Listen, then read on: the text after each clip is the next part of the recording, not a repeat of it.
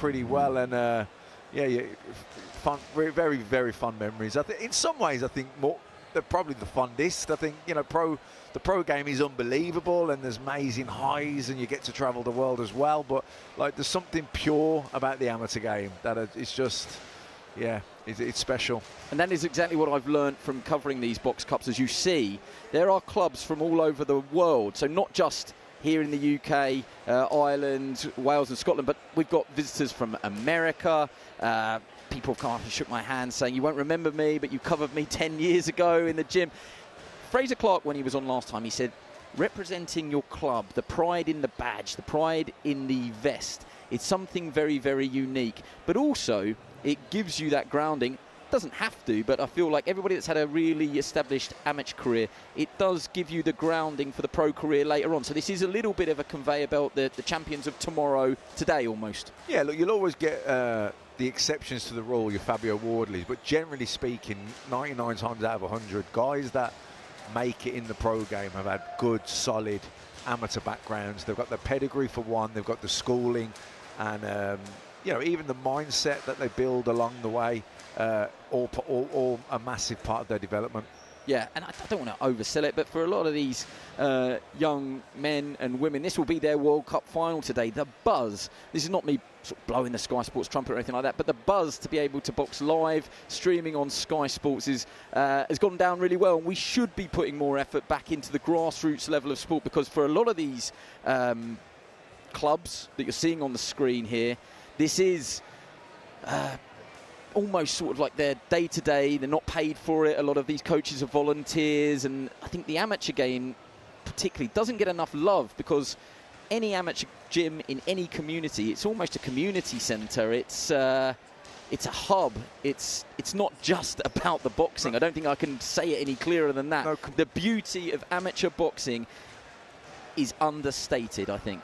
Well, you hit the word you said there, community. I was over in Ireland a couple of weeks ago at the hurling All-Ireland final, which, there's 90,000 people there. It's one of, if not the biggest sporting event of the year in Ireland. It's on, RTE, terrestrial television.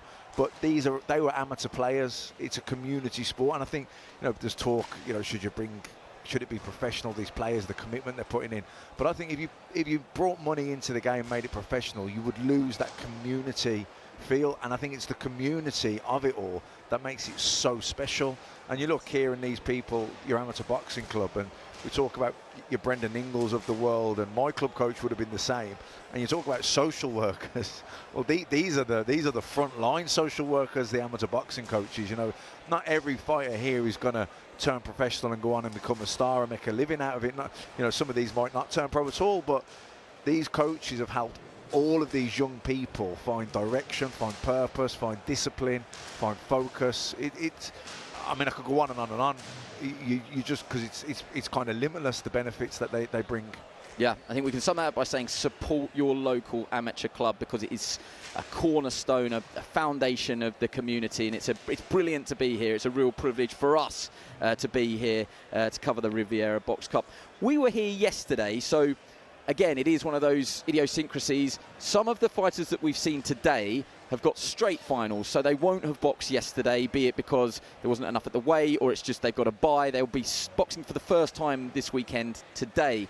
But we were here yesterday where we got to see some really, really good semi-final bouts, and it is that great thing that you might have to box twice in a weekend. And actually, a lot of the amateurs that I've spoken to, they're a bit gutted that they haven't boxed twice in a weekend. It is a real war of attrition. You've got to stay at the weight. You've got to make weight twice. Easy for me to say on a Sunday morning. But it is great. It's a tournament format. You want to be the best in your weight class. You want to walk away as Riviera Box Cup champion. I love boxing in the multi-nations tournaments when you box 3 or 4 times in consecutive days, because once you got that first fight out the way, that first win under your belt, the nerves kind of left you. You're on a roll now. Your confidence is high. You're kind of rolling with it off the back of the last performance. You feel unbeatable almost. So yeah, I think once you get that first win, even though I'd rather get the win than get the bye. Yeah, I hear you. We saw a mixture of weights, abilities and styles yesterday. you know, it is fast and furious. One of the things I learned on a personal level from the Manchester Box Cup, you simply don't have enough time to call every punch because it is fast and furious. Do you think that the amateur game all has changed from your day? Is the way to win an amateur bout still the traditional fencing style, or do you think that we have seen a little bit of an injection of the pro style here? I mean, some of the fights we saw yesterday wouldn't be out of place in a pro ring. Some really high standard boxing. I think you can't reinvent the wheel. I think people did try and adapt to the computer scoring, and they'll probably try and readapt now to back to the three minutes. You know, it was 4-2s computer scoring. Now we're back to the 3 minutes. No head guards. Tiny, but ultimately, I think the best guy is going to win the fight. You know what I mean? The people were trying to fence a little bit more at times with the computer scoring, but then you say that there were guys. I've seen lots of guys that were really successful that would come forward. Yeah, fighters with pro styles. You know, so it's yeah. There was no complaints from me, and it just a little bit of an elaboration on a point that we made earlier. That conveyor belt of talent. You know, we wouldn't have the jobs that we have if it wasn't for that conveyor belt of talent where they stake their claim, hone their skills to one day, hopefully, we see them under the bright lights of a professional ring. I know that's not why we're here today, but there has been that trend of it is a fast track, it is a route to the pro game where we end up seeing these guys in years to come. We could be seeing the stars of the future. I would say we probably will see someone today. You know, I remember way back, again, back to the Crystal Palace days, David Hay was 18 months or 2 years older than me, and I remember him boxing for England on a Monday night at the Hilton, I think it was, and you know, Stephen Birch, good mate of mine at the time as well, he boxed and he dropped a guy and everyone was raving about him. And I remember thinking, I want to box against America at the Hilton on a Monday night because it's on Sky Sports. Yeah, you know? And we still play the David Hay amateur knockouts. Even now, I think we've played some of Paul Smith's amateur knockouts. Everyone that we've worked on that went on to sort of that world title level, we always go through the archives to see if we can find when they were amateurs. It's very, very interesting. One thing I would say is I don't think it's an optical illusion, but the ring that we're featuring today, Ring A, where we're very happy to be ringside, it looks a tiny little ring, and yesterday it did lend itself to some real, not rock'em sock'em robots, but if you are a back foot boxer, I'm looking at that ring there, it's not an optical illusion, it does feel like a small ring. You haven't got a lot of reverse gears there, I don't think. I think it's a smaller ring. I think, you know, to what we used to see, and you know, we see the 21 foot, wasn't it? Yeah. And obviously the international boxing Olympic, they're going to be huge rings as well. So it is a smaller ring than those. But I've got to be honest, I've seen smaller. So the format today, we're going to go through the first 12 bouts. There will be a very small interval, and then we'll be back. So don't go anywhere during the interval because we want you to stay.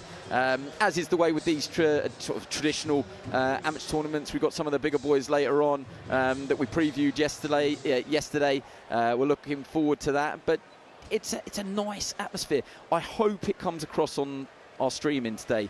It was so loud in here yesterday. I think I described it to you as when you first come in, it is almost like overload of the senses. It's loud. It smells like you would expect an amateur tournament to smell. It was hot in here yesterday, but the noise, and you add into that the bell, the horn, the whistle, the cheering, the warming up, because behind that blue barrier when we went to that overhead shot where we showed all of the clubs warming up, everyone's standing next to each other and everyone's firing the pads. We've got some music going on where people are warming up. I can't really explain to you what that's like. It is a complete sensory overload. I know how my daughter feels now when she goes to soft play and, and she's knackered and she needs a nap when she comes home. That's what I was like last night. So, anyway, all jokes aside, it was bedlam, it was chaos, but it was magical. It was great, but one of the things, because we were on a bit of a scouting mission yesterday, weren't we, to try and find some fighters that we think would lend themselves to today. Trying to watch 3 fights at once. It's hard enough watching. Yeah, it's hard enough watching one fight, but the crowd make a difference, don't they? What was quite nice is when one fight finished in one ring, people sort of gravitated towards the next ring, and it was so loud. But I can imagine boxing in front of that atmosphere and we're in a leisure centre with hard floors, hard ceiling, hard walls. It really reverberated. I hope we can get that across today. Yeah, I mean, I think yesterday there were probably more fights because there'll be less today because it's the finals.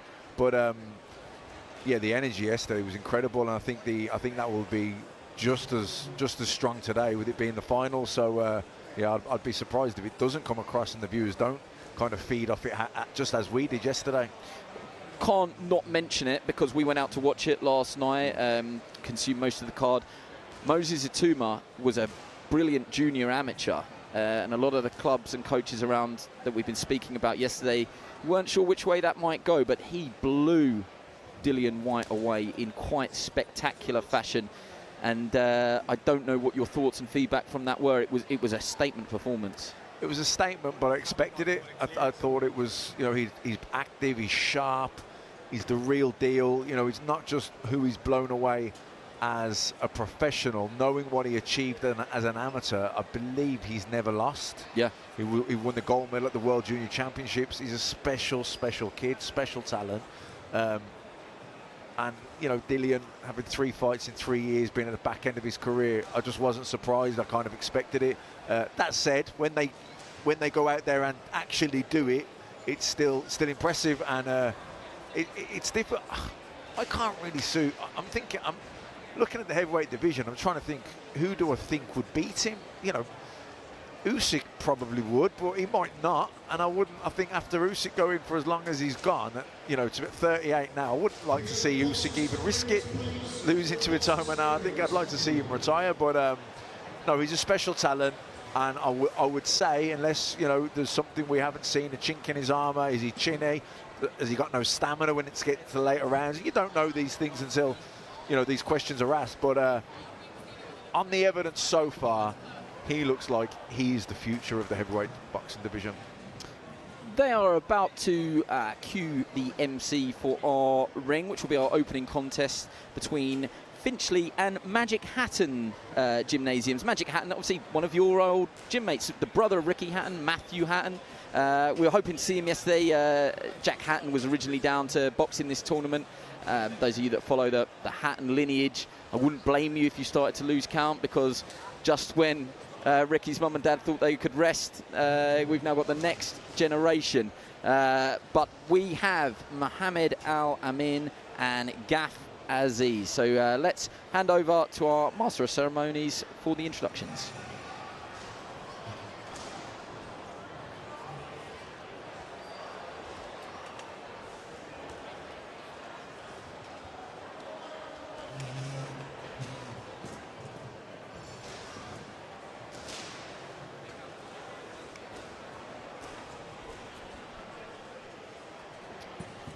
Well, I'll tell you exactly what's happening, because it is quite hilarious.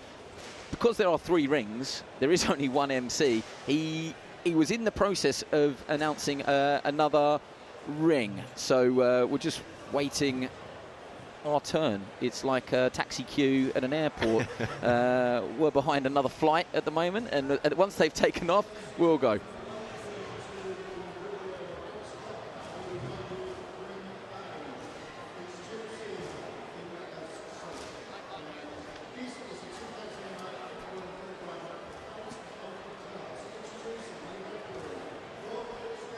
Club, Mohammed Al-Amin,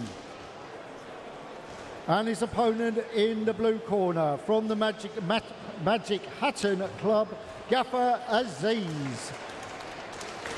Red Al-Amin, blue Azeez.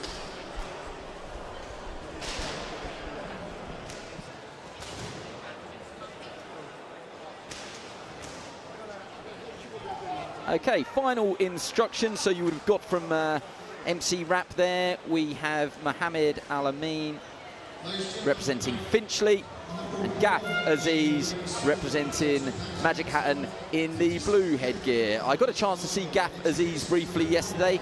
He was pretty impressive, actually. Long levers, which are used to great effect. This is at 51 kilos, so this should be fast and furious, Matt. Yeah, well, Al-Amin, you know, setting up well here, southpaw stance, looking for just walking to a left hook there. Oh, good left hand down the middle though from Amin again. Like I say, the southpaw, good left cross. He's looking to land that with the pressure from Azeez is good.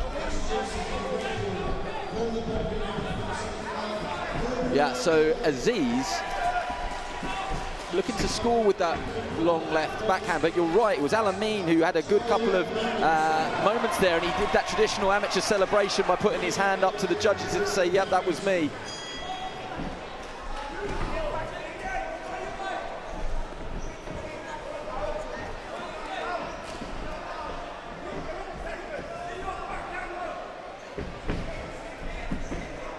Azeez using the feints, but walked into a left uppercut there from Amin. And there's a gum shield gone flying there. I think that's Azeez. Yeah, I can see Amin still has his in, so just be a short delay here while this gets cleaned and put back in. It's pretty even sort of contest so far through the first minute or so.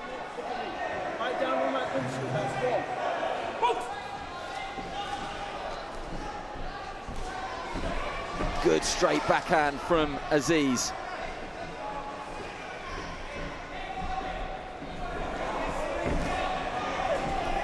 Put a nice counter left hook there, and again from Mohammed Amin. He was just perhaps guilty, Matt, of just admiring his work for a fraction there and got caught by Azeez, but it's really caught fire, this.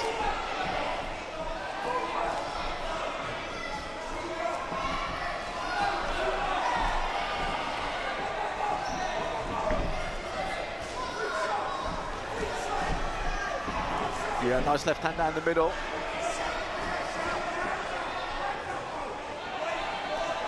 Yeah, good jab again from Amin. Oh, and Amin sunk to the body there with the right hand and landed right in the solar plexus. And this is a good end to the round for Mohammed Amin from Finchley.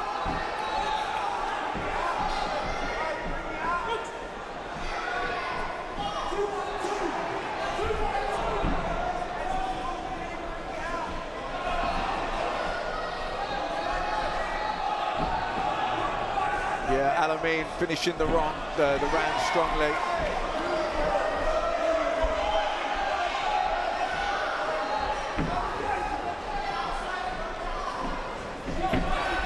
Good left hand though from Ghaffer Azeez. Yeah, it's been a very competitive first round. Azeez started well, but Amin certainly, I think, found a bit of a groove, didn't he?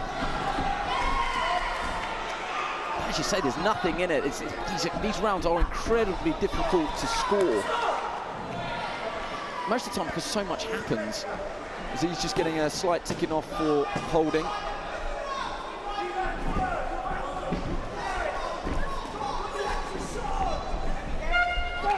Good round. Good finish to the round as well.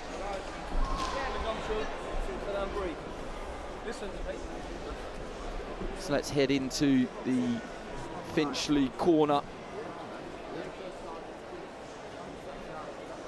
Just a little bit about Mohammed Amin. Favourite fighter to watch is Bam Rodriguez. I have to say, it is a sign of the times. When I asked most of these amateur kids who you most look forward to seeing, there was a lot of Bam Rodriguez at the lighter weights and a lot of Shakur Stevenson, two very good amateurs. Yeah, exactly. And very different styles. You know, Shakur, master boxer, southpaw. Bam, you know, more high tempo, aggressive body shots. And this is the Magic Hat corner. Danny Benson doing the corner work there. Ghaffer Azeez looking to go pro eventually, but he's in no rush. He's a winner of the Manchester Box Cup as well. He's boxing this sort of format as both exchange backhands. I think it's actually exchange of jabs. I've got my lefts and rights confused, and this is an all-out sort of slugfest there, but there was some good quality as he just gets bundled to the ground. Yeah, Amin just trying to get a bit of space there and throw those body shots left and right.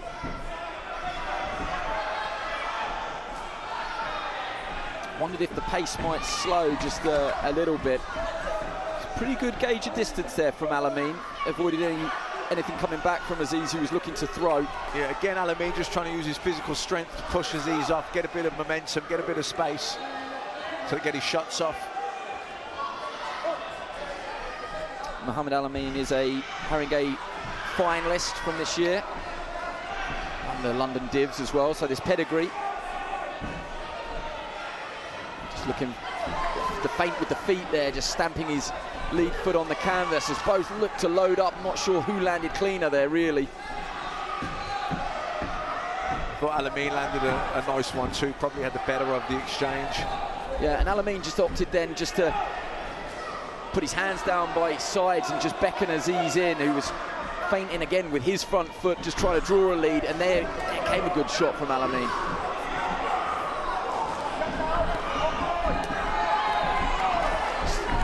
Accuracy wasn't quite there from Azeez, but because of the volume, actually, he probably got the best of that exchange, because whilst the first couple missed, he did eventually land. Yeah, he came through, didn't he? Landed at the end of the combination. Good sort of leaping jab there from Amin as well, snapped the head back of Azeez. Azeez just on the break there with a couple of good long backhand lefts. Oh, and again walked him right onto a left hand there. Yeah, Azeez. Yeah, that was a lovely shot from Azeez. I think he's lost his gum shield though, or one of them has. Yeah, Azeez's gum shield has been displaced.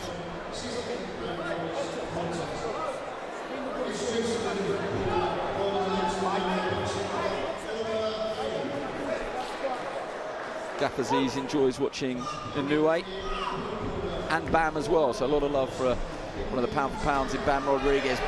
Amin with a good right hand and then chops one over the top as well.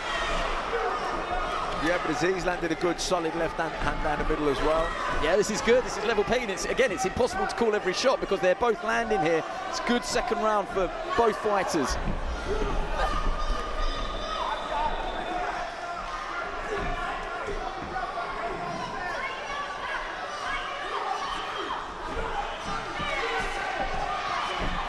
Amin just tries, I suppose, what's traditionally the Roy Jones hand behind his back. I sort of think of Andrew Selby when I see that, a prestigious amateur talent.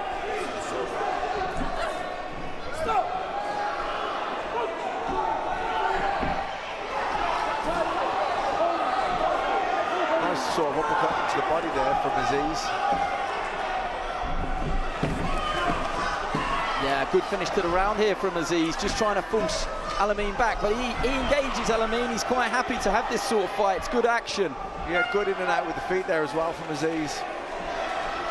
This is going to be the most obvious thing I've said. Both look like they were feeling the pace at the end of the second round. Is it any wonder? Yeah, absolutely. But you know, this is a hard-fought fight, a close fight. It could, I would say, come down to this final round. I agree, and surely that is what Danny Benson is saying in this blue corner. You have to go out and win this round, and I would think in the Finchley corner of Mohammed Amin, they're saying exactly the same thing. I could quite easily see that 1-1. Yeah, definitely. Azeez very good in and out with his feet. Deceivingly long left hand from the southpaw stance. And I'm sure they're equally tired, but just looking over to the red corner, Amin really throwing that towel in his face, and he's got his hands on his knees there. We're sucking in a lot of air, and Azeez is the first to rise. Just wonder if he has a little bit more in the tank. Let's see. I might be doing Amin a bit of a disservice, but he didn't need that. That was a brilliant start from Azeez. Yeah, and those, you know, in the amateur game, those backhands that land clean, that snap the head back, they really are the best shots, because very easy for the judges to pick up on them. You know, when there's so many punches being thrown, sometimes shots can, you know, be missed by judges, but when the backhand lands cleanly and the head snaps back, there's no missing that one. Yeah, that's the one, isn't it? Just feel like Azeez has just got his range, just got a judgment of the distance here. I'll make you right, Andy. That could be crucial.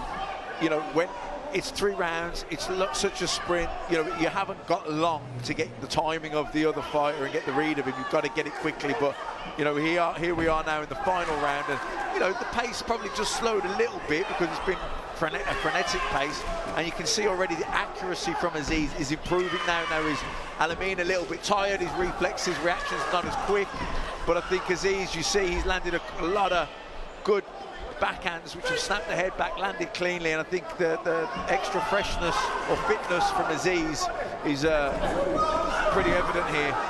That was the biggest intake of breath from Amin, just trying to fill up the petrol tank a little bit. Really good show opener here in Ring A, Riviera Box Cup. Azeez just trying to back Amin into the corner. Good body shot. What's that? The gum shield. Yeah, this is a strong final round from Azeez. The gum shield came out, but I actually think it was the perfect body shot. Yes. Right into the middle of the belly of Amin. Agree. God, he does look tired, Matt, doesn't he? Yeah, definitely. Azeez, the fresher of the two here. He looks sharper now. He's having a good round here. And you think it's a huge disadvantage to box on the Saturday, but I just wonder if Azeez has got himself into a rhythm. It's really good to see. Can Amin just find something in these crucial last few moments? Just getting a ticking off for holding as well from the ref. Azeez straight back on him, lovely body shot. Credit to Amin though, pushing Azeez back, just trying to free his own arms. Yeah, he looks really tired, breathing heavy now. Amin, I think this has been a strong, is that a point off? It's a warning because that is twice in the round that he's been warned for holding. Yeah, and that's because he's so fatigued. He's just trying to force Azeez back and work as he spins out quite nicely, to be fair. Brilliant action from both, leaving nothing in the tank. That's all we ask. You don't want to leave it to chance. You want to sit in this seat afterwards and say, I gave it absolutely everything. Yeah, and I think they can both say they've done that. I just think the fresher of the two here doing the better work. Oh, lovely shot from Azeez. Gave the little half step, little feint, half step back, and walked him onto that straight left hand. Amin pouring all out here, but not much quality coming from him now just because he's so tired. No, he's biting down on that gum shield though, Matt. He is really going for broke. Brilliant. Well done to both fighters. That is what we expect and what we come to expect from these box cups. Great advert for amateur boxing. Mohammed Amin and Azeez, really good show opener. Yeah, brilliant for both men. I thought Amin started better, but Azeez certainly finished stronger.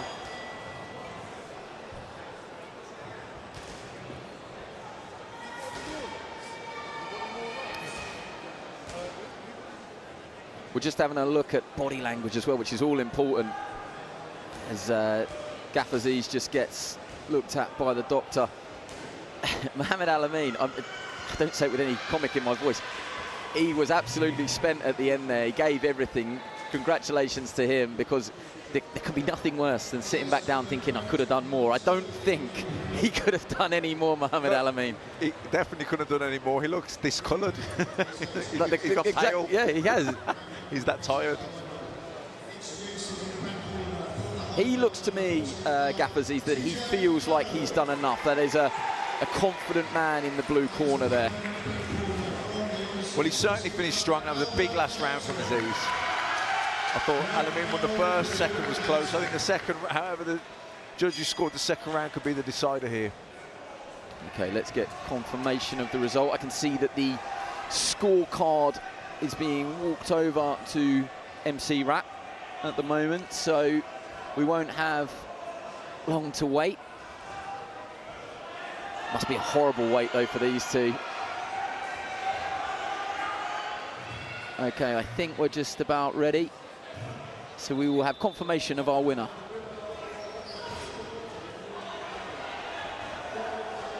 Decision. In the blue corner, Ghaffer Azeez. Yeah, it is Azeez who gets the nod. Well done both boxers. And very well said. Well done to both boxers. So Azeez becomes Riviera Box Cup champion in his 16th bout as an amateur. So it's still early days, but I think he did really well there, representing Magic Hatton ABC. So Matthew, if you're watching, congratulations, your day is off to a very good start. You should have been here, Matt. Yeah, where are you? He's just going to come over and join us. So bear with me 1 second, I'm just going to pop a headset. Gaff, come and join us.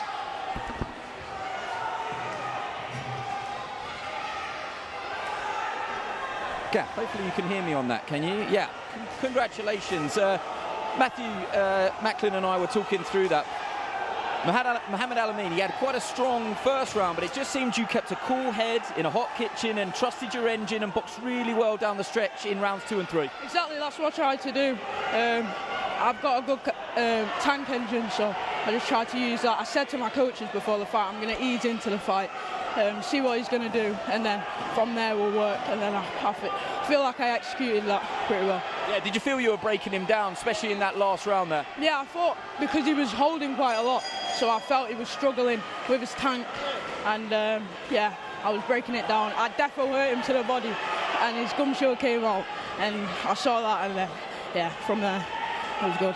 Final word to you, how are you going to celebrate today, or is there anyone at home you want to say hello to, your Sky Sports debut? Yeah, big up my family, support and love me. Big up my mum, Patsy. Thank you to my coaches, Danny Benson, Stephen Buckley, Matthew Hatton, Dave Lowe. Big season ahead. Ghaffer, Azeez, look out. All glory to God. Lovely stuff. Thank you very much for joining us, Gaff, and wish you all the best. Congratulations today, Riviera Box Cup champion. Well done. Now, it's going to be a force of habit today. I can only apologise if I keep saying Manchester Box Cup because it's in my brain. I don't think I did there, but there's something in the back of my brain telling me that every time I say Box Cup, I'm saying Manchester. But congratulations to Ghaffer, Azeez. That was really nice, wasn't it? That was a nice show opener. He did well there, especially down the stretch. Very much so. He come out at the start of the third round and he just took control. He jumped on him. He hit him with a big left hand from the southpaw stance, right down the middle, left cross, beautiful straight shot, snapped his head back. I think it hurt him. And I make him right. I think he did hurt him with that body shot when the jump shield, when he spat the gum shield out. I think it was a we called it at the time. Yeah, so it shows we can do one thing right. But I certainly think we called that. And he was reading the pace of the fight as well. He was in it, and he was picking up on the body language of his opponent. He sensed that he was dwindling, that he was weakening, and that inspired him, that motivated him to really put his foot on the gas and go through the gears and up the pace, turn the screw, really keep the pressure on him, and he did that. Very strong last round and a thoroughly deserved win. Yeah, it is about pacing it because we've said already it's fast and furious, but actually pacing it is key. So I'm just going to spin you guys round. So this is ring B and ring C. So our two fighters for our next bout are just about getting ready at centre. But the reason you can hear so much going on in the background is because you've got ring C getting ready on the far side there. They've just completed their first bout. You've got ring B, where you can hear all of the fans cheering. And I often think, God, I hope we haven't picked this wrong and there's an absolute barn burner in ring B and we don't know. But we'll never know. And then this is us, ring A, with the branding. And this is our home for today. You can see that, who's that in front of us there? Bodmin.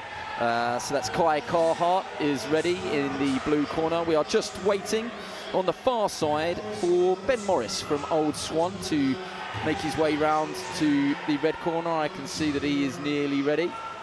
And we will just announce our fighters over in ring C. And we won't be far away.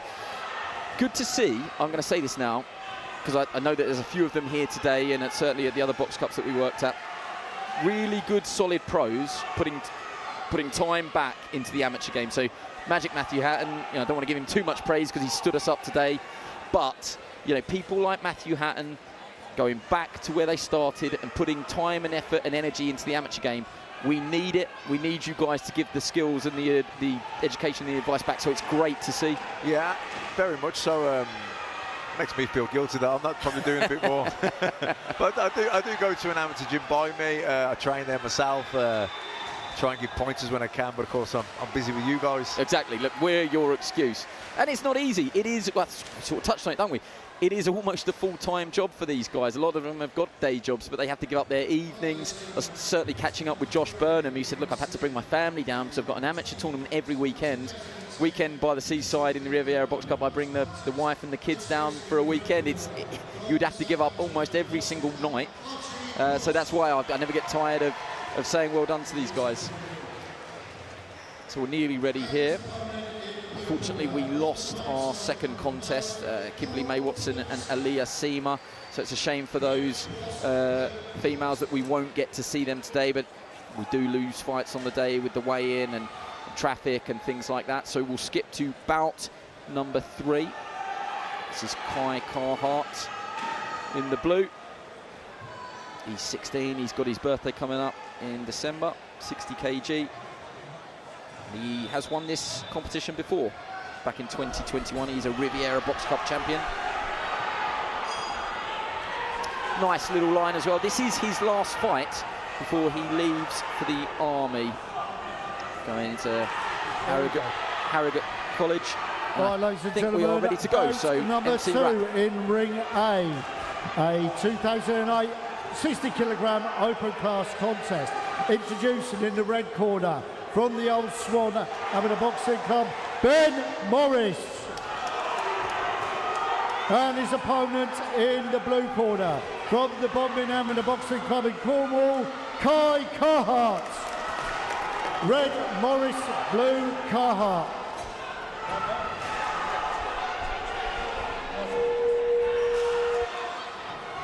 Okay, so I will reinforce that, even though you would have heard that loud and clear. Kai Carhart, local in the blue, from down in Cornwall, Bodmin Boxing Club. Ben Morris, Old Swan, which is actually up Liverpool way. He is in the red. So here we go. This is at 60 kilograms open class. Carhart in the blue, Morris in the red. Good start from Kai Carhart, landed a couple of real nice looking backhands off the back of a 1-2 combination.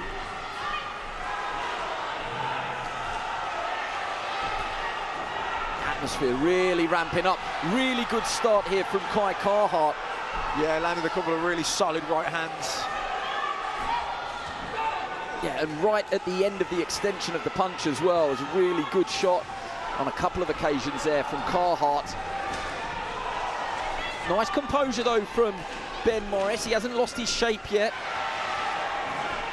You'd think though he'd do well just to try and flick that jab out a little bit, as he does there, and just try and keep Carhart at range. Yeah, you see Morris trying to use his feints, just got caught with the right hand there. He's trying to attempt in the left uppercut. Left himself open for the right hand from Carhart. Yeah, and I would never try and coach, but at the moment he just needs to either move his head or keep that left glove up a little bit, because that right hand from Carhart has landed on more than one occasion, and it is going to be what catches the judge's eye.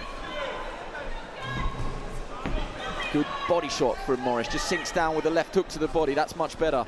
Yeah, I mean, he's got the left hand low, he's trying to be loose with it, but he's got to be careful, like you say, down that left side, because Carhart's very accurate with that right hand. And again, to reinforce, I would never ever try and coach, because couldn't throw a left hook from a coat hook over here. Good right hand from Morris on this occasion, really nice.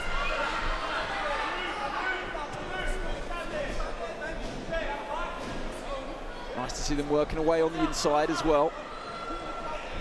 Morris just tries to bring an uppercut back up through the middle there.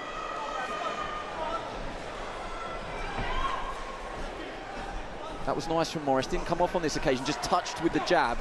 Didn't really even throw it, and then tried to whip the right hand over the top. Yeah, I could see what he was doing. He was trying to give the feint, trying to lure Carhart in, half step back, and then trying to walk him onto the right hand. Didn't quite land it, but it was the right idea.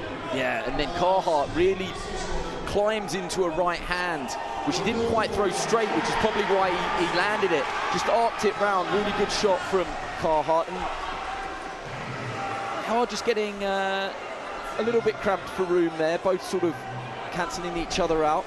And then Carhart lands with a couple of good right hands. Good pressure from the Bodmin Boxing Club fighter. Morris comes back with a bit of physicality of his own, just trying to back Carhart up, and in the middle of that did land a good right hand. Just getting a ticking off though for perhaps being a little bit too physical. And then Carhart leads off with a right hand which lands.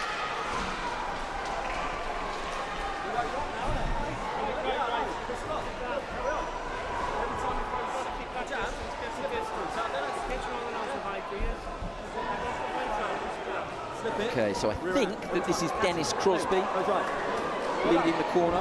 If it's not, it's either Bill Newbury or Steve Owen.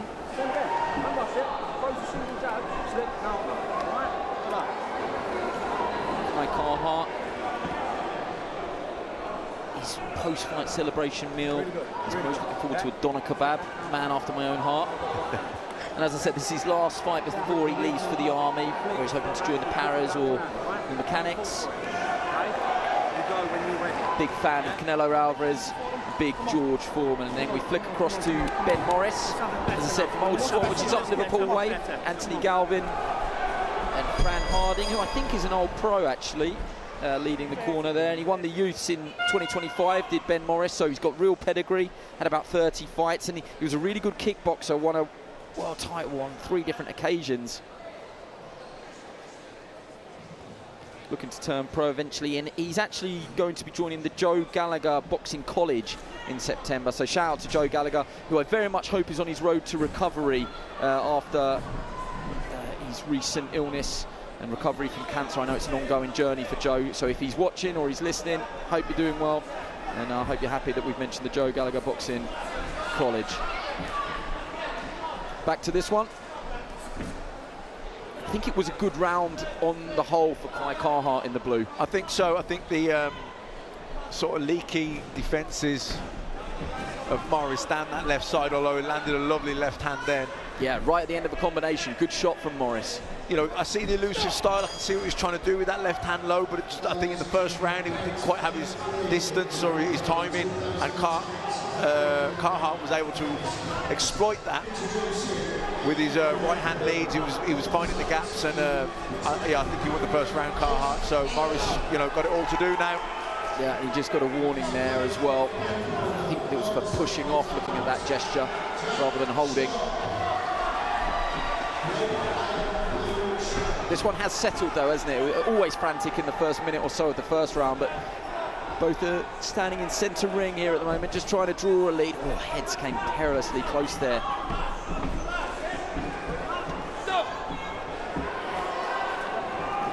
Just a tiny little bit scrappy, but it's to be expected because both are trying to put a dent in the other. This is where Morris might want to work though, and he does find a little bit of space and get some shots off, but Carhart was quite good working off the ropes there, and again he created that angle which you love, that spin off. Yeah, he turned him lovely there and landed a good left hook. Morris just looking to get back to work behind that jab. Clubs with a right hand and a left hook to the body, but he's probably got to keep working here when he has Carhart with his back to the ropes.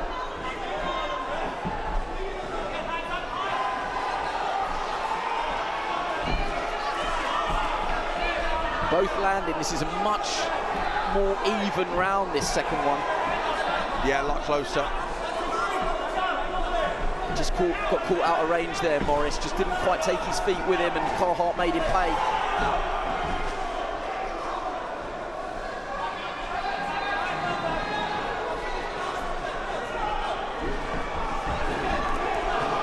Yeah, just falling a little bit short there. Morris needs to get a little bit closer with his feet before he leads off.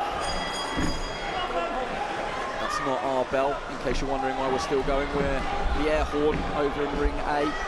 It's good work from Morris. He's just keeping his foot on the pedal at the moment. Yeah, good head movement there, good upper body movement from Morris, and in the process of that, he was able to turn Carhart onto the ropes, and a good end to the round for Morris. Yep. And he probably needed that after the first round, so that was much better from the Old Swan fighter.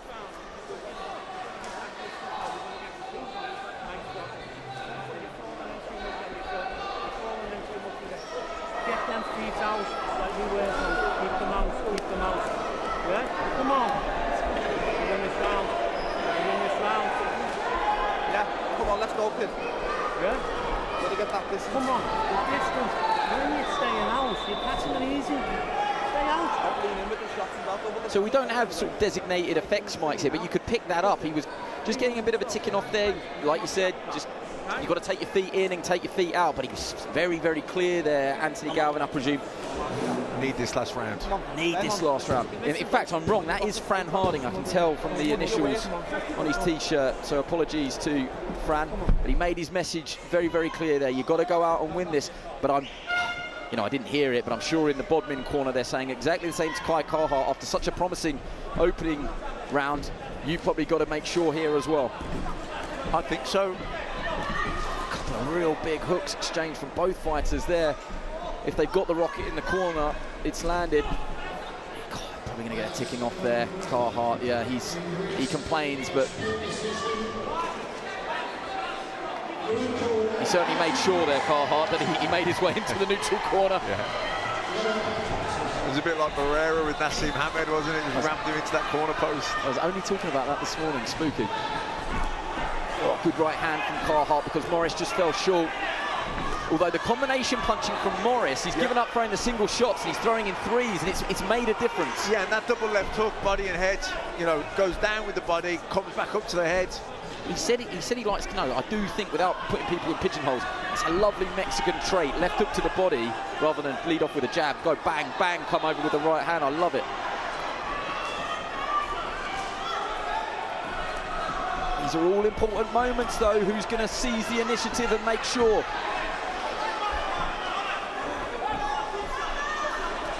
Again, Morris trying to work the body.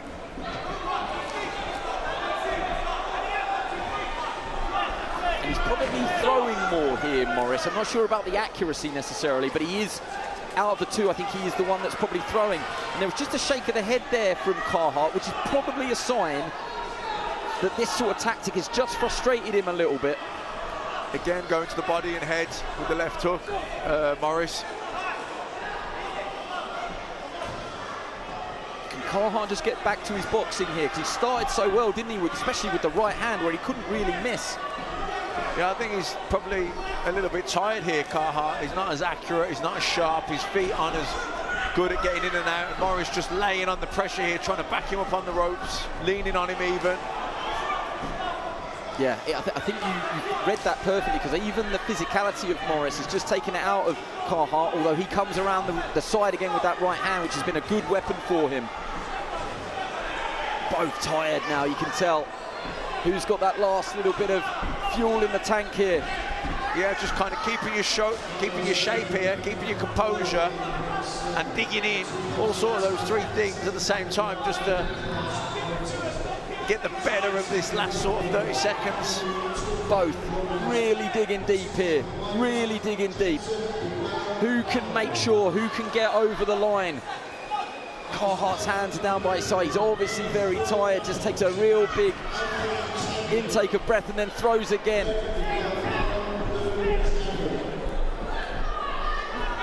It's great action, neither wants to be denied, and that is the final bell. They embrace, and they should be very proud of that. Really good contest. Really strong finish, I thought, from Morris. Whether or not it's enough, we're going to see, because I think he was certainly, I would have had him slightly behind going into the last round, but I think he had a good last round, so be interested to see. I think that second round could be the decider. That was the close swing round. Yeah, it was really close, you're right. Depends which way you sort of saw it and what you like. I make you right, at the very top of the show, we were just talking about when you go away from the computer scoring, and I'm no amateur boxing expert, but that change to almost the pro scoring has lent people not trying to beat the computer anymore.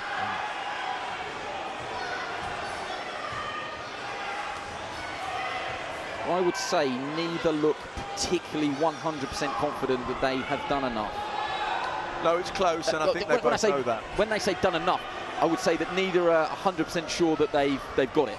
No, I don't think they could have done any more. They couldn't have done any more, but I think they both know it's close.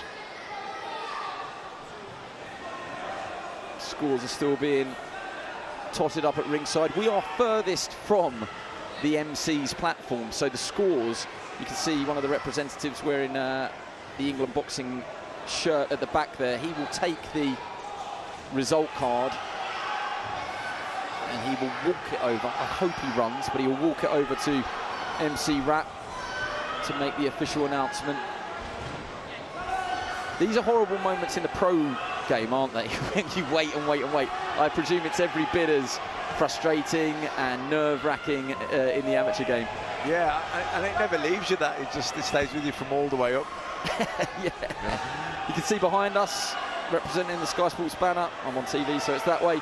But we've got a really good crowd in. One of the things, people drift in and drift out because, if your fighter's on tonight, I say tonight, later on this afternoon, you're not going to be here this morning, but it's like a conveyor belt of people cycling through, but you've obviously got gym mates as well.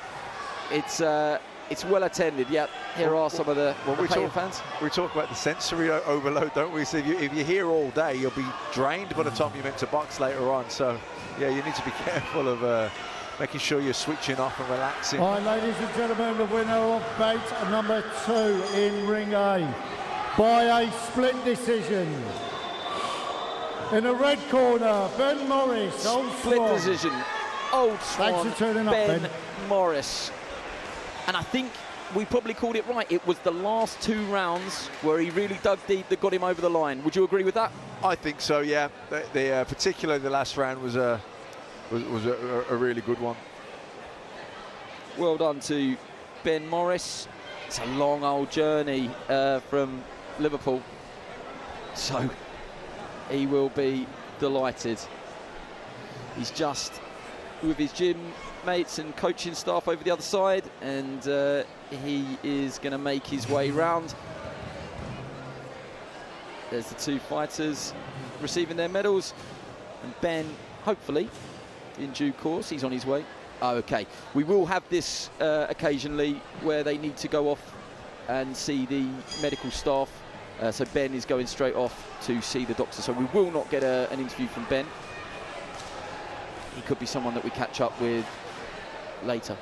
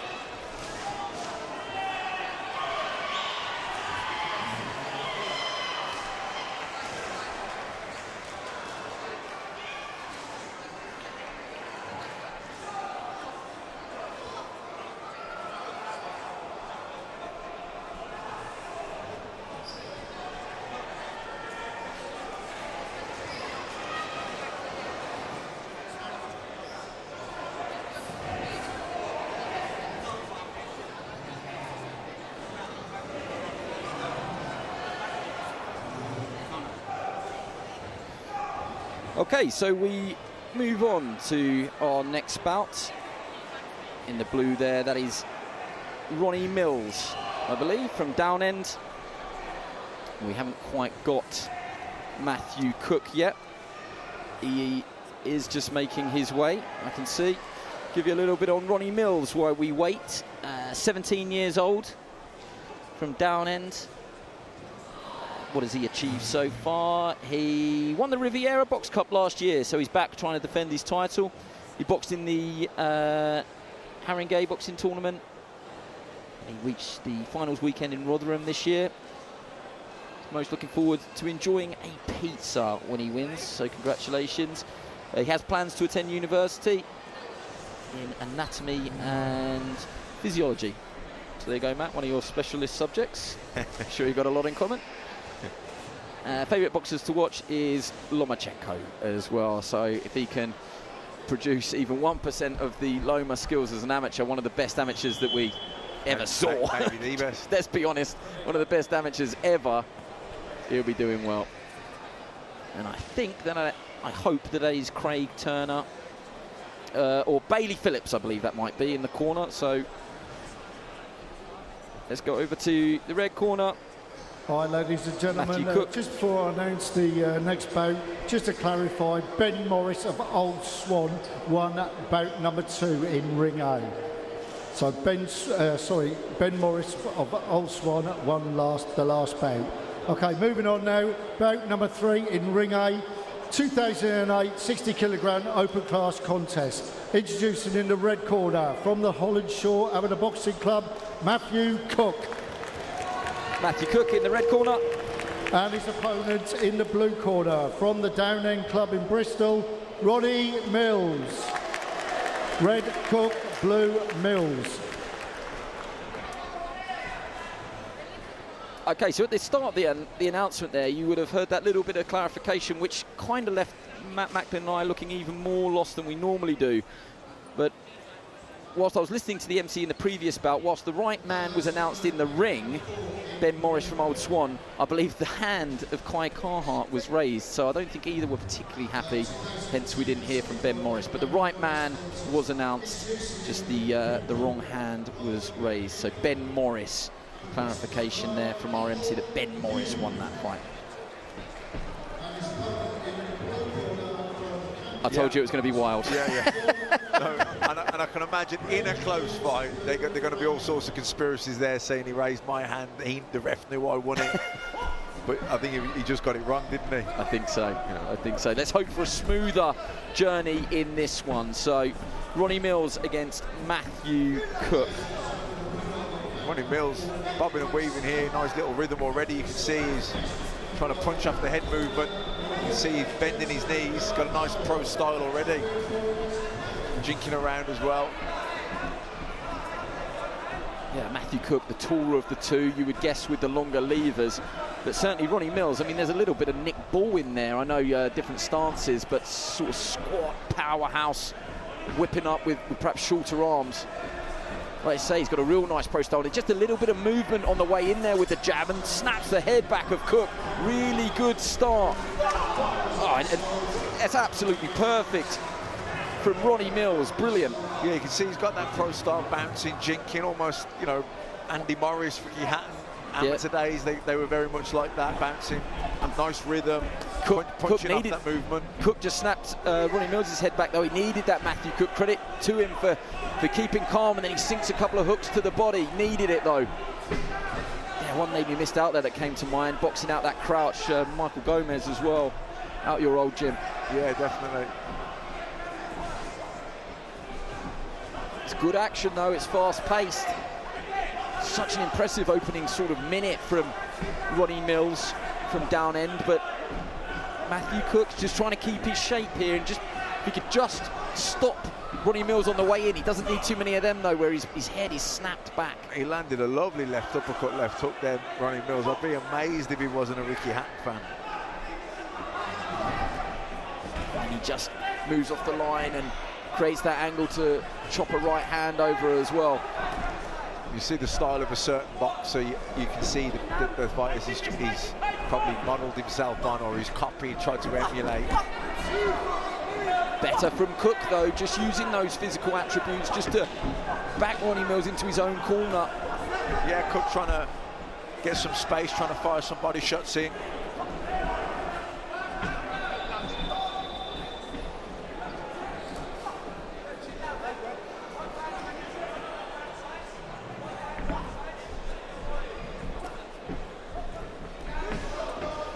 Just see there that nice rhythm, you see bouncing, you know, pivoting to the side, left uppercut, you know, that's the really nice fluid boxing skills, like I say, almost Ricky Hatton-esque.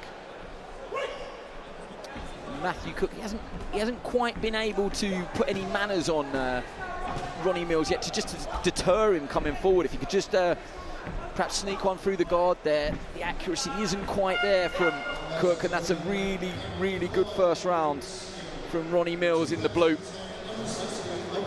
We'll make our way into that corner. They will be delighted, surely, with that first round, and I believe that's Faye Phillips.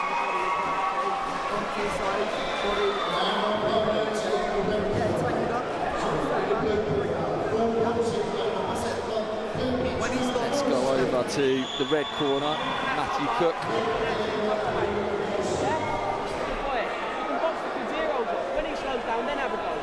Representing one short. And then back long, chin down all the time on the way out, yeah? Stand up. Chin down, chin down, chin down. When you sit, there and there, both hands. we did catch that, didn't we? I think that was perhaps Ronnie Dawson doing the coaching there. He's just saying, got to try and keep that chin down, and he did pay the price a couple of times there, Cook.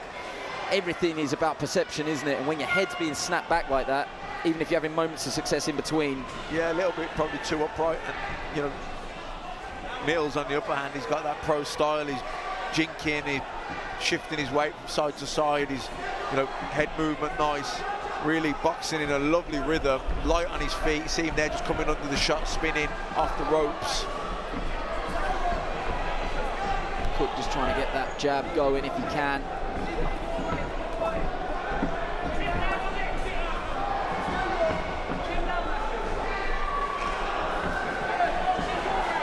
As is the pattern of these fights, just settled into a bit more of a natural rhythm here.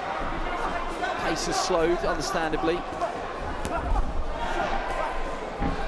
can just see him there bouncing, fighting up that rhythm. You know, he's punching from side to side. He's really, you know, punching off the head movement, weight transferring left to right, fighting in a rhythm. You know, it's effortless.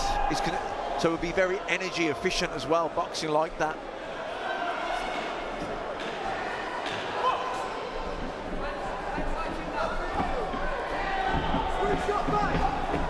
And a good sort of left uppercut there as well on the way in. Did Mills in the blue. Cook just looks for that counter right hand, doesn't land it on this occasion.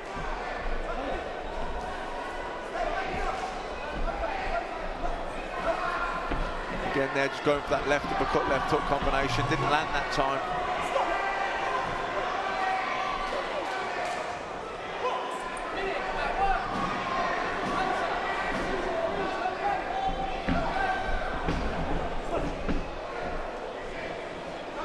A little bit untidy at parts in this round.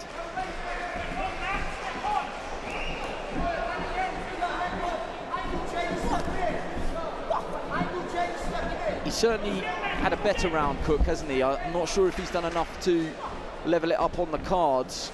The pace has certainly slowed, hasn't it? Yeah. Things like that won't help him, Cook, because again, Ronnie Mills in the blue, just landing the eye-catching shots. Yeah, definitely the better shots, the clean shots that snap the head back.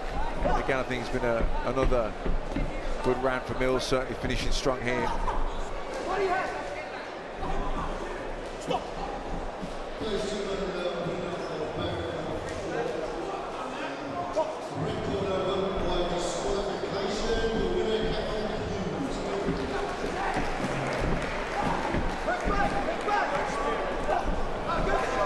Cook was just waiting to uncork a right hand. He does finally land one. That was a much better shot, but he got caught before that. These are better shots from Cook. Needs it though. Better end to the round for the Holland Shore boxer in the red, but perhaps again, Ronnie Mills in blue may well have had the lion's share of that round. It's be interesting to see how this one works out.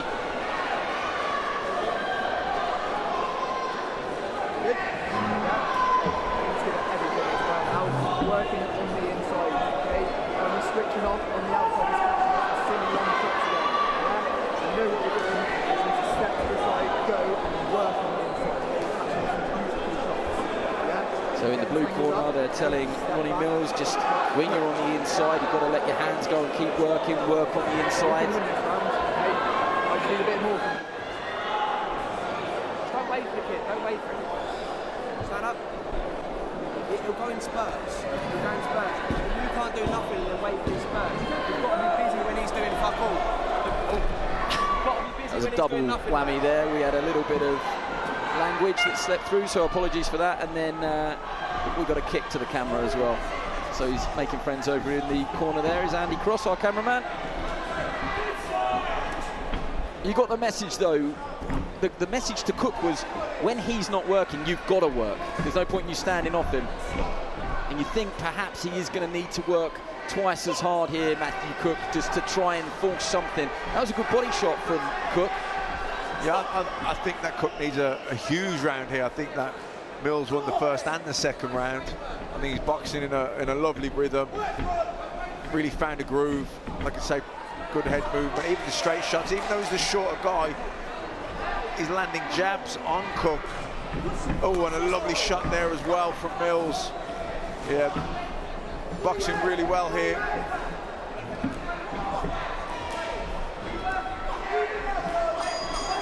Cook trying to work the body now. Yeah, and this is where he really just needs to stay on Mills. That was a better short right hand from Cook. Didn't particularly land clean, but the intention was there. And again, chops it down. But Mills has never really been deterred, has he? He's always working and always throwing, pretty much. He's in a nice rhythm. He boxes in that rhythm. You can see he's jinking, he's twisting side to side. You know, like I say, good upper body movement, nice footwork as well. And everything's just flowing for him. And he's landed some lovely combinations, the left uppercut, left hook, and even the 1-2. So he's got a good repertoire there. He's got the short uppercut hooks on the inside, but he also can land the nice straight shots as well. Just a warning for holding for Cook. Could do without that. Oh, big right hand left hook. Huge right hand. Yeah, the right call as well, because that really did spin his head. Great shot from Ronnie Mills. Can he just keep his foot to the floor here, Ronnie Mills, because that was a big shot, big round. It's so loud in here, and the referee's got his back to us. I actually didn't hear him. I didn't hear him say stop boxing there. Perhaps a bit unfortunate. Cook just gets caught on the way in and then turned. Yeah, I don't think he did that on purpose. He just got turned, didn't he? Mills turned him in the corner, so I don't think Cook was looking away. And this is where this is a horrible situation for Cook, because he has to force it, but he's taking shots, taking his own risks. He's already been administered a count in this round. Must be a horrible situation where you know you've got to roll the dice, but you're on the back foot. Yeah, well, I mean, he's way behind, isn't he, here? Is that our bell? That's our belt, that's our horn, so you would think Mills. Definitely. Very impressive. Decisively, yeah. Brilliant performance. I thought he was impressive from the first 30 seconds. Came out, like I say, just shifting his weight from side to side. Feints, head movement, punching off the head movement. Like I said, I would be amazed if he wasn't a Ricky Hatton fan. Problem with some of these 17-year-olds, will he even have sort of been... Well, my God, now I feel old. Yeah, now I feel terribly old. Well, if he isn't a Ricky Hatton fan, I suggest he goes and watches Ricky Hatton, because there's similarities there. You know, that rhythm, that left hook, the way he throws it, the uppercut, the left uppercut, left hook combination, the body shots. So yeah, if Ronnie Mills, if you haven't seen Ricky Hatton, watch him. Yeah, there's a lot to work with there. That was really impressive from Ronnie Mills.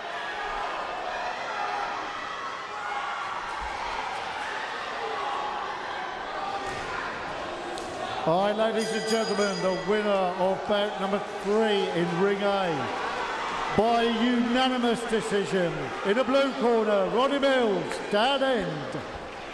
Ronnie Mills gets the well nod. done, both boxers. So I have to explain what's happening here. The MC is down the other end of the room. The referee didn't hear the MC, so they don't know who's been announced as a winner. We've already heard that Ronnie Mills has been declared a unanimous winner. And the MC thinks I've already done it.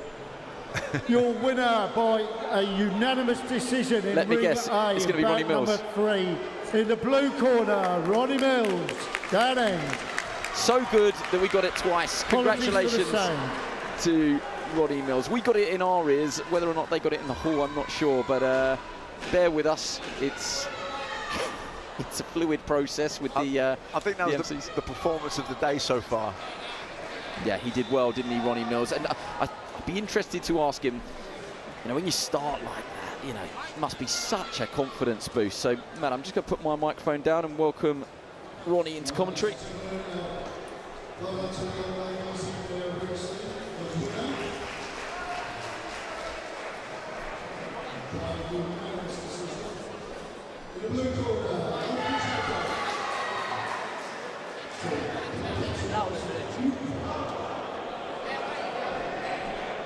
Okay, sorry, we had a couple of technical difficulties there. Congratulations, Ronnie. I mean, what a performance. Me and Matt Mackling were watching that statement of intent from the first 30 seconds. I mean, confidence must have been flowing. Yeah, I mean, that's just the way I fight. Intensity from the first round. I stay on him because I'm quite short for my weight.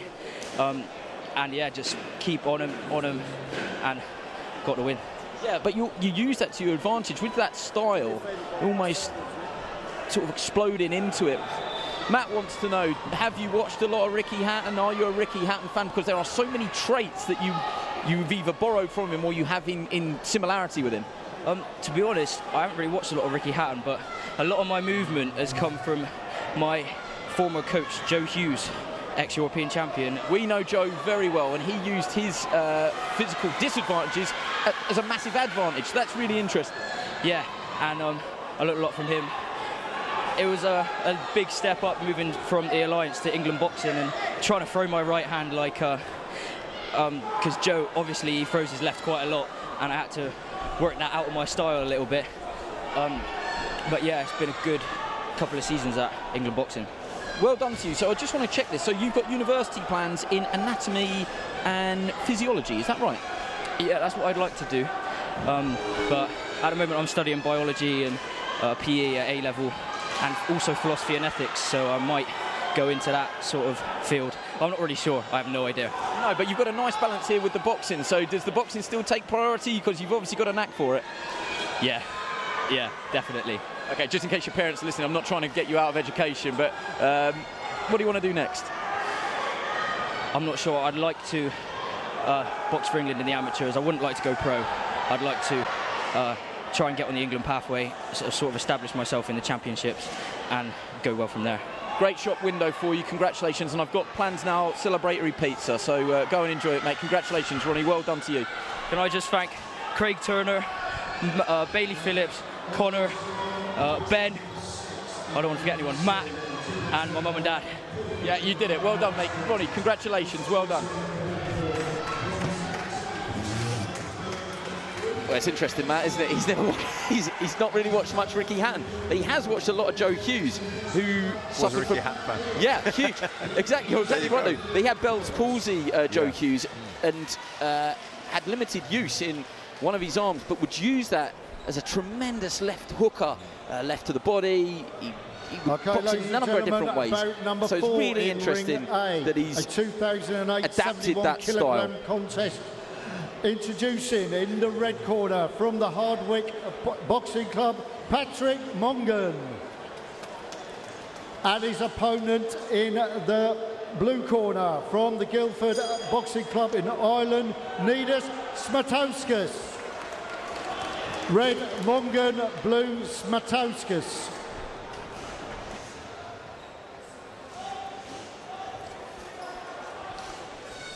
Okay, so we will keep reinforcing that. So Patrick Mongan in the red from Hardwick, Nedas Smatauskas, one of our Irish visitors from Guildford Club out in Ireland, in the blue. This is a 71-kilo contest. So Mongan in the red, Smatauskas in the blue. Now, we got to see Smatauskas yesterday. He was one of the standout performers, it has to be said. Really sort of uses his natural levers and his natural physical advantages to his advantage. Got a really good jab, as we saw there, but more than that, out the southpaw stance, got a lovely straight left backhand. So Patrick Mongan, who I didn't see, I have to be honest, who's got a very good record on paper as well. Be interesting to see how he fares. You know, Smatauskas, you know, he's well set up, isn't he? He's got a nice stance there, bouncing on his toes, light on his feet. And like you say, he's very accurate with that left cross down the middle from the southpaw stance. There's a nice counter left hook from Mongan in the red, but he did take a shot back from Smatauskas, so success for both.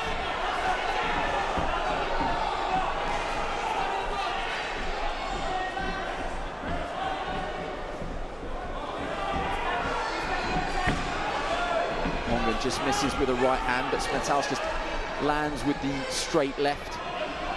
This is evenly matched, well matched at the moment in the opener. Yeah, you can see Mongan just trying to land the short right as Smatauskas comes in.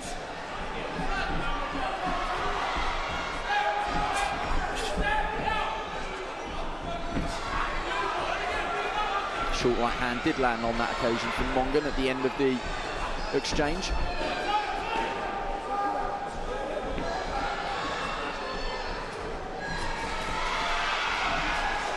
Oh, good left hand from Smatauskas in the middle of a three-punch combination.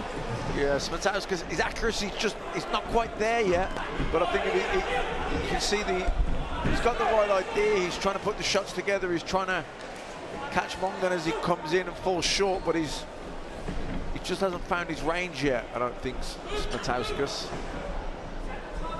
It's such fine margins, isn't it? The difference between finding a range and not finding a range is a matter of centimetres, if not millimetres.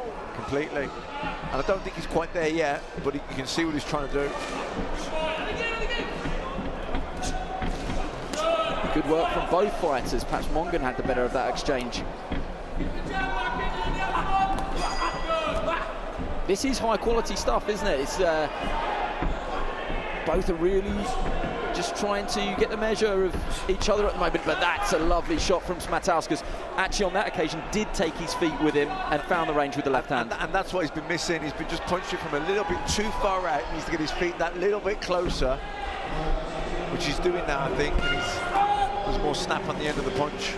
I just wonder if that could be a frustrating end to the round for Mongan, because he was probably level pegging through that, but Nedas Smatauskas just took the play away in the last 30 seconds or so. We're in that corner now. So these are our visitors from Ireland, Guildford Boxing Club. Great to have them over here.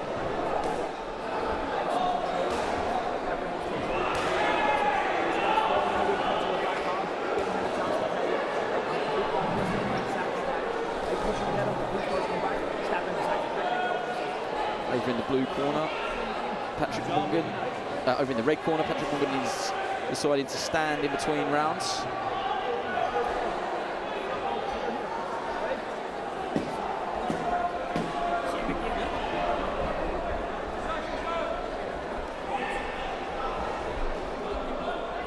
think that was Zabi giving the instructions there in the red corner. Second of three. Smatauskas in the blue, Mongan in the red. Nice body shot there.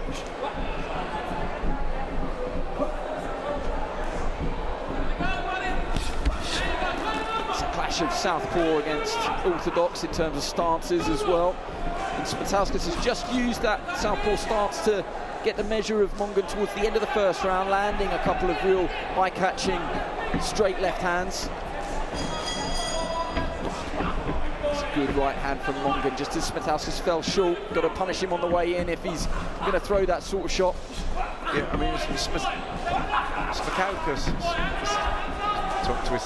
Smatauskas is trying to keep his range, doing the right thing, but he's just got to get the sweet spot where he's close enough to land his own shots, or far enough then to get back out there. I think times he's trying to keep that distance, and then he's just falling a bit short himself when he tries to throw his shots.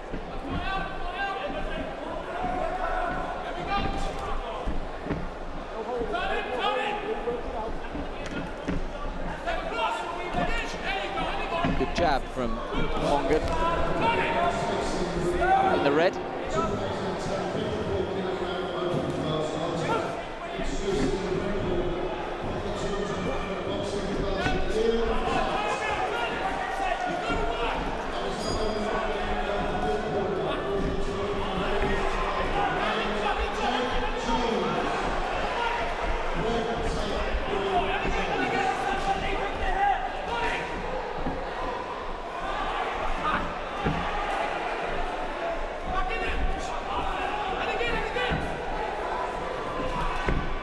It's a good fight to watch, isn't it? Because both are obviously very highly skilled. I just wonder who you feel is getting the better of these exchanges, because they're very, very close. Yeah, you can see they're both trying to outthink each other, trying to set traps for the other one to fall in and counter the other two counter punches, really.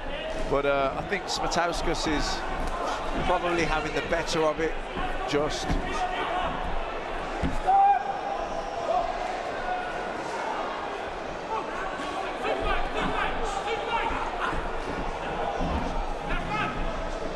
We've mentioned in other contests, it's fine lines. It's just that bit of accuracy that's perhaps letting Mongan down, because he's matching Smatauskas punch for punch, but accuracy-wise, perfect example there. Long right hand. You know, he's not particularly close with that. No, and, you know, those long left, straight left hands that kind of snap the head back. There they are catching shots. It's close though. It's close. We're not suggesting either way which way it's going. Could all be on this last round coming up, as we're in the final embers of the second round.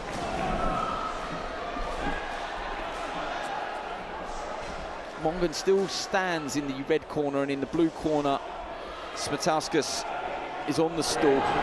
He doesn't give much away. He's not a huge talker.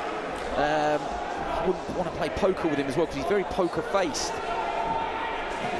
Sucking it in, but Mongan, just of the two, looked a tiny little bit more tired as they went back to their corners there.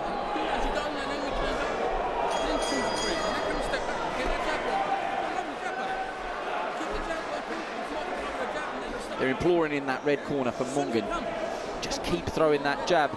We haven't really, this one hasn't been a battle of the jabs, perhaps. No, it's a southpaw and orthodox, isn't it? It's more a battle of the backhands. I do feel that Smatauskas has got his nose in front. I think it's on Mongan to come out here now and have a big last round. I agree. I agree. We're not the men in the know, though. Scoring judges at ringside are the all-important people that you need to impress. So we don't know. It could all be on this third and final round. Smatauskas in the blue, Mongan in the red. Smatauskas certainly has had some of the eye-catching work, the cleaner shots, but in between that, Mongan's been chipping away, trying to cut that tree down.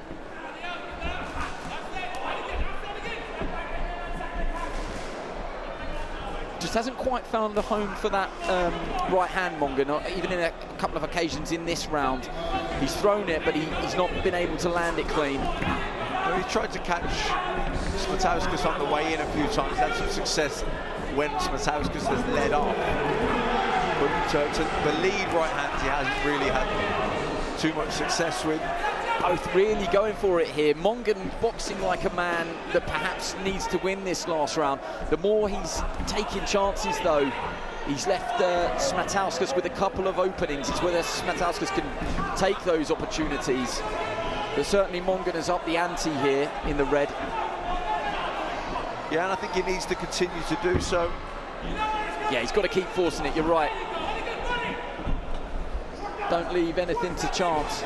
But Smatauskas just keeps, you know, that metronomic type rhythm that he's got. Good counter left hand there from Smatauskas, and then he steps into a jab, but perhaps just showing one or two signs of fatigue himself here. I think they're both tired now. Yeah, to be expected as well. It's again, these are fast-paced three-round fights.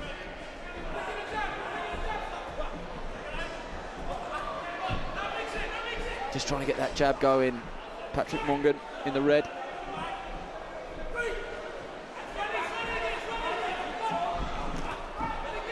Does a nice right hand from Mongan. He may well be winning this last round just on work rate alone. I reckon he's probably thrown twice the amount of punches that Smatauskas has thrown. It's about the accuracy, though. How many of these have really landed? But he's giving it a go here, Mongan. Cuffing right hand as they break. And Smatauskas goes body, head, and does land on that occasion with the left. Yeah, and the shots that kind of snap the head back, which are easy to score again there. Lovely left cross through the middle, snaps the head back. And they're the shots that are easy for the judges to score.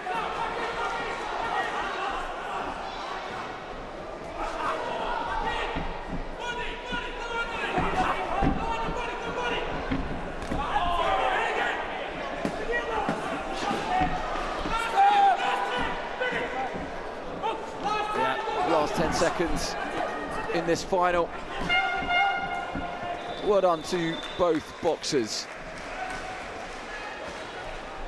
He certainly gave it his all in that last round, Patrick Mongan. Wonder if those first two will have gone Smatauskas' way, and that could be the difference. Let's see. I think so.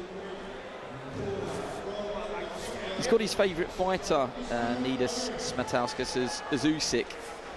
I suppose that's the way now, isn't it? Every big southpaw, you're kind of looking at Usyk. Yeah. Exactly. Talk about a man who uses it to his absolute advantage. Alexander Usyk, will he be the man that Moses Itauma boxes next? I think the boxing world is still sort of coming to terms with the fact that Moses Itauma was so explosive last night out in Saudi Arabia. Both boxers getting the checks from the ringside doctor.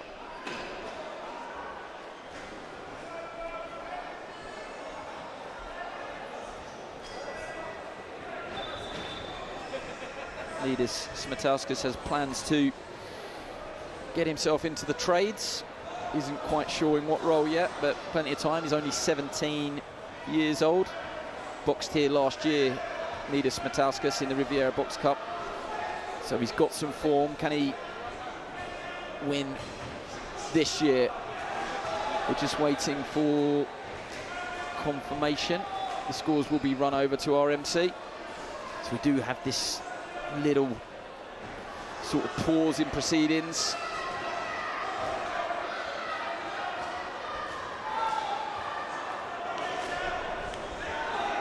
All right, ladies and gentlemen, the winner of bout number 4 in Ring A by a split decision. In the blue corner, Nedas Smatauskas. Split decision, so I think Ireland. Patrick Mongan going for broke in the last round. Certainly impressed one of the judges, but Nedas Smatauskas, is that the right winner for you? I think he was the right winner, yeah. I thought he landed the better shots. I thought he definitely won the first 2 rounds. I thought he probably could have nicked the last round as well, but certainly for me, he landed the better shots, the cleaner shots, and was a deserved winner.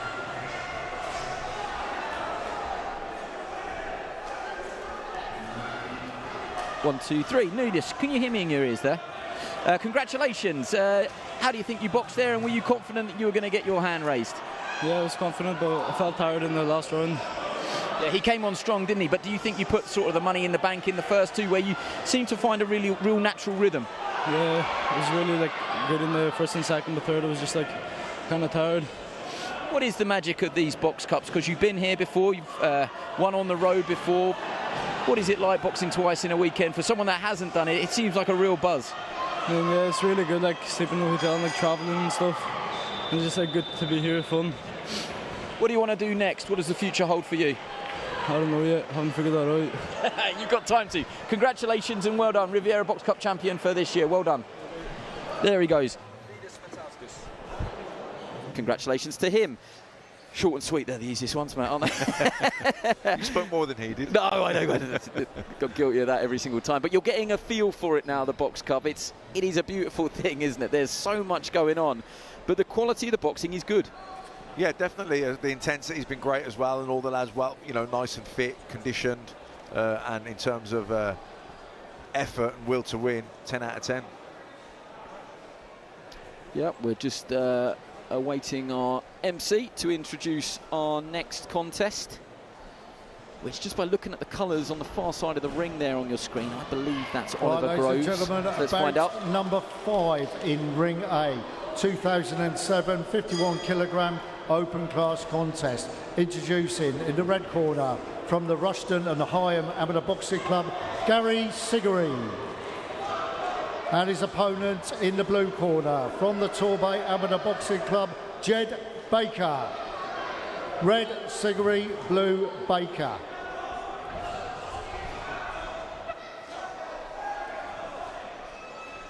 Well, we have lost a contest today, and I believe our MC perhaps has announced that, because whilst I can see the colours of Torbay, I would say that this is Lewis Harding from Ormsby and Oliver Groves from Torbay.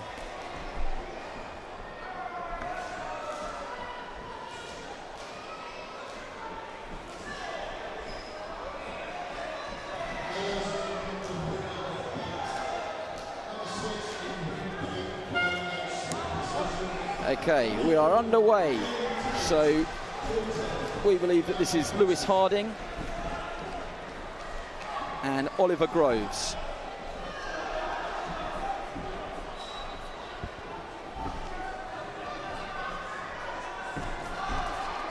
Groves looking for the right hand to the body. Again, nice double jab there from Groves. And again, lovely right hand. Nice sort of patient, relaxed, compact style here, set up well. Coming in nicely behind the double jab. Looking for that right hand, body and head.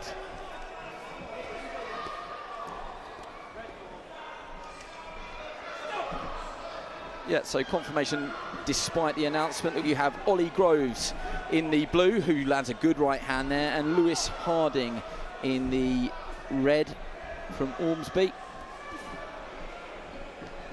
Not much between these two in terms of height and stature.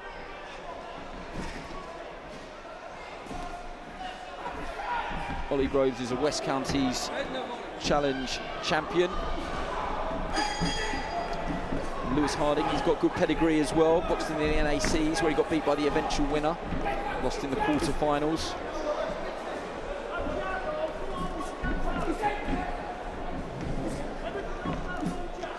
Groves just trying to get that jab going. Groves in the blue gloves.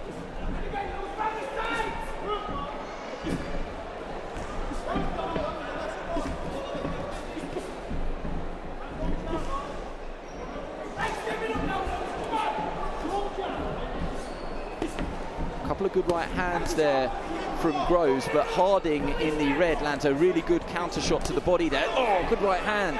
His back was to us. I'm not sure if that landed 100% flush, but it was a good right hand from Harding. Yeah, I couldn't really see it because, like you said, the angle didn't suit for us to catch that shot.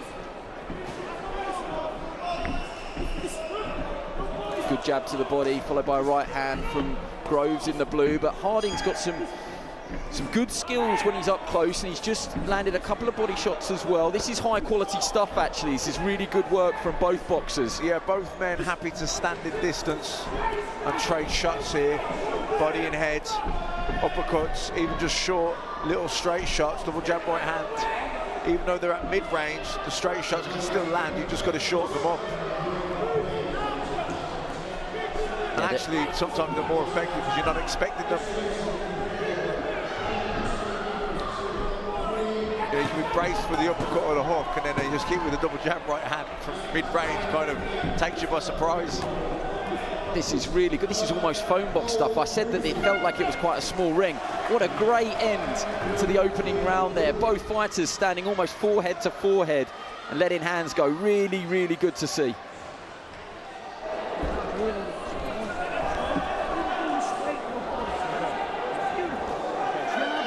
A little nick there to the right eyelid of Ollie Groves, but to me that looks like an old injury. I'm not sure if that is from this contest. That is Tarrell Aspen in the corner as well from Torbay Boxing Club. Works in retail, does Ollie. Models himself, or he enjoys watching Shakur Stevenson and Bud Crawford. And Lewis Harding, 23, from Ormsby.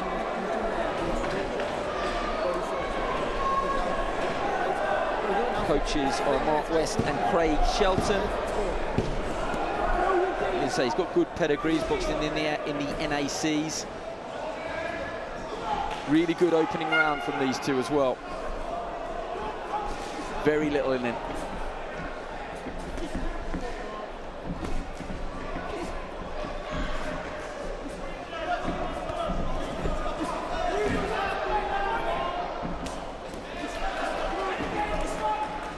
Groves just got caught there, but then answered back with two very good shots of his own. Yeah, you see Groves is fairly well schooled. He's nicely set up, compact. He's got his hands tucked in, his elbows tucked in tight. He's always trying to come in with the double jab. He's working the right hand, not just behind the double jab, but also to the body. And he wants to try and create some room to work, but you can see also that Harding wants to stand up, you know, head to head and trade off, works the body, uppercuts, almost like a pro style, really. This is the closest we've had, I think, to a pro fight. They're both very evenly matched, and happy to stand in range and bang away. Defence has been good as well.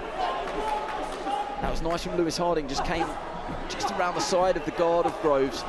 He's looked to land a couple of meaty body shots as well, which have landed on the arms of Groves, but Lewis Harding in the red throws a lovely left hook to the body there again.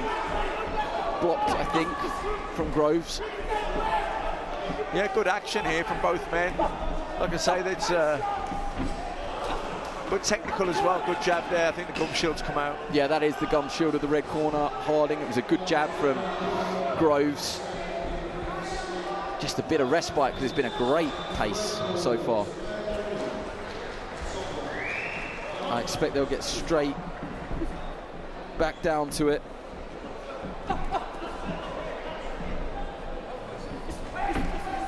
That's the first time I think the referees had to be involved. They fought so clean as well, and both happy to box on the inside. Groves getting caught there, he went for the uppercut, left himself wide open, and Harding was able to capitalise on that. That is the danger of that shot. High risk, but it's great when it comes off, but when you throw an uppercut from far out, you leave yourself open. Yeah, the phrase I'm looking for is it's high reward, but it's high risk. Yeah.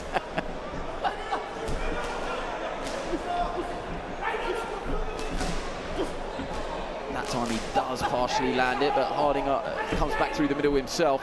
Yeah, that was a nice uppercut left hook, and then he went downstairs with a left hook to the body to finish the combination. And yeah, landed. I think there's probably a bit more pop on the shots of Harding. I was just about to say, I wouldn't want to score this because there is nothing between these two. It is going to be a little bit of what you like. It is going to be a little bit of what side of the ring you're on, because some of these shots to us look like they're landing. Some of them look like they're being caught on the gloves. It's fine lines, and they're both landing simultaneously at times. I really, really cannot emphasise how good this is to watch live. I hope this is coming across at home, wherever you're watching us streaming on Sky Sports Boxing. Hope you're enjoying the coverage of the Riviera Box Cup so far. This is great action between Lewis Harding in the red and Ollie Groves, local from Torbay Boxing Club, in the blue. Great round. Again, what a good fight.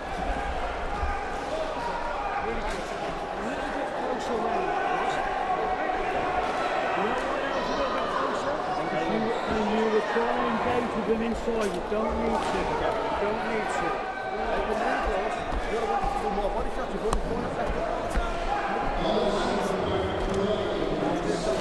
Catching the jab, yeah? Not in your feet with your right hand. You land it. You need a little slip. You need a little roll, yeah? You land it. Okay? You're coming back with some nice counters. You need a long... Difficult question to ask you. Which corner would you rather be in going into the last? Would you rather be in this blue corner that we're seeing here of Groves? Would you rather be in that red corner of Harding? Again, the blue corner of Groves chose to sit down in between rounds, and Harding chose to stand. Yeah, I don't think that's a reflection of who's more tired. I just think some people like to stand up. They feel like they can get their air in better. Yeah, and neither have shown any signs of fatigue. It's been such a fast pace, so you wouldn't blame them, but it's been great. Yeah, there's not a lot in it. I would probably rather be Harding. I just think he's kind of grown as the fight's gone on. He's getting better. I think he's got more snap in his shots. But Groves, like I say, he's nice and compact. He's got good defence.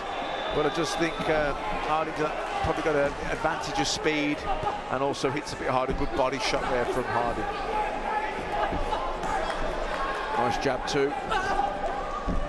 Yeah, I think actually one of the things that's really worked for Harding is that switch from body to head. He's done it really, really well. Good jab from Groves though. Can't put a right hand on the end of it and then gets caught himself. I think they're both landing good shots. You know, Harding gets caught with a shot, then fires back and lands, and it's vice versa. Same for Groves. Yeah, I'd definitely see this again. This is really good action. And I did say at the start of the day, I've given up trying to call every shot because you can't. This is the perfect example of it. You're calling one shot and the other's landing. It's brilliant action. Those were good looking shots from Harding, but the defence of Groves, they were all taken on gloves.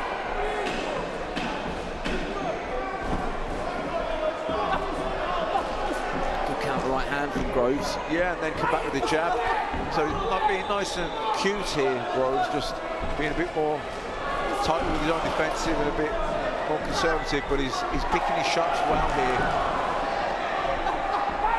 Yeah, because there's every chance this could be 1-1. There's every chance that it could be on this final round. We don't know. We don't get privy to the scorecards as the old computer scoring. You would get the scores at the end of each round in an international boxing tournament.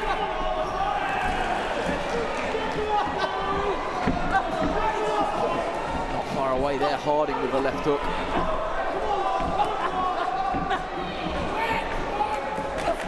Take a bow, lads. This is brilliant. This is brilliant. And the ref, he hasn't had to really get involved. Perhaps that is the first time that the action has come to a standstill. No, it's been brilliant action. Fiercely fought, but high quality too. Yeah, it's not been wild at any point, has it? They both kept their shape. Oh, good body shot from Harding with the right hand in the red. We could hear the slap on that here. You see there's one, there's probably 1-2 that went in there. Difficult for us to see here, but I'm judging by the movement of the shake of the head of Grove that they did connect cleanly. That was a really good little period for Ollie Groves, but back comes Harding and lands some brilliant shots of his own. Brilliant finish. Great fight. Well done to both fighters. That is what amateur boxing is all about. You can see exactly what that means to both fighters. Pride in the badge, pride in the vest, pride in their own individual performances. Brilliant action.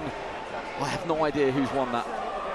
Yeah, I mean, they both fought their heart out. I don't think either could have given any more or even performed better. I think whoever gets it, fair play to them. Whoever doesn't get it, I wouldn't be disheartened. You played your part in a great fight and you're going to have a good future as well. No, but equally, when it's that good and it's that close, it's going to be a heartbreaker, isn't it, for the guy who doesn't get it? And it's easy for me to say that.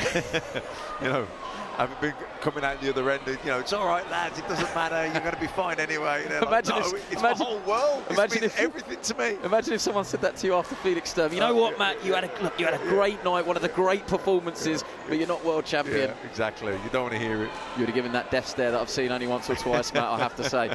I have to say. And now we have that agonising wait. Let's see who's going to get this. I don't know if these two are friends. I doubt it, but they've certainly shared 3 brilliant rounds there where they know a hell of a lot more about each other than they did when they started. I can see that the scorecard has made its way over to MC Rap. So let's see who's going to get the nod in this one. Groves in the blue, Harding in the red. All right, ladies and gentlemen, the winner of bout number 6 in ring A by a split decision. In the red corner, Lewis Harding. Well done, both boxers. Yeah, I thought he nicked it. I thought he won it. I had him winning as well. That said, if it had gone the other way, I wouldn't have said it was a robbery. It was a close fight. But I think it was the right decision. I had Harding winning also. Yeah, it'd be interesting if he comes and joins us. I think he will.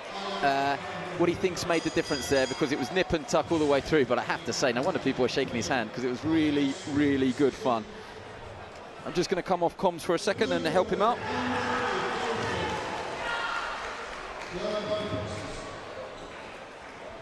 Lewis, can you hear me? Yeah. Welcome to our world. Congratulations. What a performance from you there. We think that's probably fight of the day in ring A so far. What do you think made the difference there? Because there was very little between you and it made for a great spectacle. Yeah, I felt like I just had to work hard in the second and third round because I thought it started off a little bit slow. Were you confident that you had done enough though? Yeah, well, I thought it was close, but I didn't think I did just get it. Yeah, it was really good, mate. I hope you're proud of yourself with that, and when you watch it back, you'll be delighted with how you got on. What are your plans for the future in amateur boxing at the moment? I just want to carry on boxing and going in as many competitions as I can to get experience. Perfect. Anyone you want to say hello to or a shout out to? This is your chance on the big platform. I'd just like to thank my coaches for putting all the work in that they always do 5-6 days a week, so I appreciate it. Well done to you, Lewis. Hope you enjoyed that, mate. Congratulations. You're Riviera Box Cup champion for this year. Well done. can only apologise. I have no idea why I'm shouting at him. I've just been through 3 rounds and I'm shouting in his face. You're shouting with excitement, and he's struggling to speak because he can't breathe. Is that knackered? I'm having the time of my life over here. I'm having the time of my life. It's wild. I think you can tell from the coverage that it's every bit as chaotic as you hoped it would be. And a quick turnaround. Yeah, Matt, there's no chance for you to sip your cup of tea or croissant because we are moving on. The reason I can tell you what's coming up next is because I recognise both of these fighters. I think we've certainly covered our fighter in the red corner before, Fay McCormack. All right, ladies and gentlemen, bout number 7 in Ring A. A 2007 under 54 kilogram open class contest. Introducing in the red corner from the Magic Hatton Club, Fay McCormack. And their opponent in the blue corner from the Christchurch Boxing Club, Ella Doe. Red McCormick, blue Doe. Okay, yeah, Fay McCormack, 18, in the red head guard, red gloves, boxing out of the Magic Hatton Boxing Club, and Ella Doe in the blue, 17 years old, boxing out of CNC Christchurch. And that was actually a father and daughter combination there. That was Nick Doe that we saw in the blue corner. This is our final at 54 kilos in Ring A. Here we go. So Fay McCormack in the red, just leading off with a nice jab. She is the slightly shorter of the two. Ella Doe in the blue. The blue shorts, actually they're probably closer to the Ricky Hatton shorts. White with the blue with the silver trim. She's the taller of the two.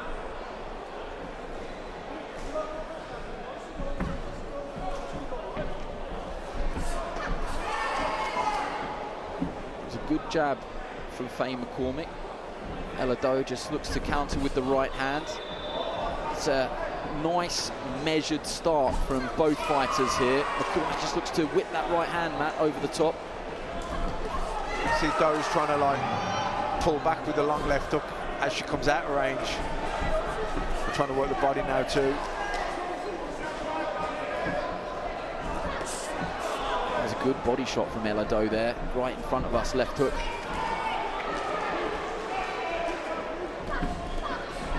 So far these two are really evenly matched. Perhaps the reach advantage of Doe could be somewhat of a deciding factor because there's been a couple of occasions there, Matt, where she's just had the measure of Fay McCormack and she's just able to flick that jab out, get straight back out of range. Yeah, she's quite light on her feet and she's trying to control that distance, isn't she? She's got to be careful. If she stays there too long at mid-distance trying to exchange, that's when McCormack can have success. Yeah, I think she did have some success there, McCormack in the red.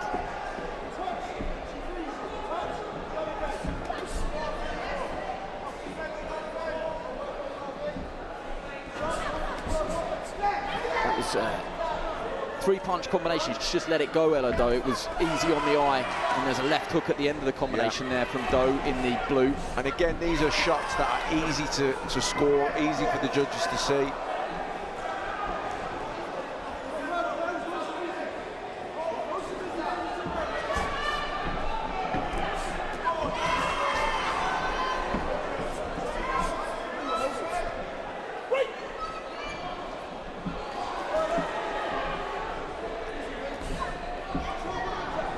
Jab from Ella Doe.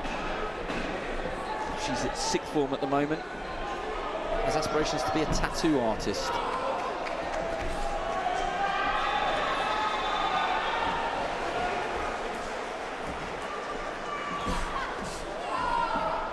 Ella Doe's got some real pedigree. She's actually the Haringey champion. She's Golden Girls champion as well. There's another box cup down in this part of the world, the Baron Box Cup. She's won that twice as well. That was a good opener.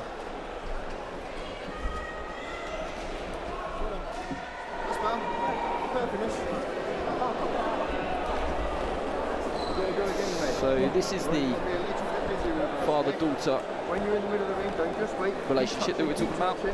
This is Nick Doe. Where is that Christchurch? Do you know where that club is? Done me live on air there, mate. Absolutely done me, haven't you? No, because I've never heard it before, I don't know. The second half of that was a lot better than the first. Don't switch off. When you have those, when you have those little wins, See if I can find out for you.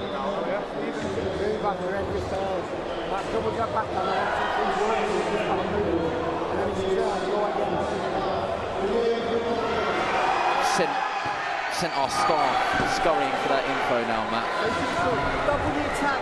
Double the attack.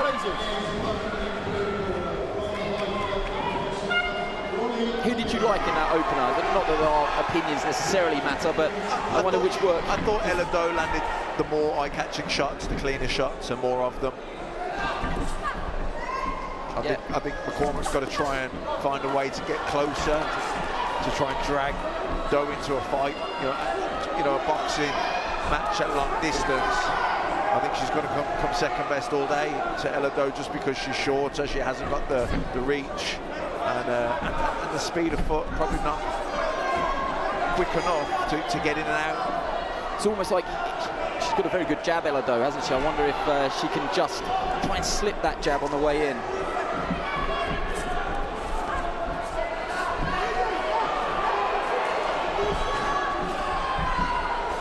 To answer your question, I think Christchurch is Bournemouth way. Okay. But I would just say any supporters of Christchurch Boxing Club don't come for me. If we're wrong. Elliott just looked to really sort of step into a long right hand there. That's a good jab from Fay McCormack. Good jab, McCormack.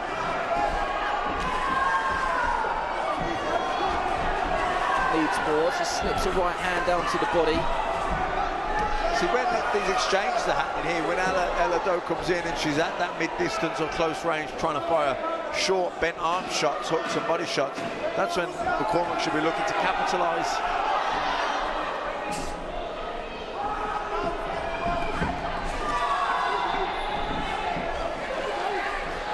She's used her left hand, Elliott, very well, hasn't she, to pretty good success.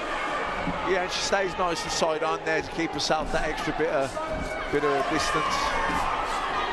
Those are good body shots from Elliott, but in between these spells, Fay McCormack has not been without her own successes. She just got perhaps caught once or twice that has caught our eye here. It doesn't mean that she's not scoring shots herself. Particularly with her right hand, she's landed some nice right hands, McCormack.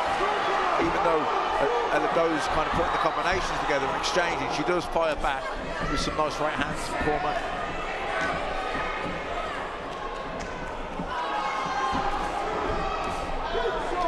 Two right hands there. One didn't land clean, but the second from Elliott was a really good shot. Yeah, I think the first one just kind of knocked her off balance and put her into the right position where Doe was able to land the second shot cleanly. What can Fay McCormack do here in these final stages? She's got good support up on the balcony from her teammates, Fay McCormack.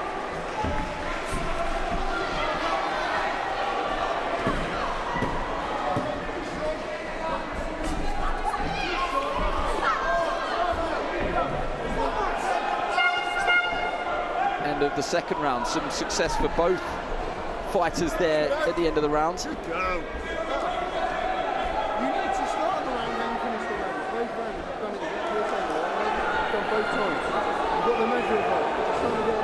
That's interesting, if that is Nick Doe there. He said you won the start of the round and you won the end of the round. How crucial is that? Because it's what stays with you. I think it's human nature, but it's like recency bias. You remember the end of the round and you remember how they started. Sometimes that drifting part of the middle, unfortunately, is what the bit that's forgotten. Yeah, it's catching the eye, isn't it? I mean, if you initiate and start well, they're looking at you straight away, and then, okay, that can kind of be balanced back out in the middle round. But then if you finish strong again, then it's almost sudden that's what the judges remember at the end of the round when they're making the decision. Danny Benson in the Magic Hatton corner.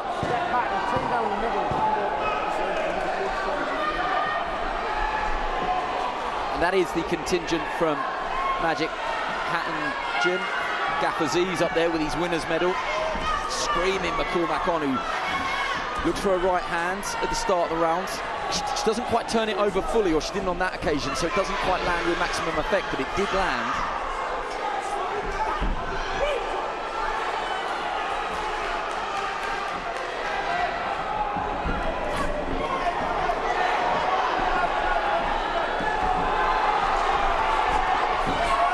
Good combination punching from both fighters there, just stood in range. And then McCormick comes over the top with a right hand. She's having some success here, McCormick, and maybe she's been told in the corner, look, you've got to go out, you've got to try and win this last round. Yeah, her right hand's been her best shot in the fight. You know, luckily that's one of the easiest shots to see, to score, very eye-catching. And she always fires back with that, even when Ella Doe's unloading the combination, which she's done more so as the fight's gone on, particularly with the body and the hooks. But she does fire back with her, always fires back with her straight right hand. Can she go again, Fay McCormack? Certainly one of those punches in that three-punch combination from Ella Doe landed there. The first and the last didn't find a home, but it's a good shot in the middle from Doe in the blue. Just looking to put a bit more on these punches, Doe, I think. Good jab. Stiff left hand just hits McCormick in the forehead.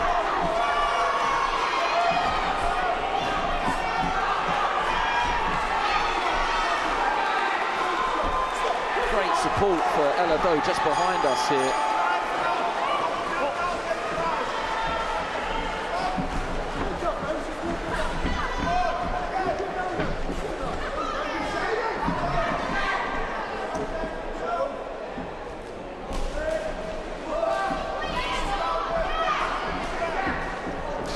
There from Ella Doe as well. She was sort of shaking the right hand and then through the left, through the middle. Yeah, just trying to bounce up on her toes, get light on her feet, get a bit of rhythm.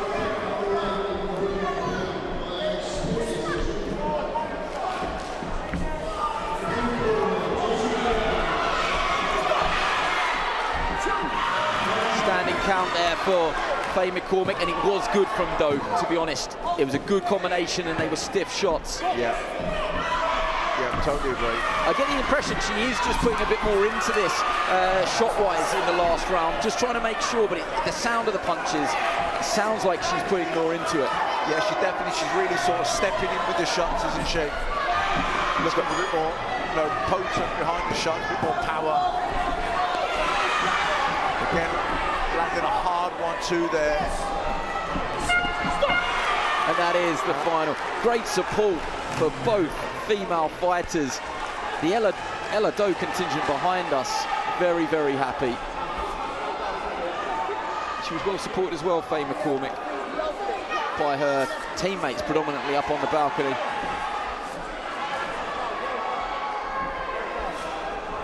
Yeah, I mean, a very fiercely fought fight. I think Ella Doe has got it. But certainly McCormack played her part in a very entertaining fight. She lists boxing heroes as Katie Taylor and Nicola Adams, both pioneers. Katie Taylor for Ireland and Nicola Adams for Team GB. Shows what we know. We thought Katie Taylor was slowing down a few years ago, and she continues to prove everybody wrong. I mean, certainly one of the best amateur fighters I've ever seen, and now as a pro, I mean, absolutely brilliant.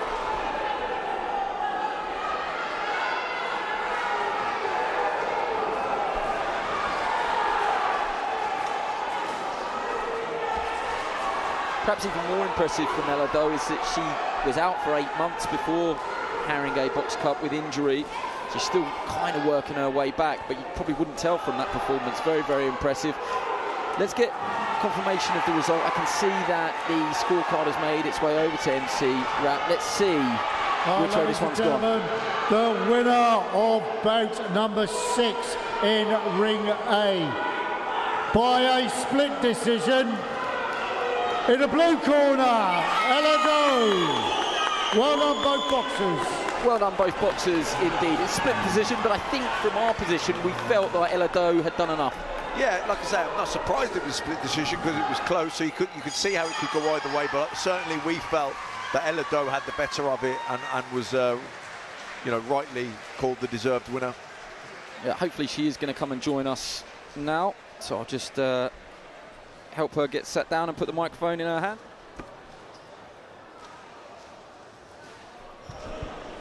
Can you hear me, Ella? Yeah. Oh, great. Congratulations to you. That was really a good fight to watch. What do you think made the difference there between you and Faye? I think I was just a little bit sharper, a little bit quicker, and just getting in and out just as quick, because when she was holding on, she just held and I was working in that. So I think that's what made the difference. You've got great pedigree, obviously, Haringey and things like that, but you have been out with this injury. You couldn't tell from that, but do you feel you're still building back? I think I am a bit, yeah. I mean, the strength's definitely come back, but it's just always that worry in my head that it might happen again, because it could always break, and yeah. What are your long-term dreams and aspirations in boxing? Hopefully turn pro, hopefully win a world championship at some point, and just anything like that, really.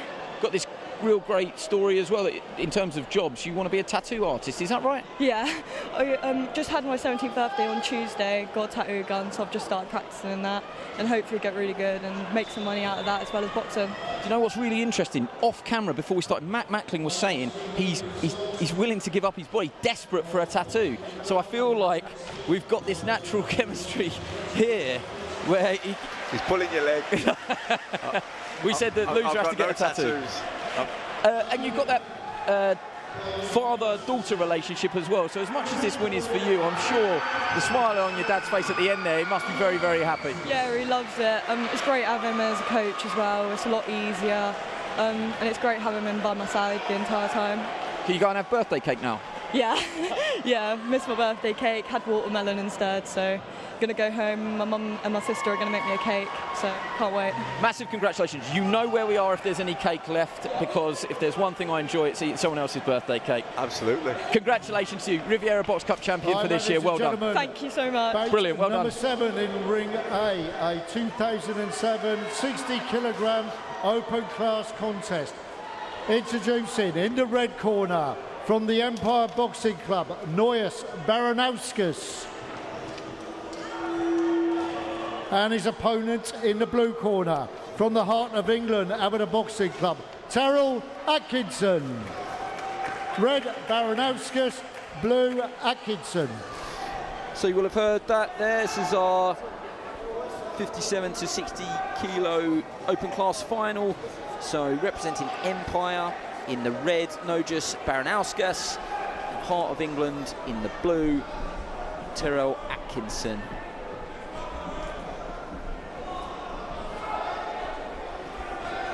So Atkinson in the blue, Baranauskas in the red. And we're underway.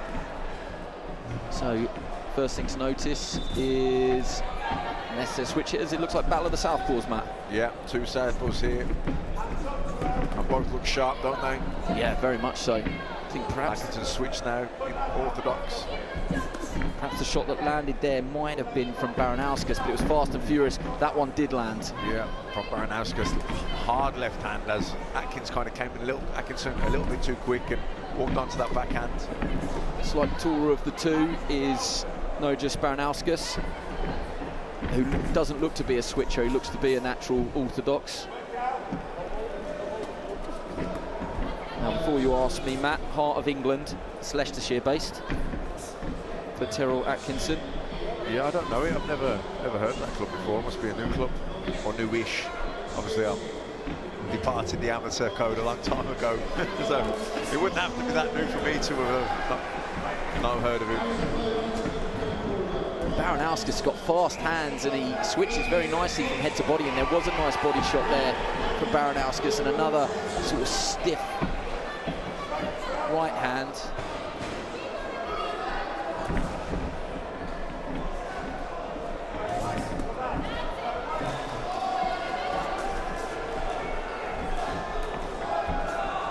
So the action continues here. Yeah, Baranauskas just kind of pouring with that lead hand.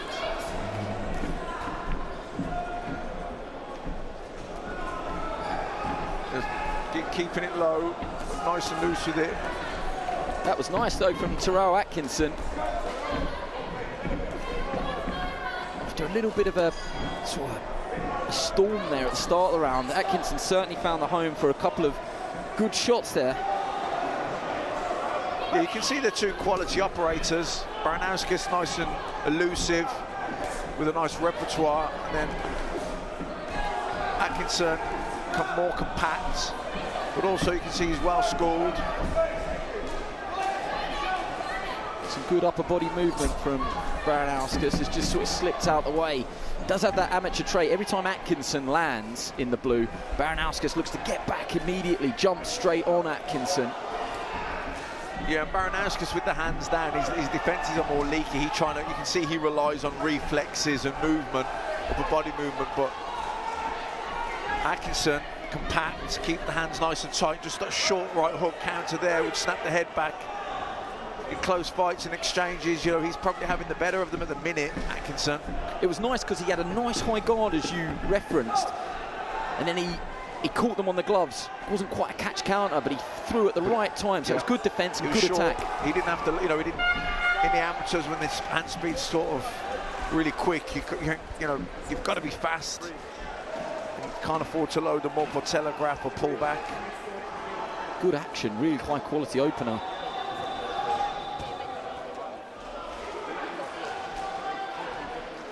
So the Heart of England Boxing Club up Leicestershire way. We think this is Nick Griffin, couldn't quite tell. Tarrell Atkinson works as a support staff at festivals. Just looking to keep his amateur career rolling. Just said to me, look, no real plans, don't make too many plans, just keep it rolling, keep it winning. He's done well, he's won a Midlands Box Cup and he's two-time regional champion. Won Ed Bilby silver as well, and he won a bronze medal here last year, so he'll be looking to go one better. That's not our bell, lads. We're the air horn, and we're away. It's caught me out so many times. Very, very fluid Baranauskas, isn't he? And you were perfect in that analogy of like he's very fluid, upper body movement, reaction-based. He throws some shots from unorthodox angles as well. He's not easy to read. No, it's kind of that kind of loopy, scoopy kind of style, isn't it? He's arky with the shots, but he's, like I say, if he can find a rhythm, he'd be a difficult man to beat because he's elusive, he's nice and relaxed, he's good speed, good reflexes, like I said. But Atkinson, I think he's the antidote to that. Stay tight, stay compact, keep the pressure on him. Come straight down the middle. You know, if they're going wide with the shots, so you come straight down the middle, you should beat them to the punch. You see him there, Atkinson coming straight down the middle with the left hand. He snapped the head back, and one of the downsides as well to what Baranauskas, the way he fights, is when you do get caught with your like that with your hands down, your head snaps back, it looks bad. It's very eye-catching. I know this is a bit of a weird sentence as well, but this is almost battle of the defences. It's the fighter in this contest that has the better defence that may well be the most successful, because offensively they both throw really eye-catching shots. They're both confident, combination punching. But Atkinson at the moment with that high guard, perhaps a little bit more traditional, he's avoiding getting his head. Fewer mistakes. Yes, exactly right. Fewer mistakes, and when he does get caught, he can ride in. It doesn't look as bad when Baranauskas gets caught and he's kind of low, hands low, and the head's high up. It looks bad. It's very free-flowing though, this contest. It is easy on the eye. It's good to watch. Atkinson growing in confidence, you feel. Not for the first time has landed a couple of good shots that has snapped the head back of Baranauskas. Yeah, and again, lovely. It's like, you know, the guy here, they both got good, like I say, good offensive game, but the guy with the better defensive game is Atkinson, and that's probably giving him the edge in this fight. It's good work from Tarrell Atkinson. Relaxed style and stance of Baranauskas. Can he just make that pay at the moment?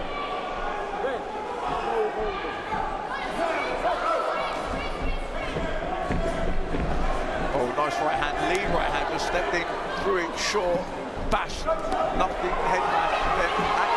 Baranauskas firing back here, both hands. Yeah, he really puts a lot into it, Baranauskas. That was unfortunate. He just kind of got caught on the ropes there, and Atkinson really took advantage. This is brilliant stuff.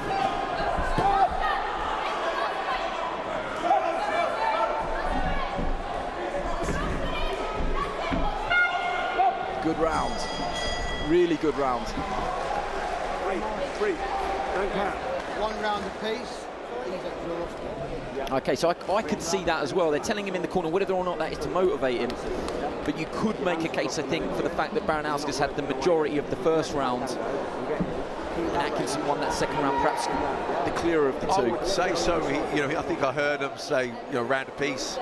And I would make him right. I think, as you stated there, I thought Baranauskas a bit more flair, a bit looser, started quicker, won the first round. But I think Atkinson really came on strong there in the second. And I think Baranauskas' defence is let him down a little bit. Got caught with shots where the head got snapped back and it looked bad. So I think we'll probably want a piece here, and this could go down to the final round. I don't want to not name check people, but some of the information we get is from the fighters themselves. In that corner, all I have is Dalma and Dave, so apologies, I don't have your surnames, Dalma and Dave, but those were the two that you saw giving instructions there in the red corner, and you feel that they probably sent Baranauskas out to say the same message in that red corner. It's probably one apiece, you've got to go out and win it, and it's a good start so far from Baranauskas, but Atkinson has got that nice, tight, high guard. So a lot of those shots were landing on the gloves, but what's happened there? Oh, what have we missed? It's a head guard problem.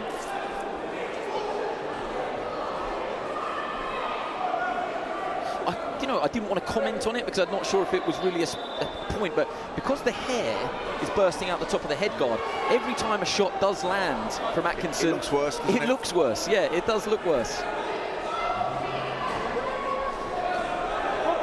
They've managed to tuck some of that under the red head guard now, so we're back underway. We're exactly where we left off. It's fast, it's furious, it's high quality, it's Riviera Box Cup live on Sky Sports Boxing. I hope you're enjoying wherever you're watching our content.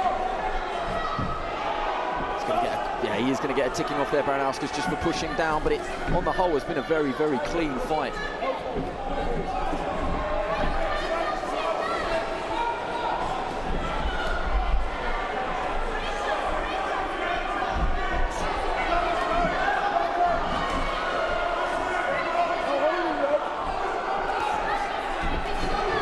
Good from Tarrell Atkinson, just spun his man. Baranauskas really does sort of throw caution to the wind, doesn't he? Yeah, he landed a nice combination there, Baranauskas.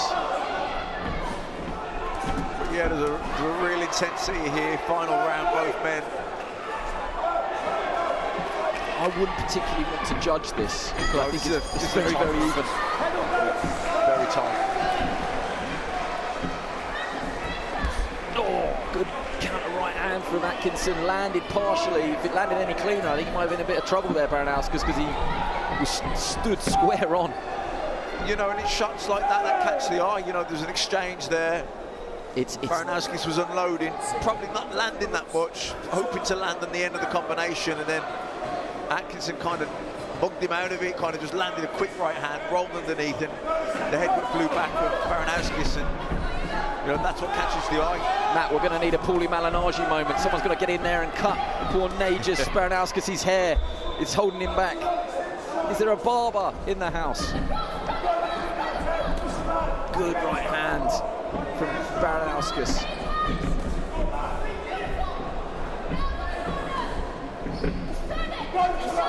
He hasn't actually employed that tactic too much, but it really worked in that little short period there. Just boxing and moving. Yeah, tap and go, tap and go. That's good, again there. I hope he won't regret not sort of doing that earlier, because when he gets mobile, he's a lot more effective and a lot more difficult to pin down. That was nice defensive work from Atkinson on the ropes there. Last 10 seconds, they got to go here. Someone's got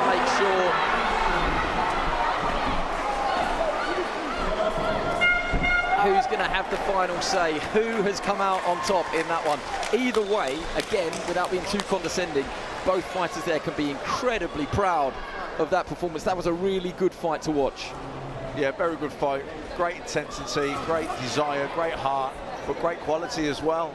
But I think Baranauskas might need to get a haircut. Yeah, if he does win, I'm gonna be sat next to him. I'm not sure if I'm in the position to tell him, to be honest, but tell him I said so.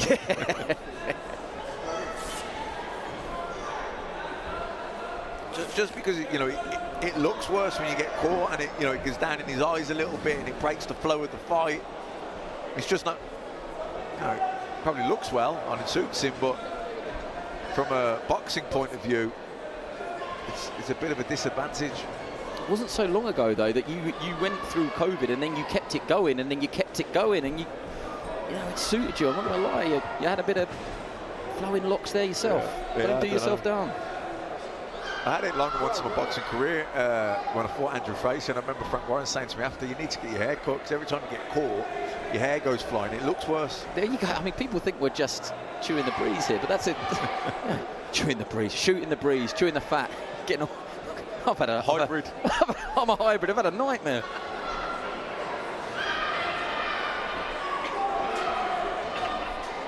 Okay, just checking to see if our score runner has made his way over yet. I can see that the piece of paper is shortly to be united with our MC. So it will be either Baranauskas in the red or it will be Tarrell Atkinson in the blue. It was nip and tuck. Certainly it could be all on that last round, so let's find out. All right, ladies and gentlemen, the winner of bout number 7 in ring A by a split decision. In the blue corner, Tarrell Atkinson, Heart of England. Well done, both boxers. Well done, both boxers, because that was a really high-quality fight. Really enjoyed that. One of the best we've seen today. Nice clash of styles as well, because they were very, very different. Yeah, no, I really enjoyed it, like you say, for all the reasons you just stated there rightly. Very different styles, different skill set, very evenly matched, battle of wills. Yeah, it was high-quality stuff. You can just see that Tarrell just been brought over to our position here, so I'll help him out.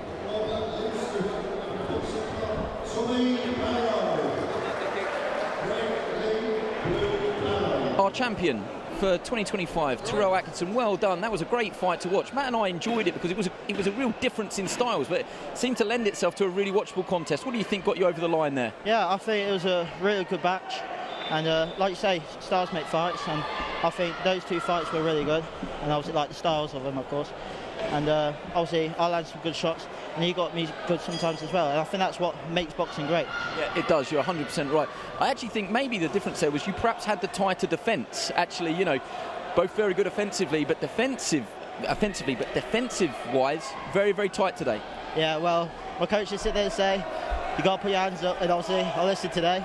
Sometimes I don't listen, and I'll get a load of bollocking from them, but yeah, today I listened, and obviously that's what got me the victory, wasn't it? So your Sky Sports debut, I'm going to have to give you one yourself. You can't swear, so apologies for that. What do you want to do next? What did I have written down for your celebratory meal?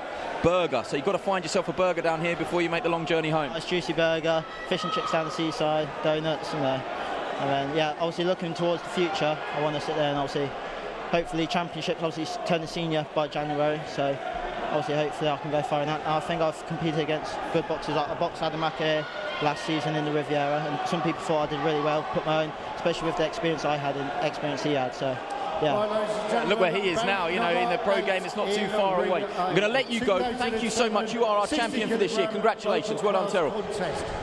Introducing in the red corner from the Wolves Den Amateur Boxing Club, Elliott Cameron.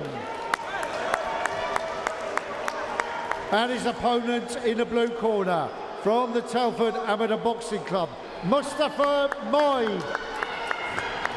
Red Cameron, blue Mybe.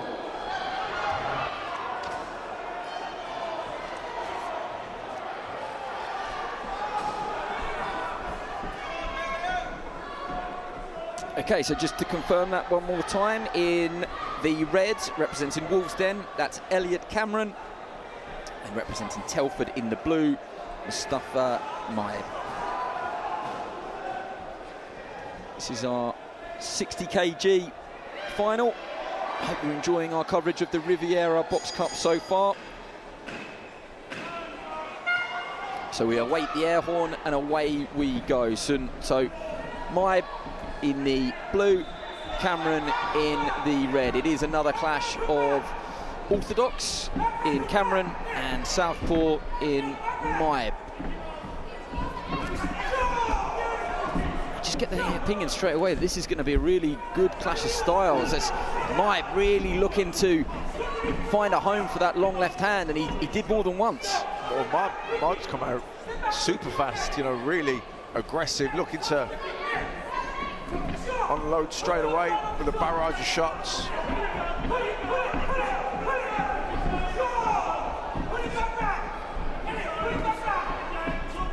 That was good footwork and defensive sort of upper body movement from Elliott Cameron, but because Mybe is throwing so much and he's so aggressive, eventually one of those was going to get through, and it did.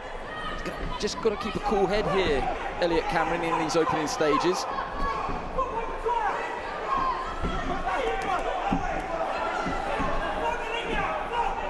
Mybe representing Telford. So kind of up your way, Matt, and Elliott Cameron, Wolves. So definitely up your way. Good jab from Mybe in the blue.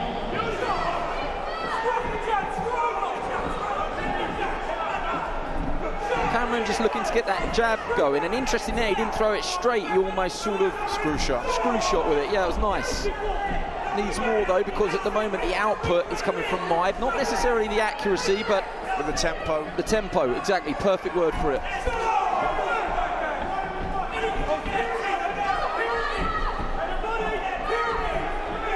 I think the higher tempo, you know, suits Mybe. He's bouncing in it. He wants to be aggressive. He wants to be high octane. Where I think Cameron's trying to just slow it down a little bit to give himself a bit of room, a bit of time. He wants to think about it a bit more and set some, you know, little traps up to capitalise and outthink, outwit Mybe. But I think with the pace being, tempo being so fast, it's sort of thinking's out of it a little bit, and it's just high octane stuff. He stood tall and he stood still, Mustapha Mybe, and that was the antidote I think that Elliott Cameron needed, because he had a real good period there, and it all started from the fundamental jab right hand, the old 1-2. But again, I think Mybe's just trying to keep him under pressure so much that he hasn't really got time to think about anything in terms of offense. He's so busy thinking about defense, surviving because he's under the cosh, that he can't really fire back. So in essence, I think Mybe's defense is his attack.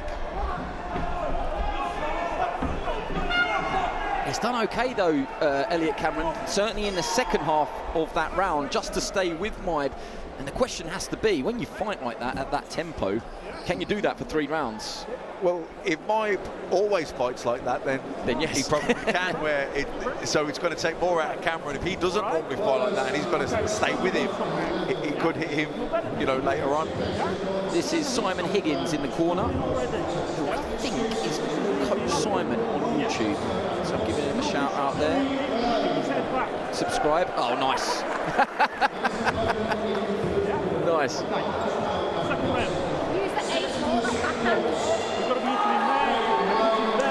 And this is the opposite corner, Elliott Cameron. I think this is Reese Redmond. You can see in the black t-shirt there. Not describing a bucket. That's a better angle, there he is. That's why it's so loud in here, and I have to say, as I can see out at the back there that the sun is out, it is really starting to hot up here in terms of temperature, not just the action. It's going to get harder as the day goes on.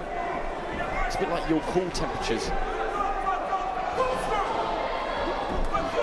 Just falls short there, Elliott Cameron with a 1-2, but the intent was there. Let's see if Mustapha Mybe can find that pace again. That was a better right hand from Cameron.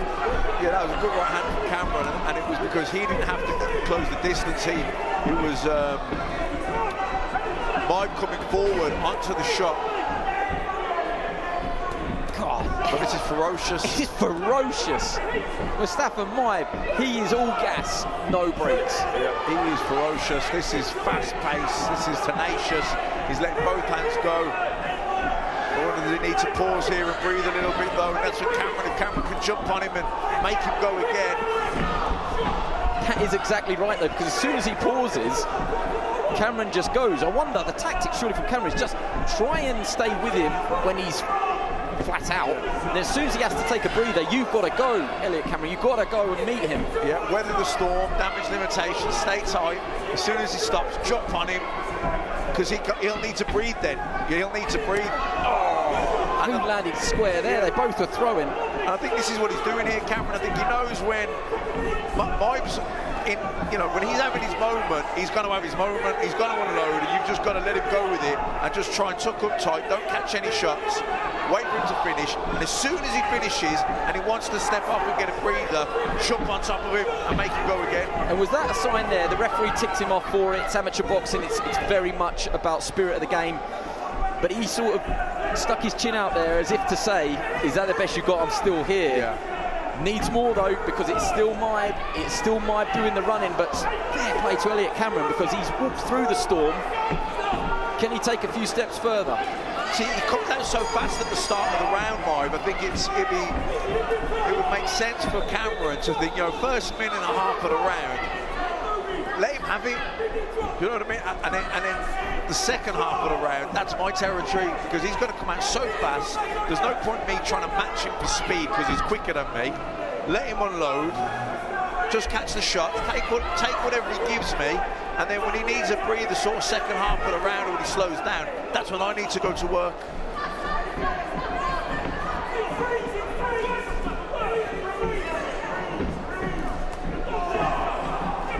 This is so watchable. This is really, I think, amateur boxing at club level. You're probably not going to get more entertaining than this. It's just flat-out boxing. It's really, really good.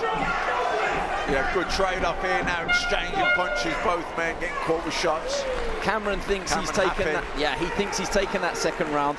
Could it be what we wish for, all to play in the last round? Who knows? I would say it probably is. Let's hope so, because if we get a repeat of the first two rounds. So we've got to make certain. We've got to make certain. Okay? Take it out. Got to make certain. I certainly call that there. Okay? Fast combination. You need to use the egg more and stuff. Yeah, let that backhand go. Let that backhand go. All right? Dominant now. This third. Challenge the one in here. And you're the best of all. Yeah? Absolutely.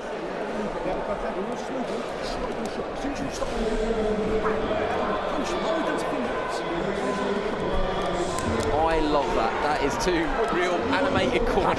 Passion, desire, will to win. Come on, this is what you came for. This is what you're watching for. All to play for in this final round, our Riviera Box Cup final. Elliott Cameron in the red, Mustapha Mybe in the blue. It's probably been the fastest pace and the fastest tempo that we've seen all day. I think certainly from Mustapha Mybe in the first round and a half anyway, particularly he just come out like a bull in the gate, unloading and that tempo, and it was a case for Cameron's got to just try and, you know, weather that early storm, wait till he can kind of adjust and acclimatise to that speed, and then get his own shots off when the pace dips a little bit. It's been clean though, for, you know, at times it's been wild, but it's been really cleanly fought contest. Both missed opportunities there. Cameron missed with the right hand, and Mybe could have made him pay and just missed it with a backhand himself. I would say, Matt, just at first glance, he hasn't come out as guns blazing, Mybe. He does look a little bit more measured, and actually I think he's boxing quite well for it. Yep, I agree. No, he's definitely, it's been a slower start to the round than the previous two, but I don't know if that's because he's thinking about it more, or he's feeling the pace. Yeah, good point.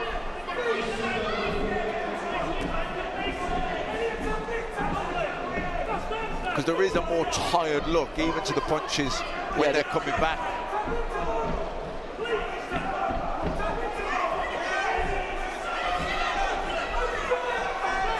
So this is where Cameron's now got to up the pace, because if Mybe's trying to slow it down because he's feeling it, that's where Cameron's got to bite down on his own gum shield and try and turn the screw here and up the heat. And almost, you almost want to say, this is what you waited for. Yeah, exactly. This is what you weathered the storm for.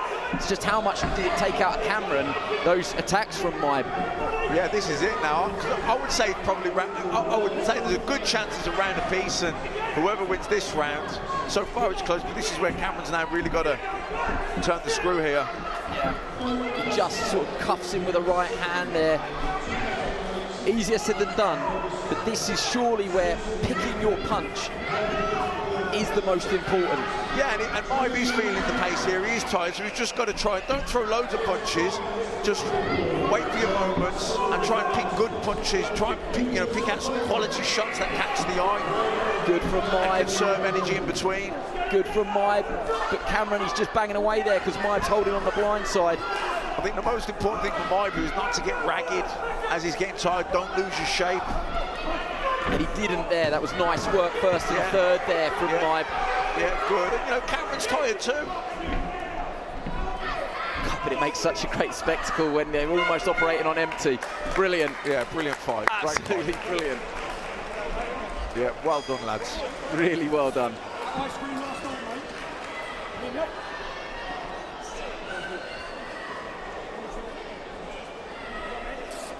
So we're on that aerial shot there. He's just above us. Mustapha Mybe, he looks really happy. Elliott Cameron, he's looked out to someone in the crowd behind me. You can see us on this shot here. That's me and Matt at the top right. Someone behind us, he said, did I win? I couldn't see the response, but it shows that when you're in a fight like that, you don't necessarily know. It's hard to know. Yeah, you've got no idea if you've won it or not. It's hard to know when you're in a fight like that. It's close. It is close. We've seen quite a few split decisions today, which is the amateur game. I'd be surprised if this is any sort of unanimous decision, because I hate that phrase, it's what you like. But in this one, it is what has caught your eye. Yeah, and in a fight where the pace is frenetic and there's so much leather being thrown, and you're a judge, depending what angle you're on, it's hard to catch. Did that shot land clean? Was that a scoring punch? Was it partially blocked? Both with brilliant records. Didn't even get a chance to sort of tell you what was going on there, but Elliott Cameron's won plenty of box cups: Durham, Capital, Riviera Box Cup, 3-time regional champion. Mustapha Mybe won 41 of 56. That's a pretty strong record as an amateur. Midlands champion as well, Ed Bilby champion, Warehouse Box Cup champion. Okay, so we're just we're on Ring B announcement at the moment, but it will be us next. Look, you see they both think they've got it. The score has just been walked over. So will it be Mybe in the blue, or will it be Cameron in the red? Let's find out. All right, ladies and gentlemen, the winner of bout number 8 in Ring A by a split decision. In the blue corner, Mustapha Mybe, Telford. Well done, both boxers. Yeah, fair decision. It was a razor-thin, close fight, split decision. I think the first 2 rounds probably won it. First round was really good. I think he slowed, but then he dug in the last round, even though he was, you could see he was visibly tired. He dug in there and fought his heart out to win the last round and to win the fight. Mustapha, can you hear me? Yeah, I can hear you, boss. What a fight. I mean, that is the fastest pace fight we've seen all day. I get the impression that you loved every second of that as well, even at the end of the first round, giving the Sky Sports cameras a wink. How do you think you performed, and how happy are you with how you boxed? 100% I can do better. 3 weeks ago, I beat that lad on the unanimous. But today, he had a plan, and he stuck to it, and, he did well. So fair play to the lad, but I could do much better. What about your engine, though? Tell us your secret, because that is some pace. I mean, you don't get that by not training hard, obviously. But were you confident in your gas tank going off in 1 and 2 like that you could keep that pace up? Yeah, I think every month this year I've fought. This year I've had, like, let's say 20 fights. I've lost twice. This year at 60 kg against 2 European gold medalists. The rest of them I won. So, you know, I'm fighting all the time. I'm always fit. I'm training more than once a day. I'm on it. I love the sport. And I just love boxing, you know. It's not really a drag to train for me. I love doing it. What a blessing that is, and we love covering it. I have to say, it's absolutely brilliant. This is our first Riviera Box Cup.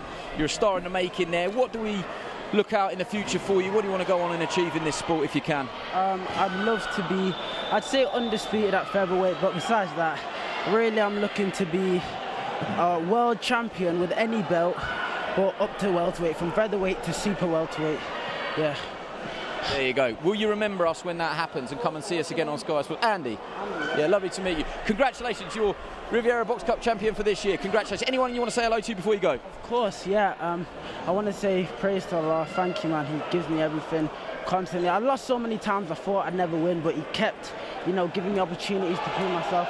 I want to thank my mother and my father. You know, she came from Gambia. It was very hard for her. She really struggled to just keep me fed and clothed. I want to thank, you know, my sponsors, Mr. Russ from Dino Rod and Geezer's Boxing. And I want to say hi to my girl, Vanda, in Corbrookdale. I love you to bits. I know you're watching this right now, so hello. You've done brilliant. You don't need any help with the interviews. Well done. Congratulations to you. It's just a casual, undisputed at featherweight, but he'll take world titles anywhere up to welterweight. So I think the problem is he lacks confidence. Number 9 in ring well done, A, 2007, 67 that is what it's all about. Love it. Open contest. Introducing in the red corner from the Leicester Row Women's Amateur Boxing Club, Oliver Strand. And his opponent in the blue corner from the Ring Amateur Boxing Club, George Jones. Red Strand, blue Jones.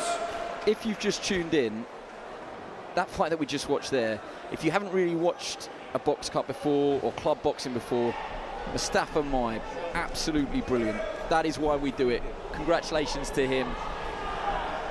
And on to the next, George Jones in the blue from the Ring ABC, which I think is just down the road from me in Bracknell, so tiny little bit of bias there. But Oliver Strand as well from Leicester Railwaymen. So Strand in the red, Jones in the blue.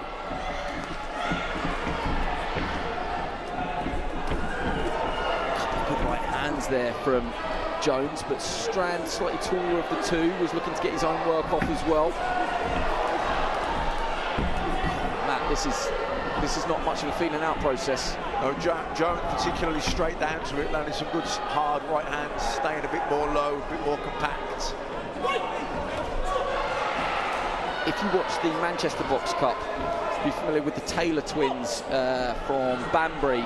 I watched George Jones beat one of the Taylor twins yesterday, and he boxed exactly like this. Very, very strong, very physical, very tight as well, never loses his shape, punches quite hard, I think, as well.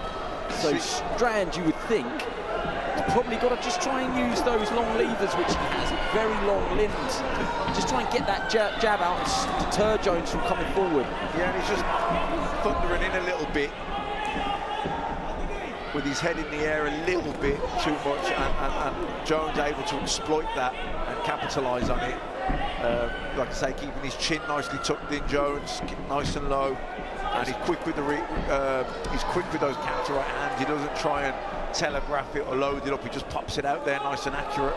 In the middle of that, there was a real eye-catching right hand to the body lead, and then left hook from Strand. Certainly one of them landed. That's a good body shot from Jones with the left hand straight to the midriff.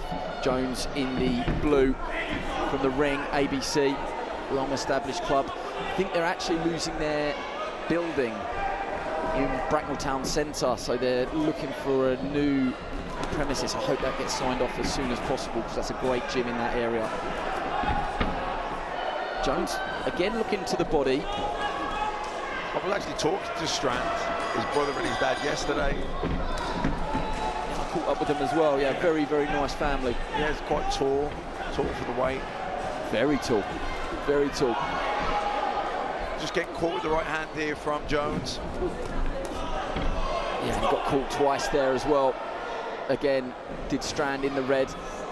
Certainly the early running in this fight is with blue. George Jones. Nice jab then though from Strand. Yeah, shot. And that's what he's got to do. Surely, I'm no expert here, but when you've got long arms like that, just try and ramrod that jab out.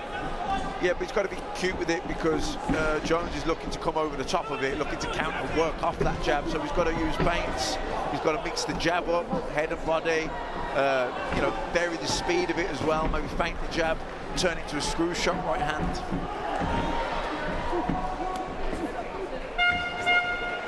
Good first round. It's the first one in the bank.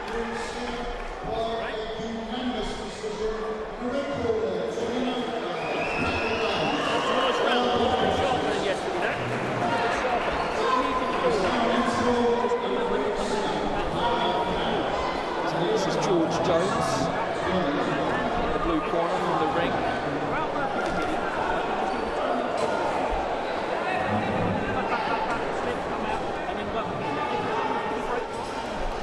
Over to the red corner, David Strand, father-son combination.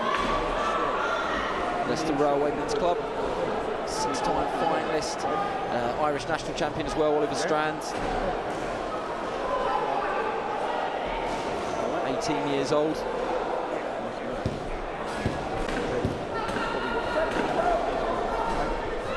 Would you edge that first round to Jones? I think so. I think he probably landed the better shots, the right hands particularly. I think defensively, Strand was a little bit open, particularly in the first half of the round. Came out a little bit lax defensively. He was getting caught with shots. 2 jabs and 2 left hook leads there from Strand. Just trying to create that little bit of distance between him and Jones. Maybe get Jones just thinking about coming forward. You know, it was a good left hook, body and head there from Jones. Just came inside the jab of Strand and went body, head. The left hook to the head certainly landed and was eye-catching. Yeah, he's physical. You know, I don't know him, I'm not in there, but he looks very physically strong, George Jones, just with the way that he sort of uses his body on the inside like this. Yeah, they're both 18, but Jones looks more mature, doesn't he? Strand, you get the impression he's going to fill out, you know, if he wants to go pro one day, he was a light heavyweight. Yeah, definitely, big frame. Got caught with the right hand there. And it snapped the head back, catches the eye. Like I say, a little bit open down that left side. I feel like heads came together quite nicely there. You know, you've seen some fights without the head guard. That is one of those ones where you're like, thank God for the head guard still. Came very, very close if they didn't clash.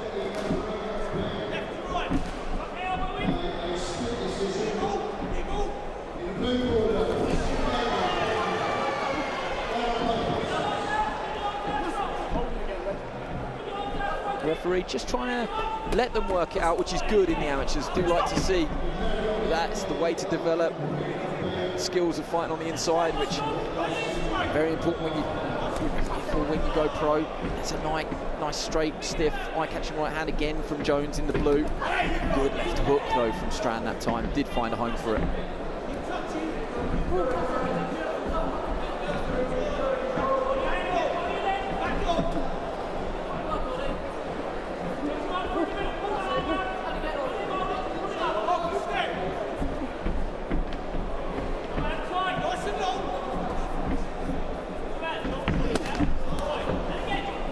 Slapped with the left hook to the body, but it was a good shot. It sounded good. Yeah, but I think that maybe didn't quite turn the knuckle part of the glove over. Yeah, he went long, wide with it, didn't he?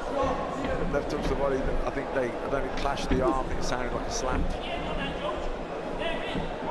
Slap that would still render me completely unconscious.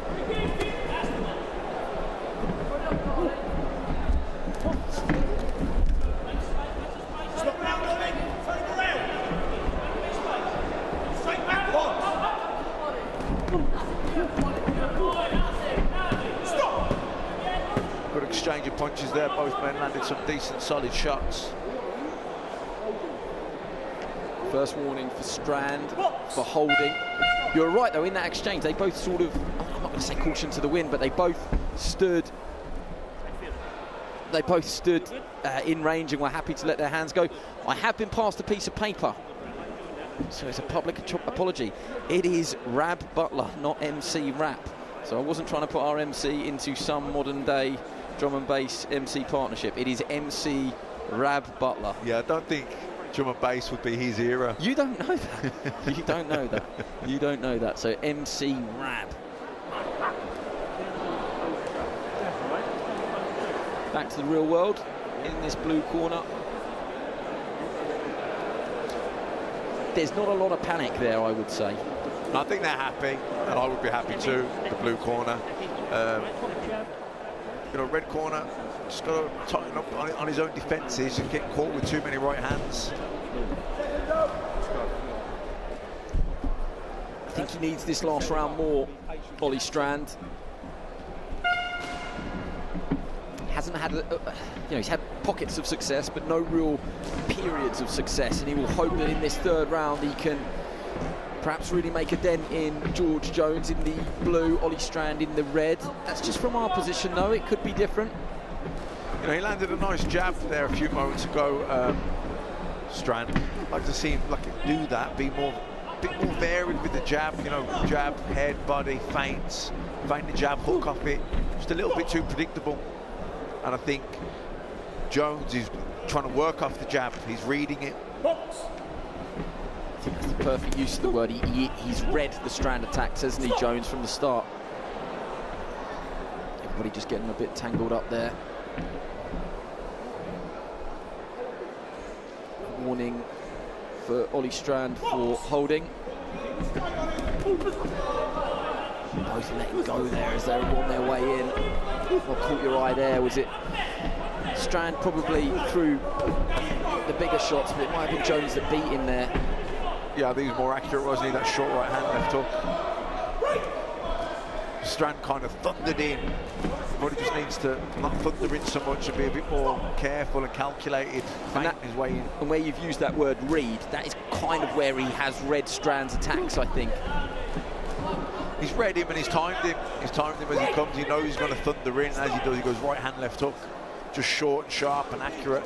Doesn't load up, doesn't look for power, just puts it there. And actually the momentum of Strand coming onto the shots gives it a bit more potency.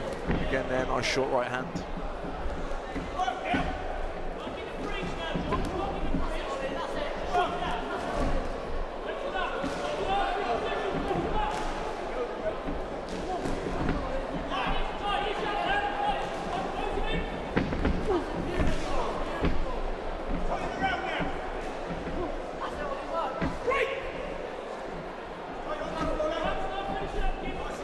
Blood from the nose from Strand, but there is an argument that perhaps has the pace has slowed. This is where he might be able just to take advantage, but every time he has, it's probably a single shot of success. Jones seems to match it.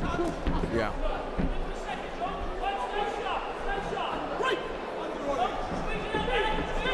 He's nice and compact, isn't he, Jones? And he's been a bit more selective with his punches. He's picked his shots well, picked his moments well. Another warning for Strand, and I feared that would be that. So warned for the same offence. So what's that, disqualification? Yeah, over, disqualified. Bit harsh, I thought. It's difficult, isn't it? You feel like in that sort of contest, it wasn't fought in any ill manner. No, it wasn't outrageous, was it? What he was doing. Rules are rules. He's paid the price for that warning earlier on in the round. Warned again for holding, and that's it. Shame, because you would have liked to have seen him hear the final bell. But could they not just take points off? Would that not have been more sensible? Give him a public warning, take a point. It's one for someone with a bit more knowledge than me. Especially once you've been warned for it. You know, once you've been warned, you know he's on your case. You've got to make every effort not to do it. Agree. From our position here, in my uneducated view, felt a tiny bit harsh because it wasn't really fought in that sort of manner, but that's the rules. He'll be disappointed, Oliver Strand. I don't want to second guess what was happening in the fight. Felt like George Jones in blue may well have had his hand raised anyway on points.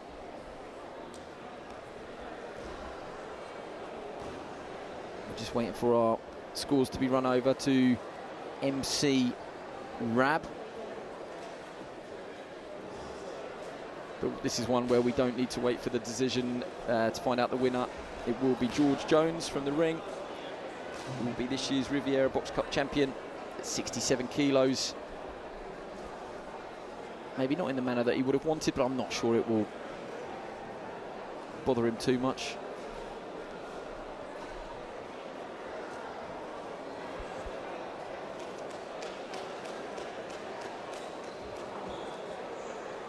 All right, ladies and gentlemen, the winner of bout number 9 in ring A, your winner by disqualification, George Jones, the ring in the blue corner. Well done to George Jones from the ring. Confirmation of the result. We're rattling through, so we've got a couple more. Well, we've got 3 more before the interval. We'll take a short break, but stay with us because it rolls on pretty quick. Hopefully George is just going to come and join us over in commentary, so I'll just help him out.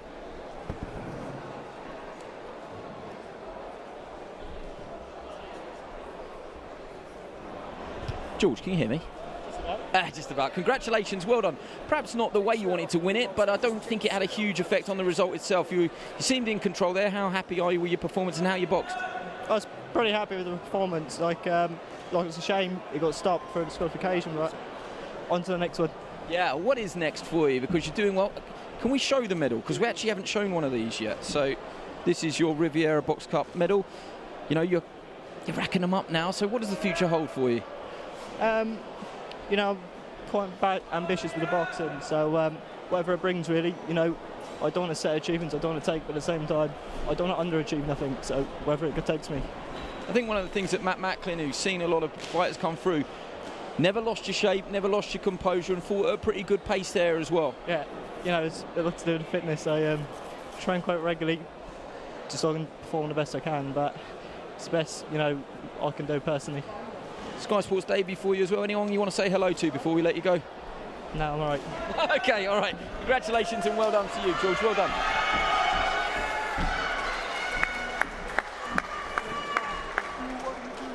Hasn't got anybody that he wants to say hello to.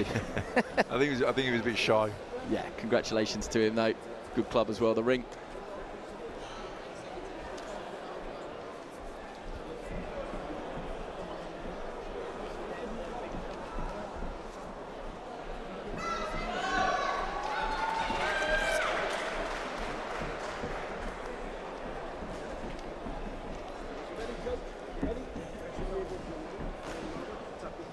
Okay, we're just waiting for MC Rab, but you can see that our fighters are in the ring. So we've got Liam Dunne in the blue from Odyssey and T.O. Miles, Barn Hill in the red. Let's get MC Rab to confirm that. Ladies and gentlemen, bout number 10 in ring A 2007 71 kilogram open class contest. Introducing in the red corner from the Barton Hill Amateur Boxing Club, T.O. Miles. And his opponent in the blue corner from the Odyssey Amateur Boxing Club, Liam Dunne. Red Miles, blue Dunne.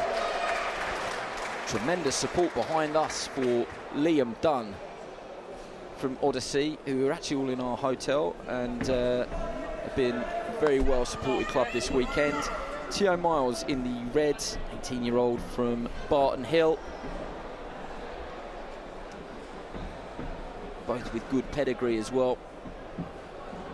Liam Dunne's a national finalist. Won the Riviera Box Cup last year, so we're underway. Dunne in the blue, Miles in the red.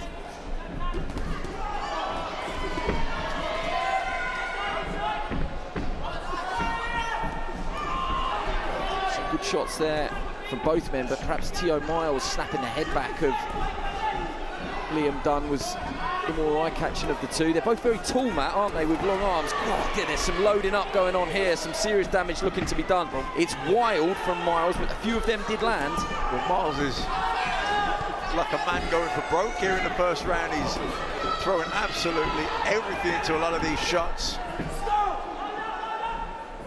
Maybe he's seen a weakness or something in Liam Dunne where he thinks he can get him out of there. Maybe it's that nervous excitement. Liam Dunne is probably just going to have to try and stay calm here. He did land a really good counter shot. He's going to need a few more of those because T.O. Miles is giving him a few counter opportunities.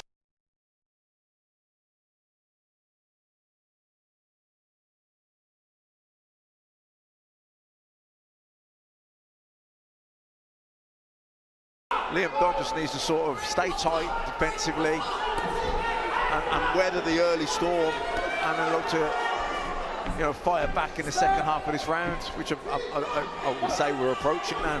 Yeah, they're fast attacks from T.O. Miles. Yes, he's loading up, but they're fast hands, so he really whips them in. Oof, some of this is pretty heavy going. For the second time, he sort of told him off, the referee, for not using the knuckle part of the glove, which is vital in amateur boxing. Nothing wrong with that short right hand.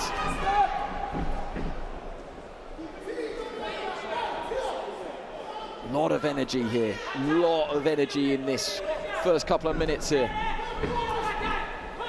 Yeah, I think I don't know what the word is, the gung-ho-ness of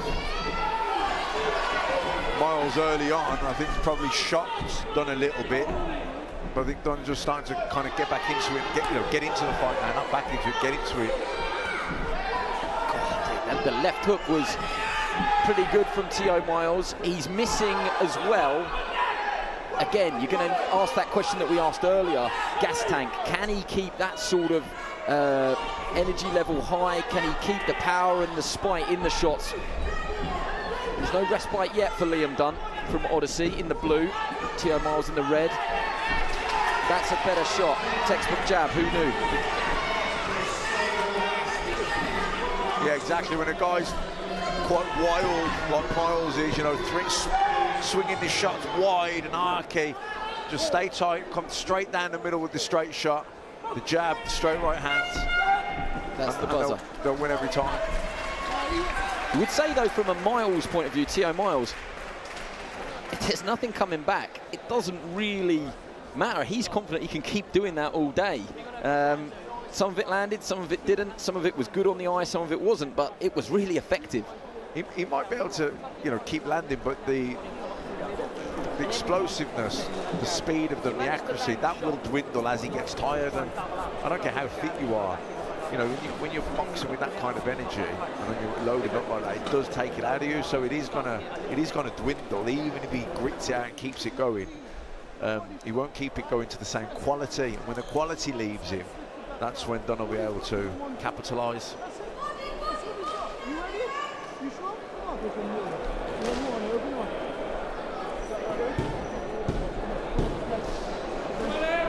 Barton Hill, the club that T.O. Miles is representing.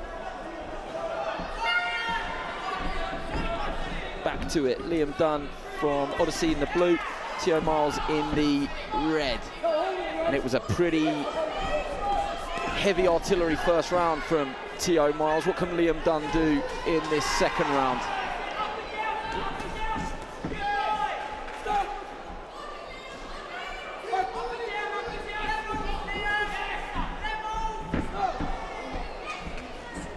Seen that a couple of times, not too often, but just got a bit ugly on the inside and resulted with Miles on the deck. No knockdown, just sort of a wrestling for supremacy there. Miles lands a right hand, but it was right at the end of his range and perhaps not the most powerful, as if he was just a little bit closer, but it was still an eye-catching shot.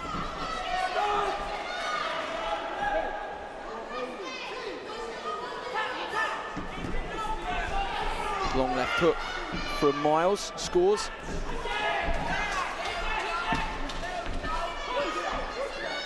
You know, someone like Miles is a difficult opponent because he's unorthodox, he's awkward, he throws shots that you're not expecting. but he's quite explosive. And he actually, if he throws and he misses, he still wraps you up. Yeah. So even if you make him miss, you don't necessarily make him pay.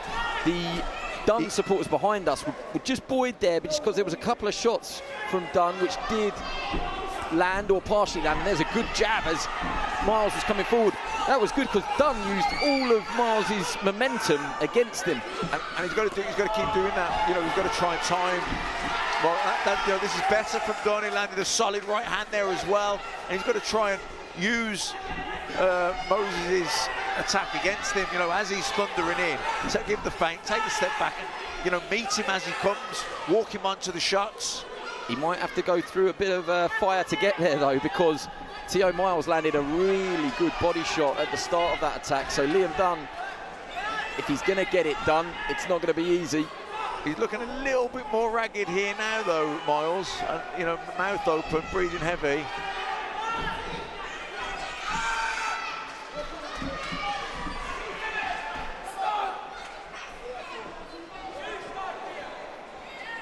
What are we going to get here? Warning for holding for Miles, which is probably a sign. Point off? Well, it's a public warning. Yep. So I think if you have a warning in the same round for the same offence more than twice, I think you could get disqualified.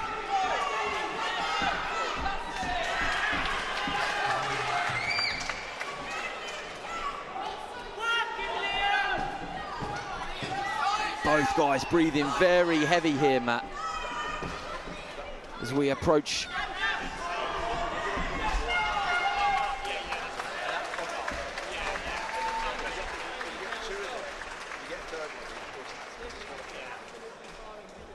End of the round. That's Liam Dunne there. So yeah, I've just had that clarified. It's if you get this, you can get 2 public warnings and you get a point off, and if you get a third one for the same thing in the same round, you're disqualified automatically. Yep, I think that is the correct interpretation. We've got to give him a name check. That's John Denon, our amateur boxing expert, which is actually what we saw in the previous fight. So that makes more sense. Yeah. Because I think we both felt it was harsh, considering the context of the fight, which was hard fought, but not badly fought. You know, there was no ill. It was a clean fight, just fought out at high tempo. But it's the repetitive nature of the offence. It's the same offence. Yeah. Back to this one. This one is enthralling. I'm not 100% sure that I'd want to say which way it's gone or which way it's going. Certainly T.O. Miles had the best action in the first round. How much of the tank he had to empty to do that is to be debated. Could Liam Dunne have taken that second round? I could see a world where he definitely did. Could it all be to play for in this last round? Yes, there's been plenty of that, plenty of some real heavy artillery. Some of the shots look wild, but I'd counter that some of them have been really effective.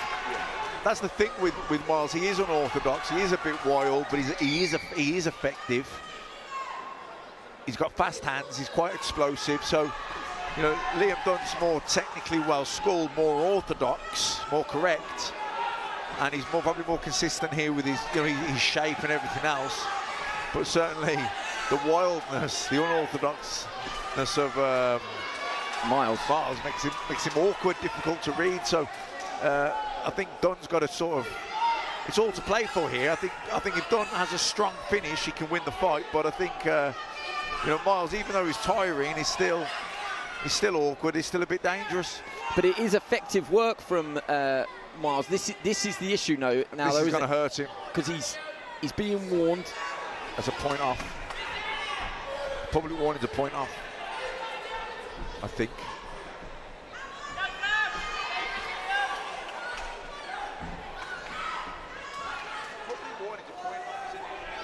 Yeah, point off.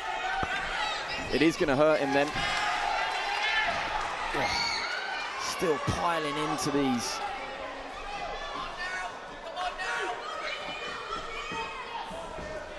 Oh, good right hand from Liam Dunne. Now he has to make him pay. Yeah, good right hand from Dunne there. Miles tired now, so as his defences are getting a bit more scattered, a bit more ragged. He's losing his shape. This is where Dunne's sort of superior technical ability, keeping his shape, keeping his composure, is going to give him the upper hand here. So he's just got to try and... Oh, good right hand though from Miles there. He's tired, but he's digging in. He's never stopped throwing. That's the one thing I would say. He's very, very tired. He's not stopped throwing. The tank looks to be on red. You can't accuse him of not giving it everything. You just want to, can Dunne find some clean work here? He hasn't really yet. That's clean work. That's a good left hand, and he just, I think, a little bit disorganised there, T.O. Miles. He felt that left hook. Yeah, and Dunne's just got to get a bit of room here. Can't allow it to fall in, where Miles can grab a hold of him and tie him up. He's got to keep that distance.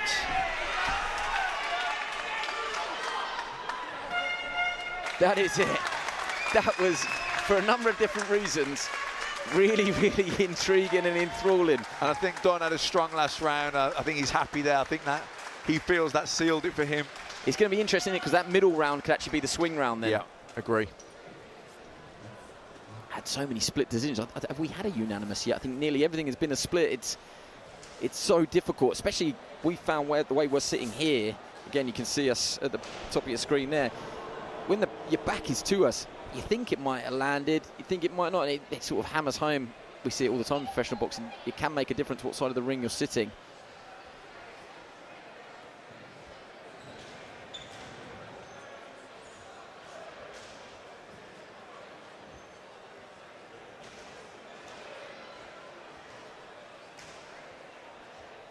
Just final checks with the doctor.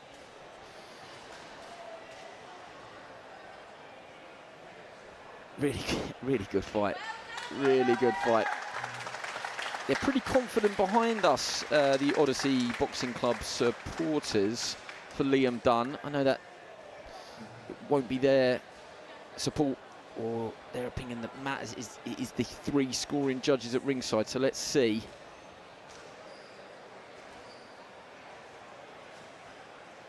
See that the scores have not quite made their way. How many people can give us a wave there? Look, there's one. I'm just waving to myself here in a void. There's 2. There's 3. There's a couple. Word gets around. There you go. That's how a Mexican wave starts, Matt. Go on then. No, I can't. A few champion medals there as well. Good to see. They're still totaling up these scorecards. You can see behind T.O. Miles there, that is the all-important final scorecard, which is going to be handed to one of our colleagues at Riviera Box Cup, and then it's going to be run over to MC Rab. He's on the far side. So the message is on the way. Not long to wait now. Will it be Miles from Barton Hill, or will it be Liam Dunne from Odyssey? Agonising wait. There you go. All the way down the far end, there is MC Rab. And that on the table there is not the Champions League trophy. It is the Riviera Box Cup. So here we go. All right, ladies and gentlemen, the winner of bout number 10 in Ring A by unanimous decision. In the blue corner, Liam Dunne, Odyssey. Liam Dunne from Odyssey. There you go. I think it probably was the second and third rounds that made the difference there. You're right. I think so. I mean, because Miles just came out so fast, so wild, so explosive in the first round. It was kind of difficult for Dunne to get any kind of distance or timing or read of him. I think he was just sort of in survival mode, you know, just trying to weather the storm. But when that initial onslaught left him, that's when Dunne was at, you know, superior technical boxing ability, took over. Can you hear me, Liam? Well done. Congratulations to you. That was very entertaining to watch. It was quite easy to read as well. He came out flying. I mean, absolutely pedal to the floor. How do you stay composed and try and get a read on that, and then back your own engine and back your own heart and your own ability down the stretch? Well, I was just trying to tuck up, stay on my jab, you know, keep him at range while he was trying to throw these big shots, and then he ended up falling in with them, and then I could counter. Could you feel him wilting down the stretch? Yeah, definitely. He definitely didn't have the engine to keep that up for the 3 rounds. So, yeah, it worked well for me. Now, I've got a compliment and a criticism. The compliment, what great support from Odyssey Boxing Club.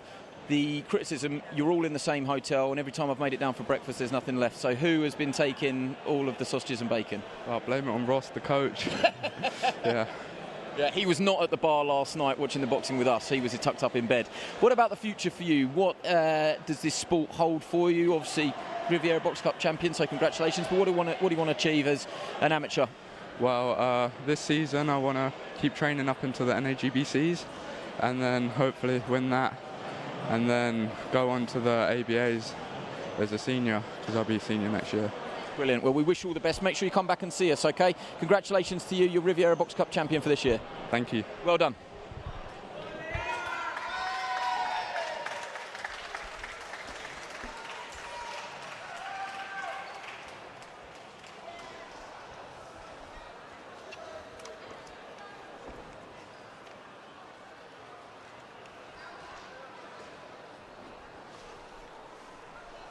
All right, ladies and gentlemen, bout number 11 in Ring A 2007 71 kilogram open class contest. Introducing in the red corner from the Eastgate Amateur Boxing Club, Thomas Brazier. And his opponent in the blue corner from the Mannings Amateur Boxing Club, Zakariya Zuman. Red Brazier, blue Zuman.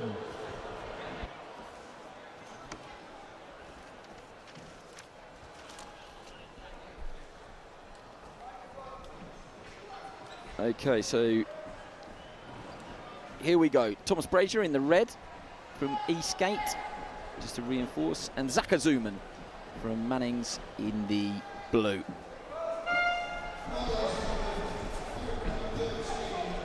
This is our open class final, 67 to 71 kg.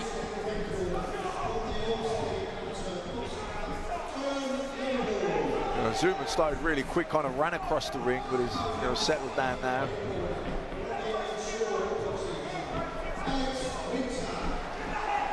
Switching southpaw. Oh, not lovely left hand down the middle from Zuman. Very confident young man, Zakariya Zuman. Came up and introduced himself to me yesterday, boxing out of the Mannings gym. He's won 4 box cups. The Hull, Ed Bilby, Warehouse and Manchester Box Cup as well.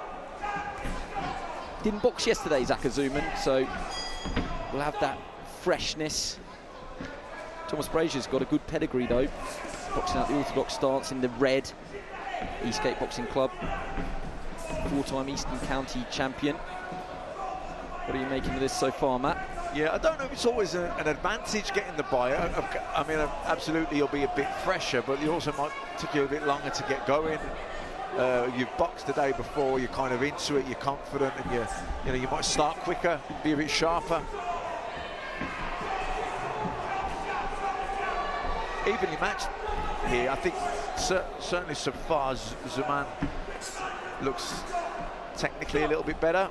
More set up, better set up, and he's thinking more, but certainly Brazier put some nice shots together as well. Yeah, now orthodox Zuman, and actually boxes really nicely out that stance. There was a straight left, followed by the right hand, the old 1-2. There's plenty on that right hand as well, and just from his sort of mannerisms there, you get the impression confidence is flowing for Zakariya Zuman. Yeah, Zuman, there were some nice shots there. He caught Brazier on the way in, timed it nicely, caught him with the right hand.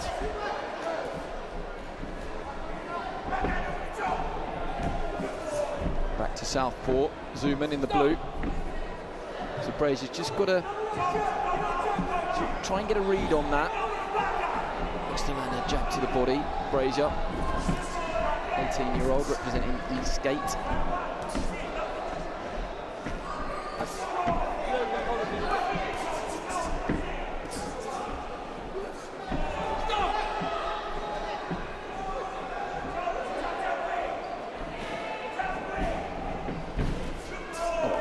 hand from Thomas Brazier. Perhaps not at the sweet spot of its arc, but he threw it straight, but Zuman comes flying straight back. Oh, good action from both of these.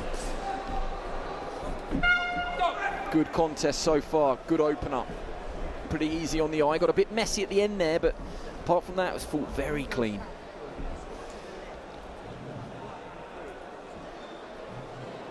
Can you just notice the atmosphere? Because there isn't, we've had a little break in the other two rings. The decibel level was completely dropped. I feel like we're in a library now. I feel like I should be talking quietly. Yeah, and I guess some of maybe the earlier people who boxed. Yeah, people drift in, drift out. That is one of the beauties of the Box Cup, has to be said. This is the Zuman corner. Big fan of Terence Crawford, Bam Rodriguez. Terence Crawford, of course, in that mega fight. We don't get many, I would say, we do actually, but mega fights. Sort of, hello, Crawford is a mega fight. Historic, isn't it? Yeah, it's historic. Mega fight. That's coming up. What month are we in? That's coming up next month, isn't it? So middle of August, so about a month's time.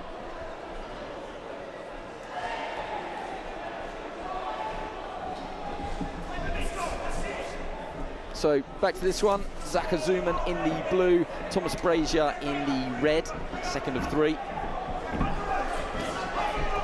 Brazier just falls a little bit short there, just got to take his feet with him. Looks to throw almost like a bolo punch there to the pit of the stomach of Zuman, doesn't land it.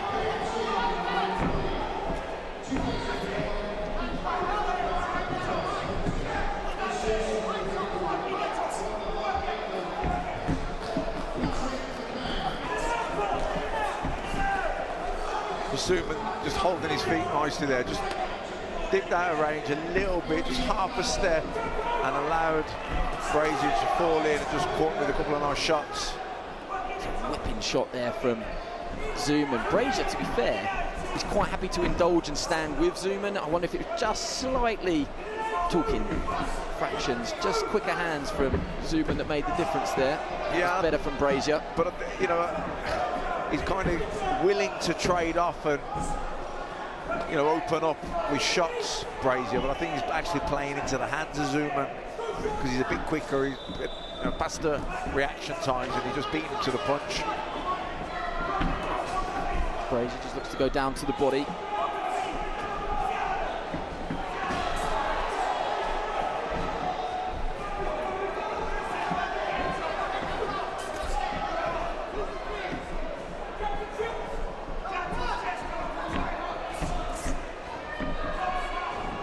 Not sure which stance Zuman is more effective. He seems very natural in both. It's such a skill to have, isn't it, to be smooth out of the orthodox and the southpaw stance. Could you have boxed southpaw? Yeah, I could. In the amateur, turn southpaw a little bit here and there, but I could box southpaw. But yeah, I did in the amateurs, I did a couple of whole rounds as a southpaw when I, was up and running a competition. And sometimes it worked because some people really struggle with southpaw. So if I kind of felt you'd try it, and if you felt that the guy really couldn't cope with it, then I'd stay there. And I guess that's what Zuman's doing here. He'll go southpaw, see how that gets on. I don't know which he is more natural. Is he more southpaw? Is he more orthodox? But certainly whichever one you do, some guys struggle with that. So that was a lovely.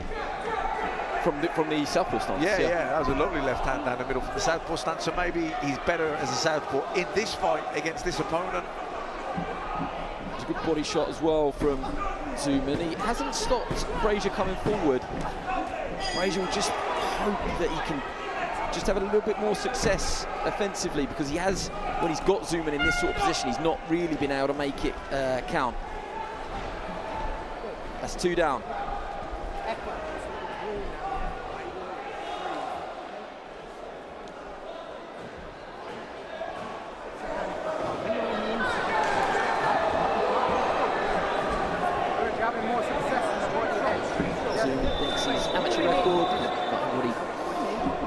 It fight by fight. He thinks he's 27 wins against only 6 defeats, so very, very respectable.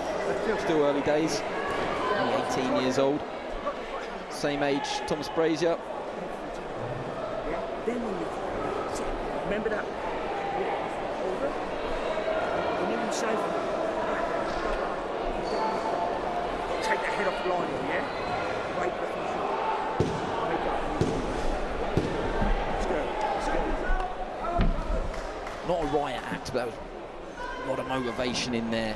Just trying to fire him up a little bit. Thomas Brazier. Sense he has to win this round. You know, I think regardless of what's happened before, he has to win this round. They were just saying to him, just make sure you take your head off the line. Presumably he's quite a sharpshooter, isn't he? He has made Brazier pay when he's just stayed there too long.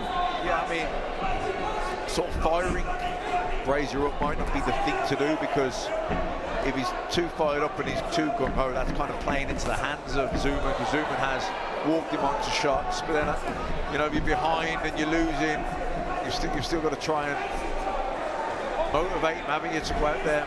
Yeah, he's really going for it here, Brazier. Some of those have landed, certainly. How much has he taken out of his own tank? Certainly, he did land there in a couple of those attacks.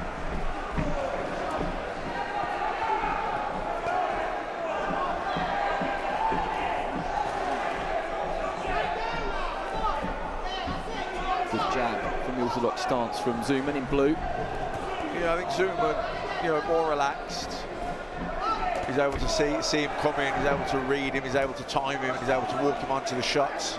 Wasn't the cleanest, but not a bad right hand from Brazier. Just at the end of it, sort of arc, cuffed Zuman around the top of the head. Needs a few more of those, Brazier, if he can.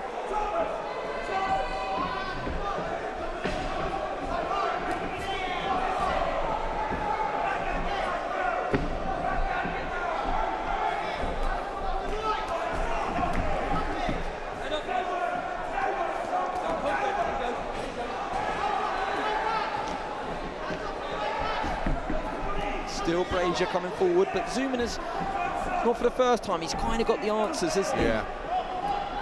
That's what I mean. It's almost like the harder Brazier's trying, the more it's working against himself, because he's coming in, thundering in, but he's actually walking onto shots, because Zuman's kind of got the timing of him now, he's reading the pace of him, and he's able to walk him onto shots. Nothing wrong with the heart or the engine of Thomas Brazier, though. Had found a little bit of success there by just banging away to the body. If you're hitting something, it's not a bad thing. Hit anything, hit something, just keep landing if you can. You see, over 3 rounds, you haven't really got long enough to try and, you know, drain him enough to where you'll be able to come on strong later. It's when a guy's better than you, more relaxed, better at long range, can pick you off, he's a bit quicker. It's going to be difficult to get to him over 3 rounds. Last 10 coming up. You heard that on the microphone there. Brazier, fair play, going for broke. Zuman as well, great shot. Oh, well done, lads. Terrific finish. Yeah, good fight. Well done.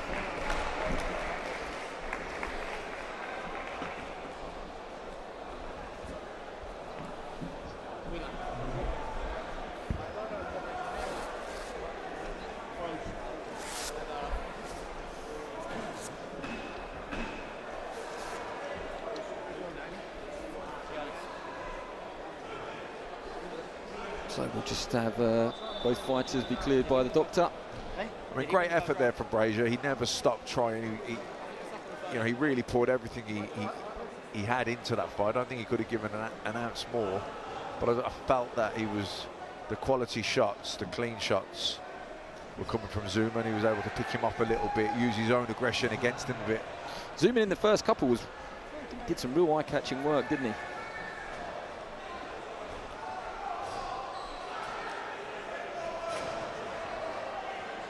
Just glancing across at a couple of the other rings there, ring B, ring C. Clubs from all over. It's been really well attended this year's Riviera Box Cup.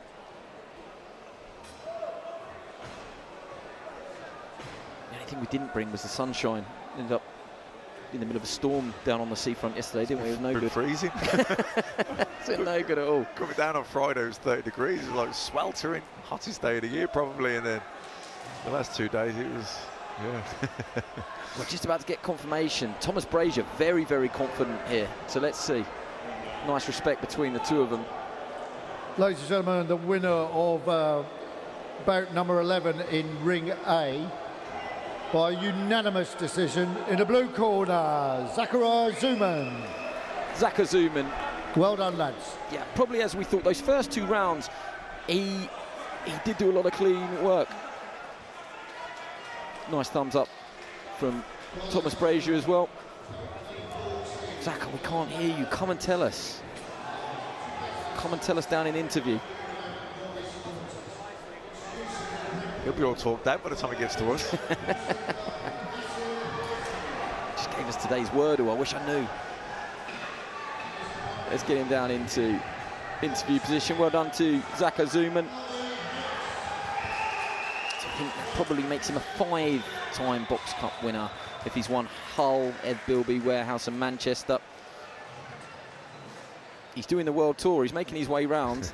He's coming.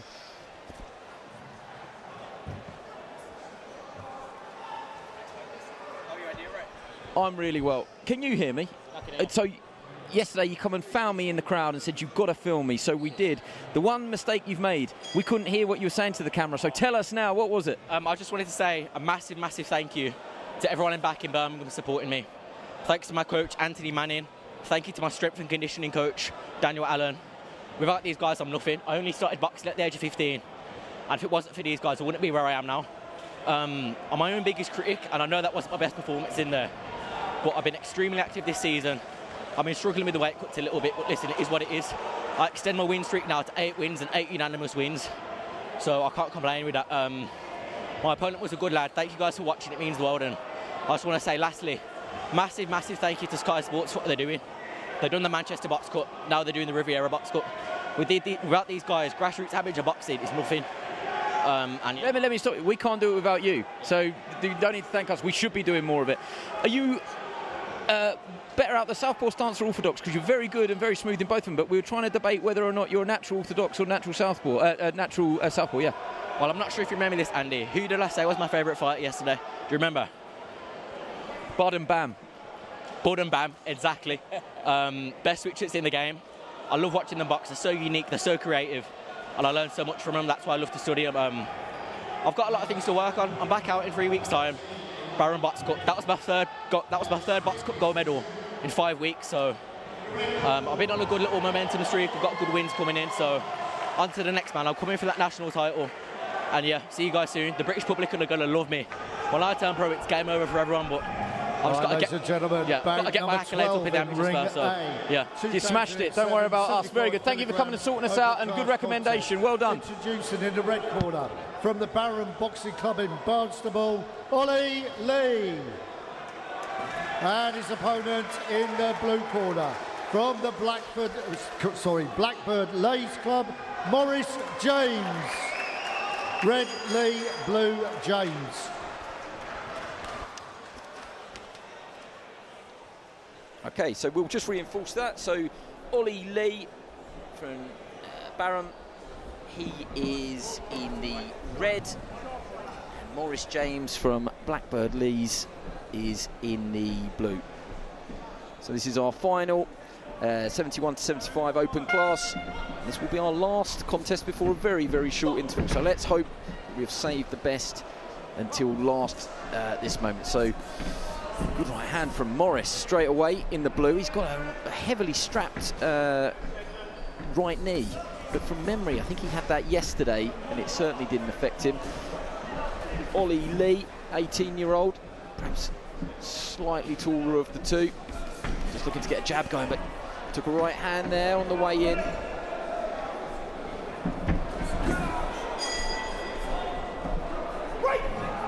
Good record, Ollie Lee, 47 bouts and 31 wins.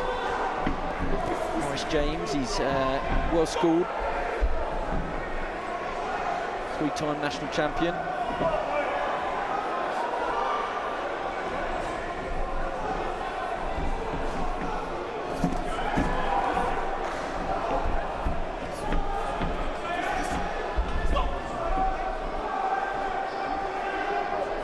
Just both a bit over-eager there, but it's been clean up until that point.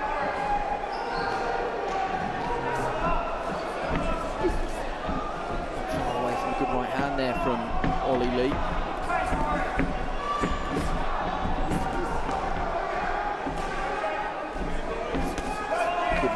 two from Maurice James in the blue.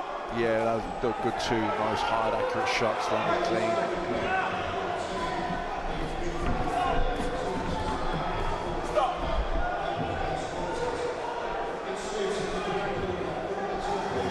It's a warning for holding for Lee. So he's really been marked early, hasn't he?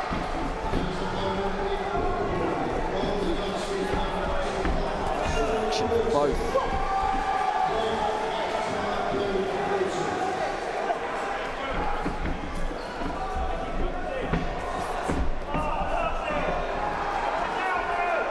Both throw-in, both landing. I'm not sure whose was the better shot there. Yeah, they're kind of cancelled each other out. Yeah, yeah, exactly. They're difficult to score. Oh, good right hand down the middle there from Morris. Yeah, they're the ones that are easy to score. Maurice James with a good, crisp right hand in the blue.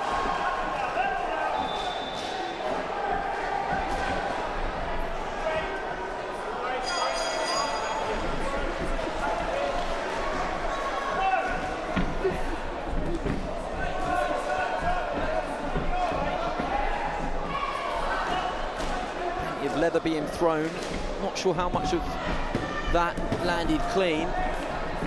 You know, there was a period where it was encouraged in amateur boxing more single shots and double shots as opposed to combination punches, because the singles and doubles are easy to see and therefore easy to score, and you know, combinations, you know, wasting energy. What's the point? But then sometimes you've got to put the combinations together to get. Sometimes it's the third and fourth shot that lands. Yeah.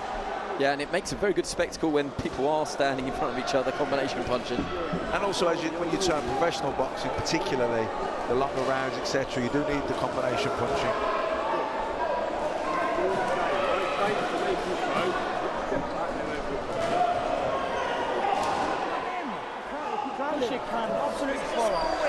This is a father-son combination.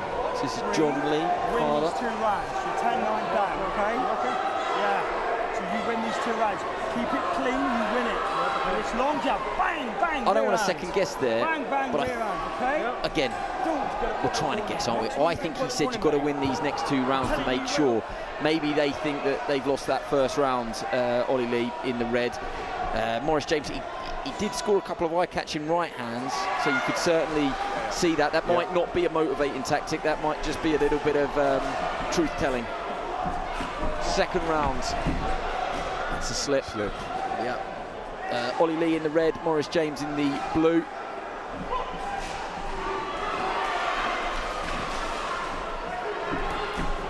There's a better right hand round the side from Lee.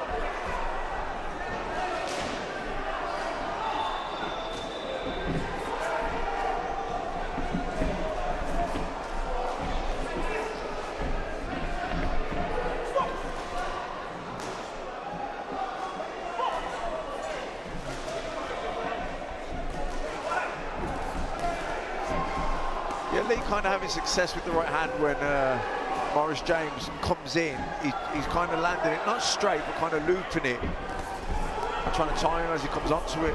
Maurice James made him miss and made him pay there, though. That was good work from... Oh, good right hand there. Yeah. Yeah. Walked him onto that as he kind of lunged in for the shot.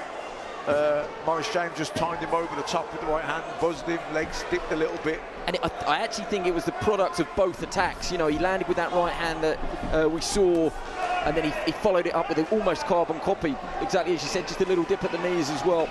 So he's got to tighten up here, Ollie Lee. Good work with the left hand that time. And Maurice James senses an opening here, doesn't he? Confidence is flowing offensively. He's very tidy at the moment. Yeah, he kind of smelling blood here.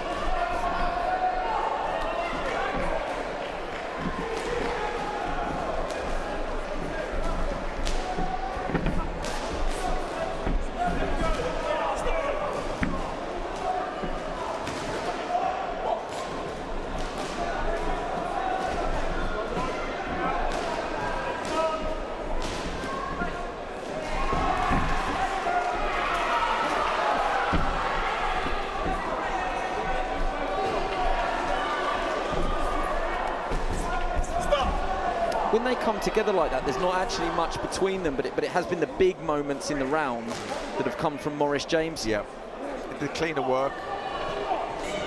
So the cleaner work, he's landed the better shots. He got the standing count as well.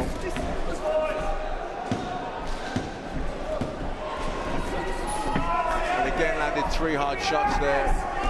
Yeah, and he's got Lee at that awful mid-range where he's neither out of range or on his chest where he can stop him working, and a few signs of battle there.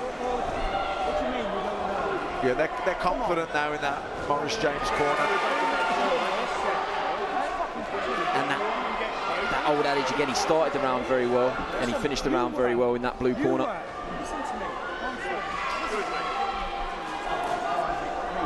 Come on, already done it. No, you haven't. 3 minutes to win this. Come on, buddy. You've got this. And really trying to fire him up in that opposite red corner. Yeah, I think they know in the red corner they need a big last round.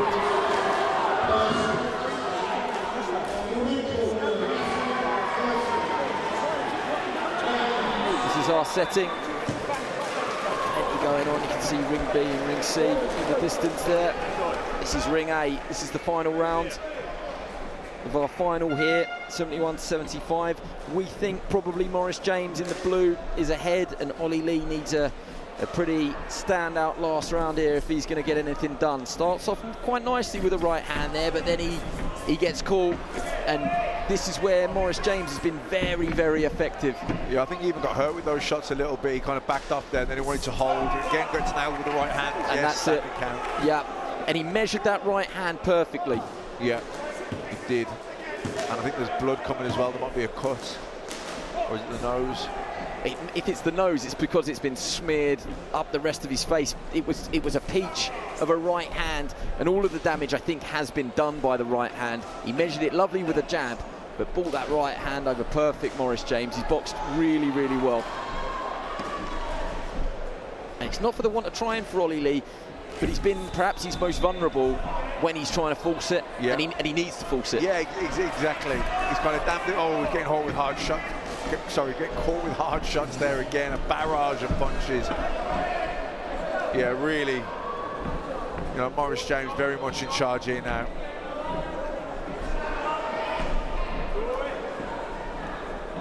What can Ollie Lee do here?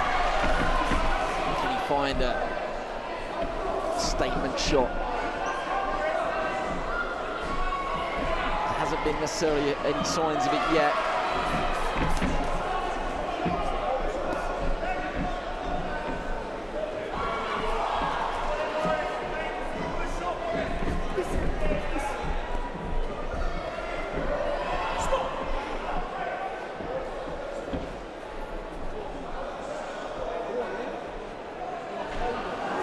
For holding, very clear, and he's disqualified. Yeah, he's not happy about that.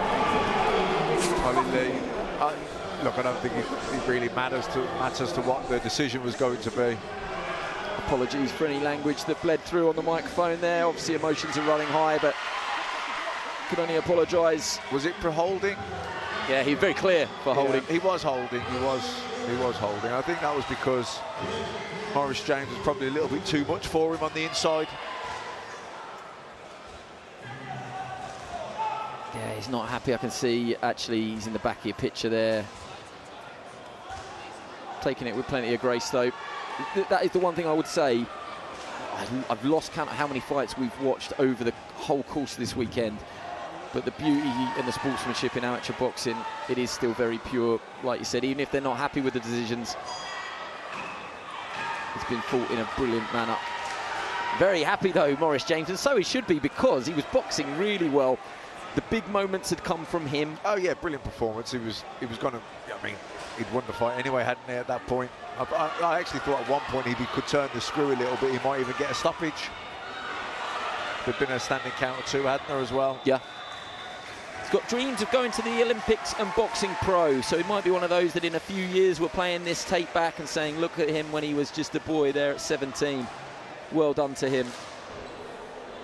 Okay, ladies and gentlemen, the winner of bout number 12 in ring A your winner by disqualification. In the blue corner, Maurice James, Blackford Lays.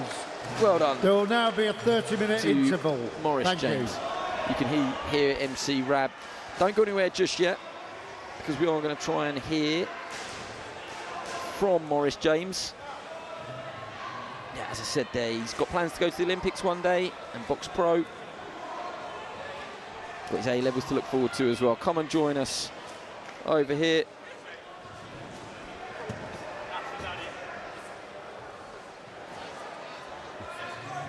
That was probably your toughest part of the day, trying to find your chair, but congratulations, well done. You look like you really enjoyed that. Arguably wanted to put an exclamation point on the end there.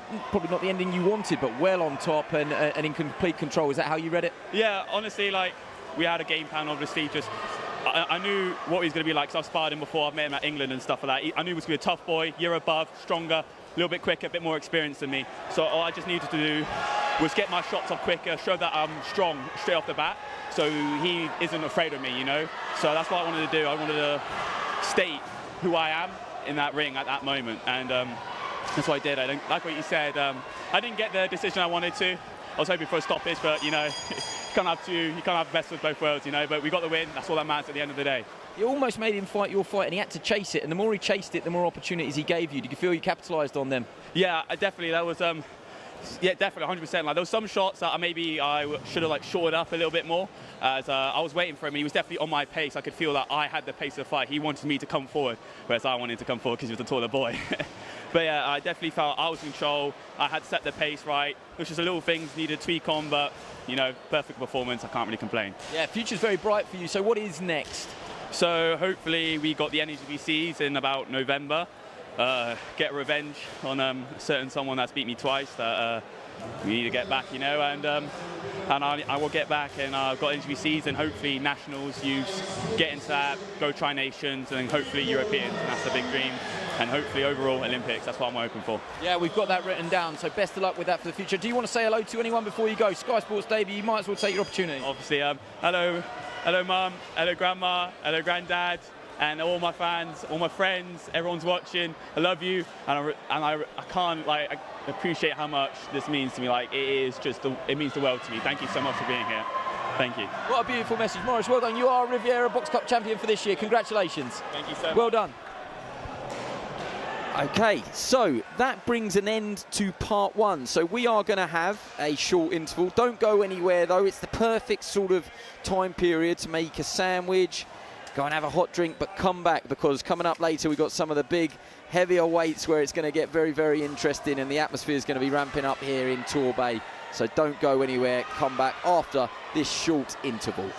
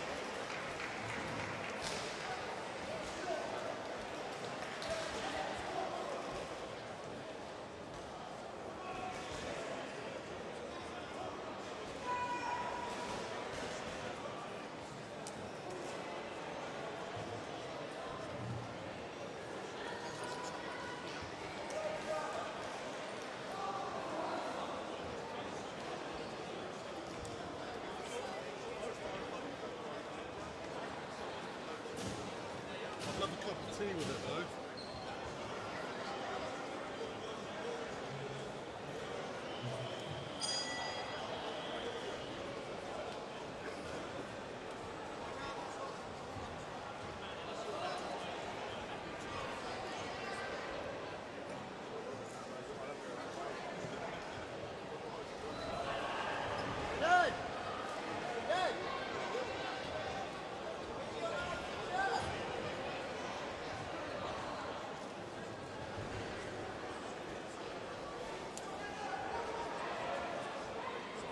Sports here, it's not.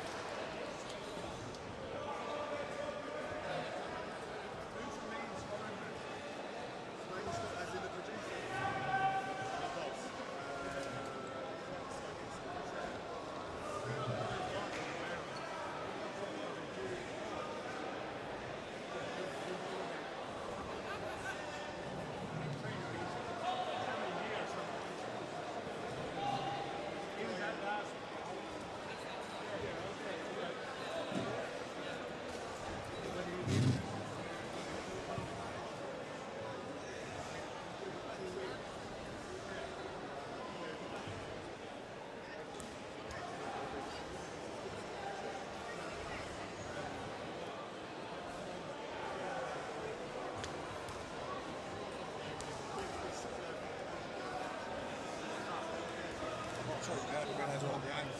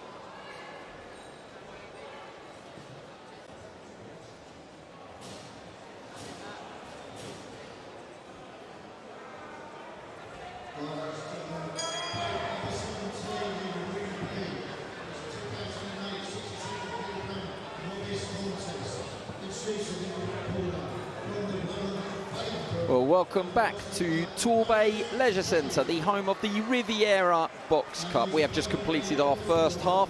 I hope you enjoyed some of the action on show there, because there was some really good contests. So much passion, skill, excitement. It's been brilliant. We move into the second half now, Matt, and it has to be said, have you even been able to catch your breath? I mean, and how many times were you grabbed during the interval by a disgruntled coach? I've had 3. so we've got a lot to go. Yeah, but you know what? The action's been brilliant. The quality's been good. Like I say, the effort from all the lads has been just ladies top and gentlemen, class. bout Yeah, number 13. Okay, let's get back to Ring A. We are just about to get our Bout number announcements. 13 in Ring A is the 2007 86-kilogram open class contest. Introducing in the red corner from the Romsey Amateur Boxing Club, Aaron Lane. And his opponent in the blue corner from the Torbay Amateur Boxing Club, Boyd Chapman. Red Lane, blue Chapman.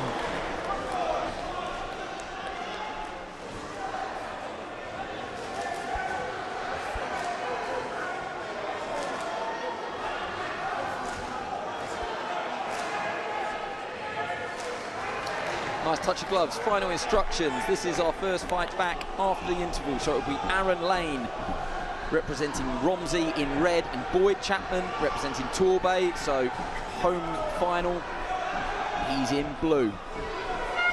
Back to the big boys here as well, 81 to 86 kilograms. Here we go. It's a clash of orthodox and southpaw, with Aaron Lane with the sparkly pink shorts, the red headgear, boxing orthodox, Boyd Lane. Boyd Chapman from Torbay in the all blue, and he's boxing out of the southpaw stance. He just looks to get to work there. Some nice combination punching, lovely sort of threading the needle uppercut as well, Matt. Nice start from Boyd Chapman, who will have home advantage. Yeah, you can see straight away Chapman, he's got a nice repertoire. He's looking for that straight left, obviously, down the middle, but also the uppercut into the pit of the stomach. He's throwing it well into that area. Aaron Lane just trying to close that distance. Might have to take one or two on the way in. It's quite a big puncher, Boyd Chapman. It's better from Lane. Cuffs Chapman around the top of the head with a left hand. Yeah, well, Lane's certainly aggressive. He's trying to keep the pressure on Chapman, not allow him time or room to get his shots off.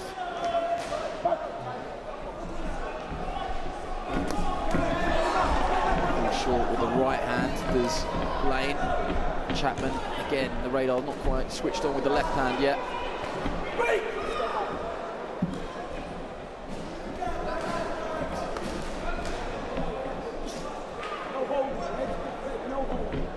Needs to just work it out amongst themselves on the inside.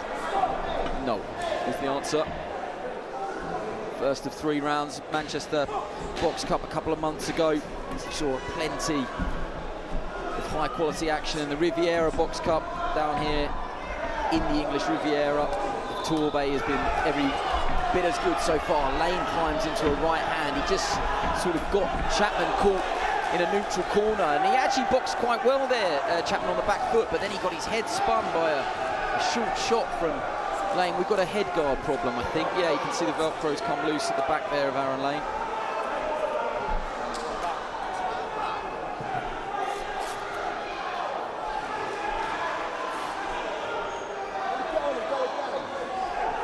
Running repairs there for Lane.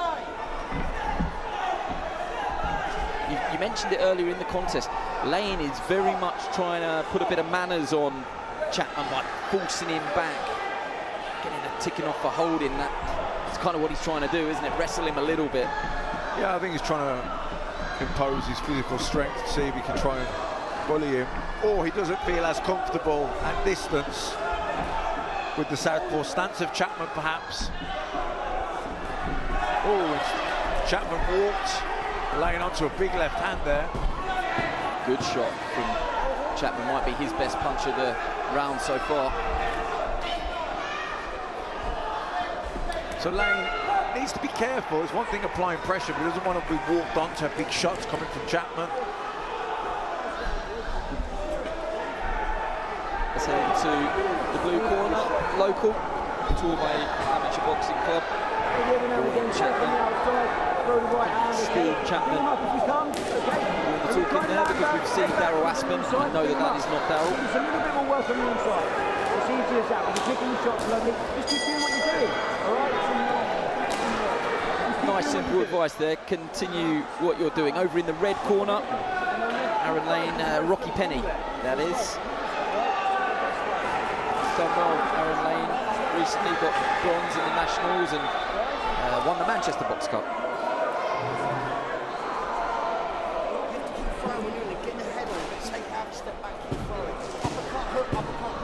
Uppercut, hook, uppercut, hook. I caught the end of that. I wouldn't necessarily want to be one of the 5 scoring judges at ringside scoring that first round, because it was nip and tuck. There wasn't a hell of a lot in it. It was nip and tuck, but I felt that Chapman landed better shots. Certainly the cleaner, more eye-catching, easiest to score shots. A lot of pressure from Aaron Lane, but I think that worked against him a couple of times because he kind of walked onto a few shots from Chapman. That was nice from Lane though, little short shot up through the middle.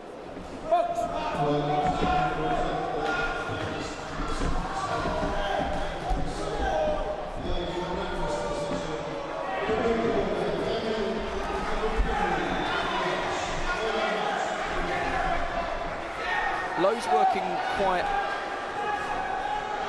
Lane is working quite hard to get Chapman there, but when he's there, he's almost smothering his own work a little bit. Chapman's read that quite well and then just cuffs him around the head and spins out. That was nice work from Boyd Chapman in the blue from Torbay. Aaron Lane, Romsey in the red.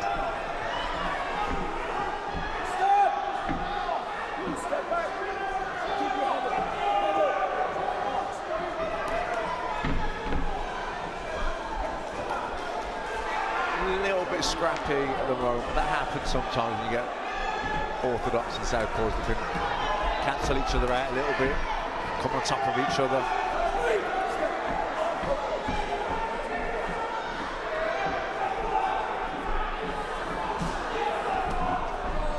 Yeah, they both might benefit from taking half a step back, but it's easier said than done because it is a final. I think it's probably a Sky Sports debut for both of them. They're both desperate to impress. Yeah, and it's only 3 rounds. You know, you don't want to, you know, you lose the first round and all of a sudden you're chasing the fight. Yeah. What are you waiting for? You know, too busy waiting. Exactly. This has been a scrappy round, though.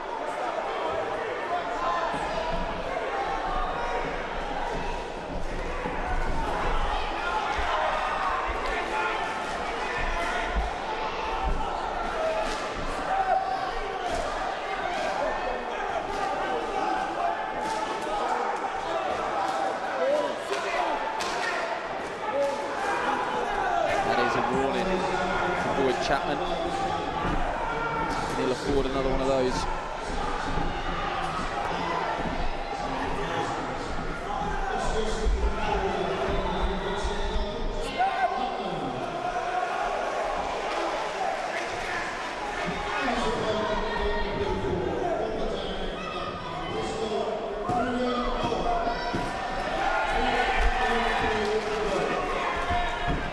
Better work from Lane there at the end of that exchange. Yeah, I think he probably had the final say there, didn't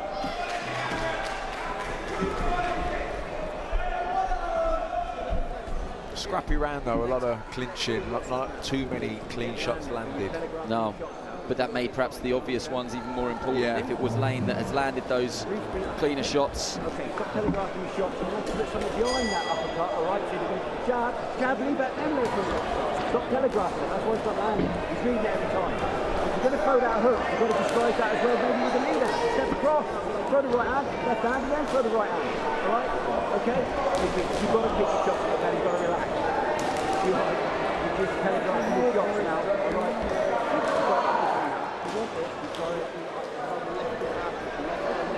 Left throw it, and then left throw it.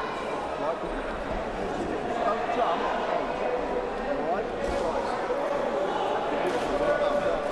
Hear a couple of bits of advice there, and it sounded like very good advice. So saying to Chapman in the blue corner there, just try and relax and don't load up.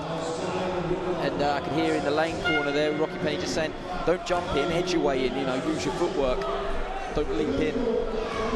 Okay, third and final round, all to play for maybe. That was a nice left hand there from Chapman.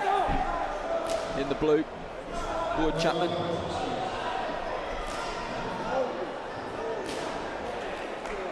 Okay, there's a warning for Aaron Lane for holding.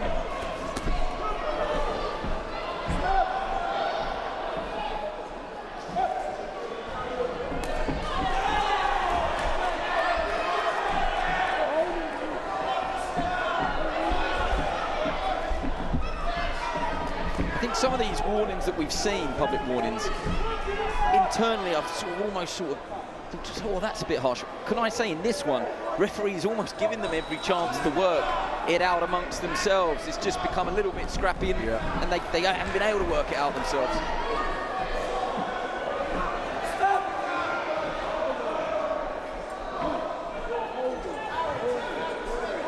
Well, that's balanced that out. Yeah. And it, you know, so we are where we are. They're both guilty. They're both guilty of it. I think, you know, without sounding harsh at all, it's completely understandable. They're doing everything they can to impress, and they're probably trying a little bit too hard to impress. Yeah, I think, which is not a criticism. No, I think Chapman's probably trying a little bit too hard, needs to relax a bit more, and similarly Lane is a little bit gung-ho. He's thundering a little bit on top of himself, smothering his work, and they're both ending up in clinches. Just saying you're leading with the head there, burrowing in with the head, Lane. You can kind of understand the game plan. I think he's just physically trying to back Chapman up, but you can't do it by leading with the head like that. And this is where you want to see him work it out. This is where you want to see him letting their hands go on the inside. When I can see a bird in the arena, man. A bird has made its way into the hall. Slight distraction. He's not over ring A at the moment. I think he came in through the fire exit. There you go. You're flying over there. Oh, shoot. Pecking away at me.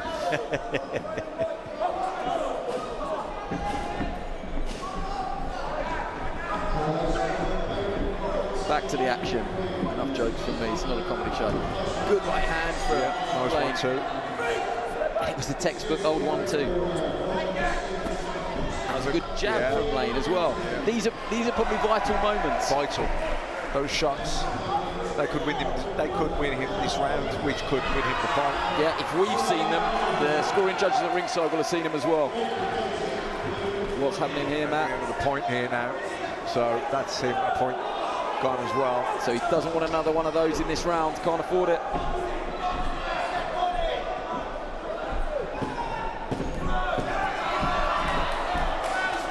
If there's any criticism of Chapman, he's got long arms. He hasn't really used a jab, as he probably would have liked to have used a jab as a rangefinder. That is the final bell. The bell, and you know what? I think that point off probably cost him the fight. He might have lost it anyway, but I think that's definitely will have swung it Lane's way. Let's see. They haven't been particularly easy to score the fights. I think we've almost agreed on every single winner, but I can see how difficult it is to score. Especially a scrappy fight like that, there's not a lot of shots landing cleanly, which we would consider those, scoring shots. There's a lot of shots scuffing and partially landing, but I think Lane Lane definitely won the last round, plus he had the point off. Sorry, Chapman had the point off, so he won that by 2 points. So if he's won one of the other rounds, he's won the fight. I thought Chapman probably won the first, second one. Not sure. That could be that's the round that dictates the fight. But then obviously Chapman had the point off as well. So yeah, I think I would say that Lane has got it.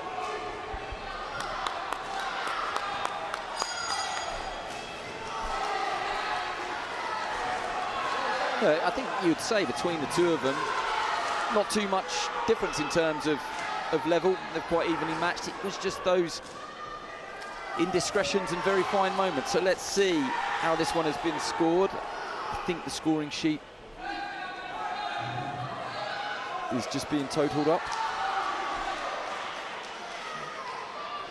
Someone told me that was a messaging bird taking the scorecard over. I'm not so sure. MC Rab. A raven. There you go. Right, ladies and gentlemen, the winner of bout number 13 in ring A by disqualification. Your winner in the red corner, Aaron Lane Romsey.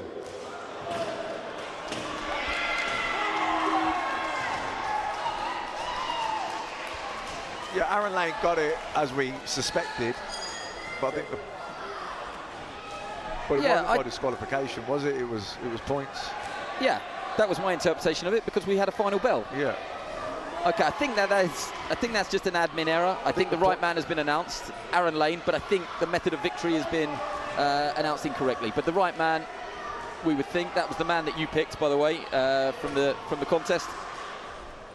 He's having a quick photo with Coach Rocky Penny. When he comes over, Aaron Lane, I may well just ask him, have we got that wrong? Were we too distracted by the bird? I'm sure we had a final bell. The raven. Yeah. Here he comes. Let's get a word with him.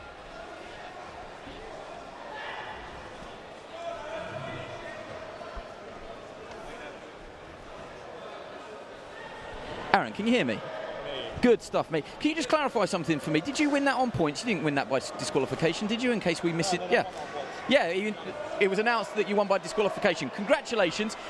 Scrappy at parts, but actually the key moments you won. Is that how you interpreted it? Yeah, you've got to do it. I mean, once you're with a smothering southpaw, if he's going to lay on me, I'm going to keep hitting him, and I'm going to keep hitting him, and then I'm going to hit him some more. And if I feel like it, I might even hit him some more. So that's what I plan to do. Listen, it's a pretty simple game when you put it like that. What do you think you showed us today in terms of the overall package? I showed you I'm the man of the hour, too sweet to be sour. What you see is what you get, and what you don't is better yet. I'm the women's pick and the men's regret, and if you went against me, you made a bad bet. Oh, come on. Come on. You tell me there's no more. One more thing. Someone real close to me died last night, and to be honest, I wasn't really sure if I was going to come here today. I'm in an iron about this morning thinking, well, I don't really care about this anymore. I really wanted to get here and sit here and speak to her family, Chris, Kiefer, Mason, Lawson, and just tell them that, you know, I'm with them. And that's it, Swift Swim. That's it, and yeah, a real emotional day for me, but I come through and this is what I do. No matter what, no matter how I feel, I'll get in the ring and I'll fight whoever. Apologies for the trend, but you never actually named Sam Darko. Is that who you, that message was? Died, yeah, that's who died, yeah. Our commiserations and condolences from everyone at Sky Sports Boxing is with the Darko family, a friend and a sponsor of yours. Thank you so much. Well done to you as well. Incredible poem there. We're not going to beat that today. Corner from the Guildford Amateur Boxing Club in Ireland, Dara Halfpenny. Red Studley, blue Halfpenny.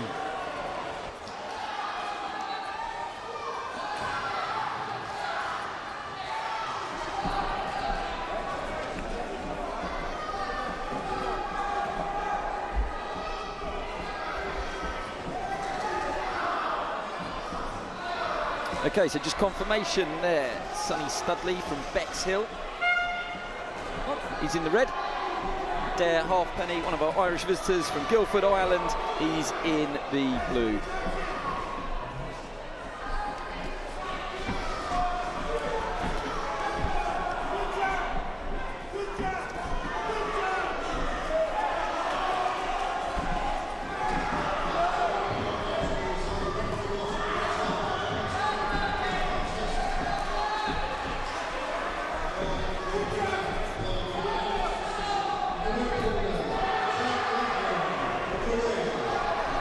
Just throwing out that left hook to the body on a couple of occasions, lands on that lovely right hand over the top, landed flush on the chin of Studley. Credit to him, took it incredibly well, but you won't see a better punch than that thrown all day. Really nice right hand from Dare Halfpenny from Guildford, Ireland.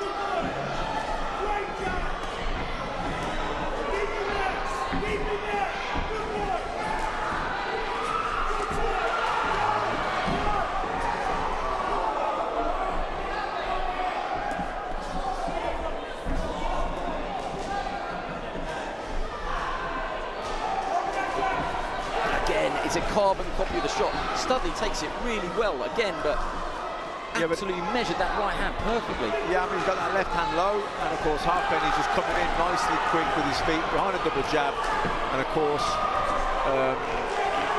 Studley wide open for the right hand. So better left hook there though from Studley, and shaking the head as if to say, nope, not today. But he's got to neaten up, got to tighten up.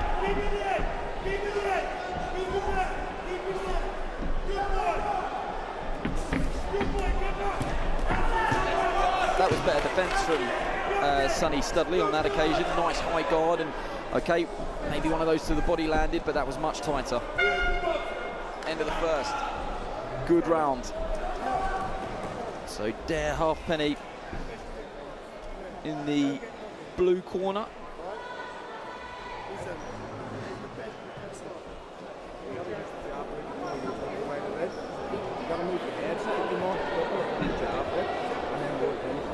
We get in trouble, Matt, with our Irish Pope thinking that is Bernard McCormick.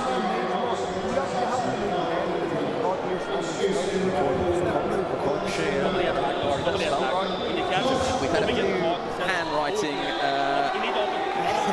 issues today, so Bernard, when you watch this back, I'm sorry. And in the red corner, again, we've got Terry and we've got Fletcher. Apologies, gentlemen, I don't have your surnames. Don't get cocky. I've got a good mate called Terry Fletcher. What's he doing today? He's not doing the Box Cup, is he? Round two of this 3-round contest, the final. 60 to 63.5. kilograms. Sonny Studley, Bexhill in the red. Dare Halfpenny, Guildford Island in the blue. Probably the key moments came from Dare Halfpenny in that first round, but Sonny Studley on more than one occasion shook his head and said, no, didn't hurt me there. Had a couple of moments of his own.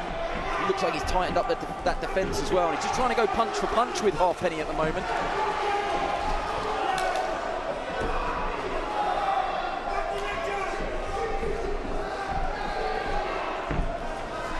And from Studley, much better.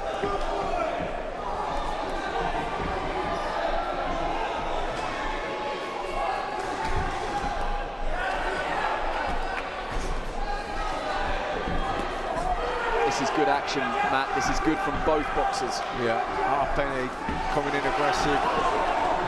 Used that left hand quite well, though, Sonny Studley, with some nice counter shots. Oh, that's a good right hand from Halfpenny. And again. Just keeps getting nailed with those right hands, though. Halfpenny. Sorry, Studley. Halfpenny found his range. A war has broken out in ring 8, and you're watching it. Yeah, I mean, Studley and Halfpenny. Yeah, Studley's taking these shots well, but Halfpenny is landing a lot of them. You know, they're big scoring shots, so easy to watch. No judge will miss those. You know, even the left hooks to the body from Halfpenny. They went for broke there with that left hook, missed wildly. Studley made him pay as well. Good work.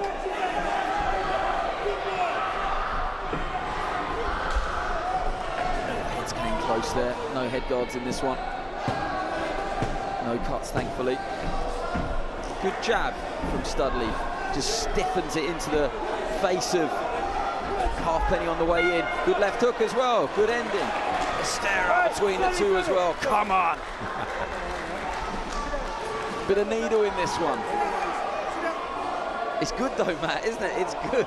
Yeah, but you know, Studley, I think Halfpenny come out aggressive, landing big shots, a lot of pressure. Look like, wow, he's got to drive. You know, he's in the driver's seat here. But there's a bit of defiance in Studley. He's not as physically as strong, but there's plenty of fight inside of him because he's not lying down here. He's very much in the fight, and he's here to fight. And absolute all credit to Sonny Studley. He's the least experienced here in the whole weight category. Dare Halfpenny over in this corner that we're looking at now, four-time Ulster champion. So there is a difference, at least on paper, in experience. But actually, it's been a very, very good fight so far live on Sky Sports Boxing. Yeah, and also I think it's fair to say that, you know, Halfpenny's a few years old. You can see he's that bit more mature as well. Yeah, Sonny Studley, 19. Dare Halfpenny, Guildford, with the blue gloves. He's 22 years old. What can Studley do in this last round here? Third and final round. Good left hook. Yeah, got caught with a big left hook there, Studley. Halfpenny, like I say, found his range good now with not just the right hand but also the left hook. Got nails with the right hand there. Again, he comes in, you know, behind the jab. Sonny Studley, though, you know, you're not going to see a better right hand than that all day, and he just shakes his head.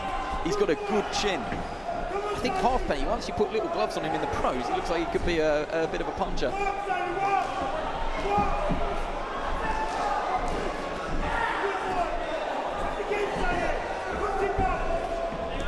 Good from Halfpenny, and that was off the back of some success for Studley, which might break his heart a little bit. Or demoralise, that's a better phrase there. I don't think there's anything wrong with the heart of Sonny Studley. Just might demoralise him a little bit because those right hands, left hook, he's got to maybe tuck up here, Studley, because that's a good period for Dare Halfpenny. Yeah. And again, right hand.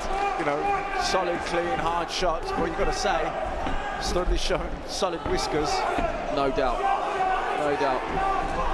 But the quality is from Halfpenny. He's very good. Yeah. No, he's very much on top here. But for the, you know, the disadvantages in youth, in experience, you know what I mean? He's not as mature as he's only 19. He doesn't look like a particularly mature 19-year-old where physically, yeah. You know what I mean? Where you look at their Halfpenny, he looks like a mature 22-year-old, doesn't he? Cracked fight. Yeah, Well good done. fight. Really, really good fight. Congratulations to both of them. That's a good contest. Perhaps not one of the harder fights to score that we've seen today. Dare halfpenny, I'd be very surprised if he hasn't got that. But Sonny Studley, I hope you enjoyed that, because you'll probably learn more in that, and that'll bring you on, hopefully. It was a dominant performance by halfpenny, but you know, it takes two to tango, and that was a good fight. And you know, Studley certainly showed a lot of grit, a lot of resilience, and he'll learn a lot from that fight. I think there's bragging rights with clubs as well, aren't there, at all these tournaments? Before that contest and before the contests were underway in B and C, Guildford as a club have got the most wins overall for the Cup.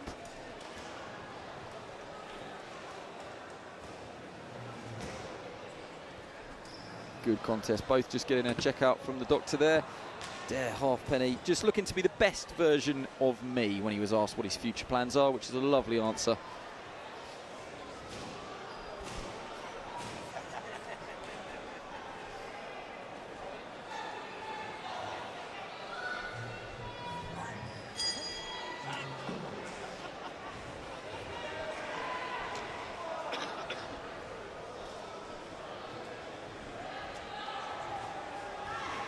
Okay, I think MC Rab is not too far away, just getting final checks there. Sonny Studley.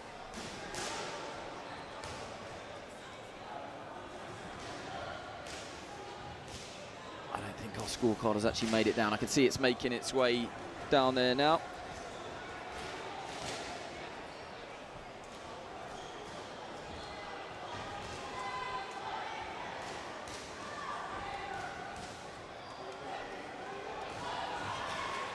But really good fight from both of these. Quality final. Let's get confirmation of the result. All right, ladies and gentlemen, the winner of bout number 14 in Ring A by a split decision. In the blue corner, Dara Halfpenny, Guildford, Ireland. Well done. Well done, both lads. Dare Halfpenny, blue corner. Congratulations to him.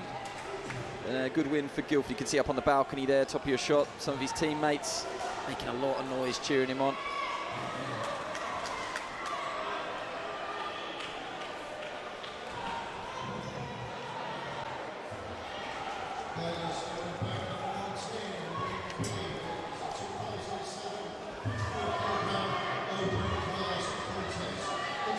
Okay, Dare is going to come and join us for a very quick interview while we get our next two fighters ready.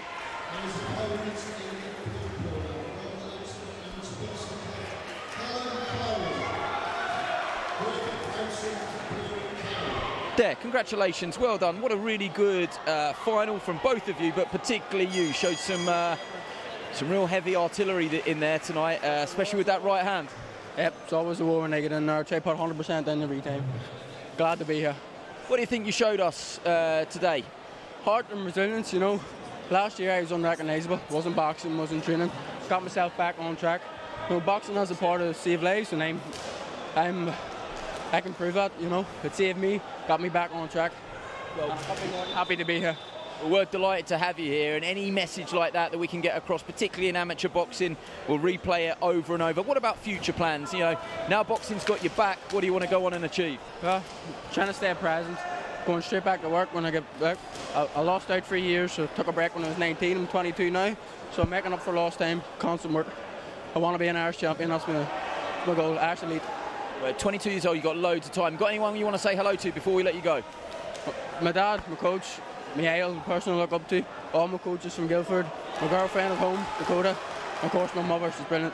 Brilliant. Well done today. You're Riviera Box Cup champion. Hopefully we'll see you in the future.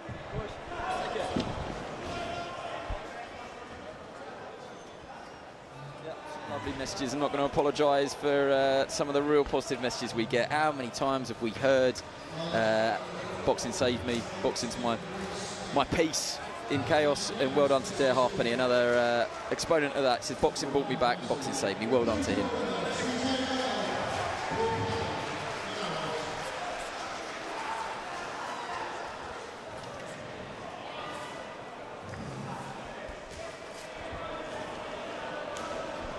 Okay, ladies and gentlemen, bout number 15 in Ring A senior novice contest at 67 kilograms. Introducing in the red corner from the Jab Boxing Club, Dre Patterson. And his opponent in the blue corner from the Stevenage Amateur Boxing Club, Oliver Cullen. Red Patterson, blue Cullen.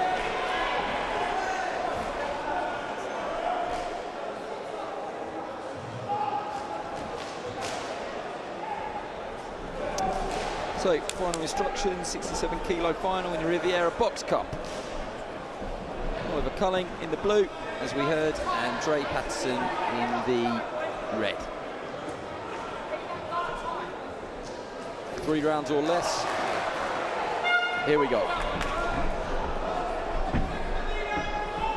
Saw a lot of Patterson yesterday, before his bout, watched his bout and had a chat with him afterwards. He's very late to the sport, Matt. He's learning on the job, and he has quite a sort of unorthodox style, a little bit herky-jerky, but really, really effective. And if Oliver Cullen hasn't watched too much of him, he might just have to take a little bit of time to get a read on him. Yeah, I can see that already. I mean, he's already landed some hard left hands down the middle. Cullen probably struggling actually to get out of the way of them as again gets nailed with a left hand down the middle. Like you say, quite herky-jerky. Super effective though, and one thing I sort of took from his fight yesterday, switches well. And whilst nothing seems to be hard, everything's crisp. Yeah. So you think he's flicking it out, but actually they're crisp shots. Cullen just trying to get a read, get his own shots off here, because that's been a first-minute blaze really from Dre Patterson in the red. Better from Ollie Cullen, who's got long levers, he'll want to use them.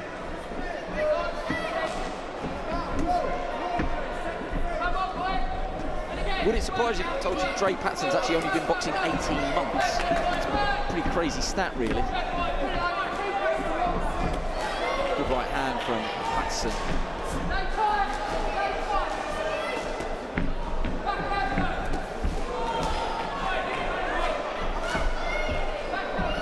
He's setting the pace and setting the tempo here. Cullen actually seems quite happy just to let him lead off, but he hasn't made him pay at all yet. Two-time national finalist is Cullen, who represents Stevenage Boxing Club.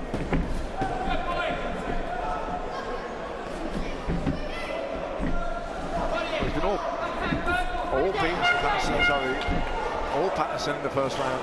Yeah, he did finish crucially with a nice right hand there, Cullen, but again, I'm not trying to second guess how to score amateur fights, but I can't say there could have been any other than a Patterson round with the sheer weight of shots he was throwing. That's Josh Burnham in the corner. Anybody that watched a lot of our coverage through the years will recognise him. And you've got too many opportunities. Certainly very close with George Groves back in the day. Sure, I remember him with Tom Little as well. A couple of those Biofield bubbles back in the day. If you do that first phase, make sure you follow the double attack. And quite a nice story, and I don't think you'll mind me saying. So Josh Burnham's like, look, I have no idea how good Dre Patterson is, but he thinks he's much better. So I'm trying to sort of just keep throwing him in and see how he gets on. He just keeps winning. So it is a nice story. He's like, we haven't found his level yet, so I keep throwing him in, and he keeps winning. Well, he keeps rising to the challenge, doesn't he? So, and he's improving and developing, and he'll pick up the experience from that tournament and this tournament. So that's what it's all about. Much better jab there from Oliver Cullen. He has to start getting his own work off though, Cullen, because even if the shots are of a higher quality, surely he didn't throw enough of them. But let's see, it's early days still, second of 3. Doesn't want to be there though, because Patterson looks quite dangerous there.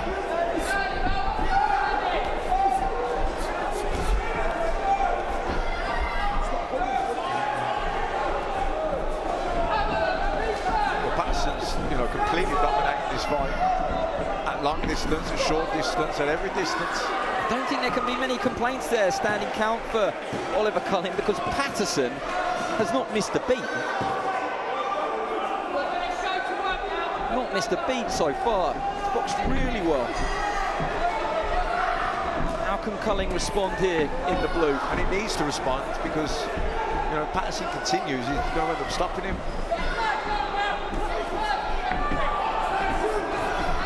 That's better from Culling, who just managed to stop Patterson coming forward at least.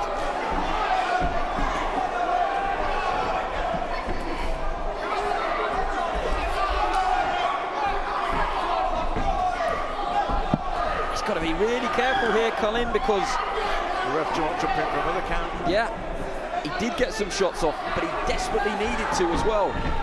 Desperate times, he's got to try and tighten up defensively, or at least try and keep Patterson at bay. He's kind of getting physically manhandled, bullied a little bit there as well, isn't he? Culling now by Patterson. Yeah, he's the bigger man physically, but he hasn't made those physical advantages pay at all. Really, really good from Patterson so far in the red gloves. Good second round, which included a standing count as well.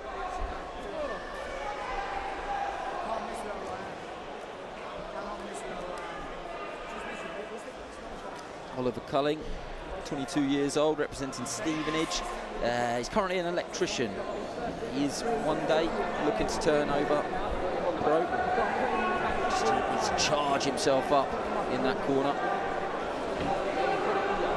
Can he find a spark from somewhere?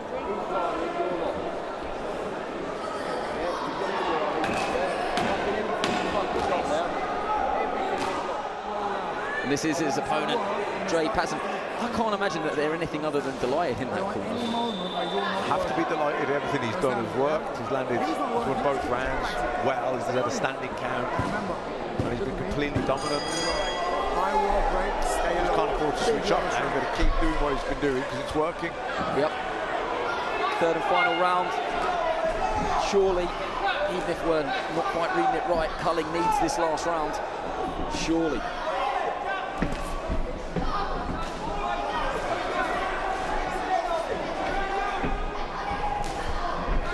Dre Patterson in the all black, the gold waistband in the red. Culling with his name on the waistband in the blue. We think Patterson has taken those first two rounds. Oh, good shot from Patterson. There you go. He's had his man hurt and he's just stayed on him, hasn't he? Stayed on him. Hasn't really given Culling any real chance to get back. What sort of finisher is he here? Can he close the show? Yeah. That's two right hands. I don't think we'll see a third, a fourth and a fifth, surely. He's on the verge here, surely. Dre Patterson.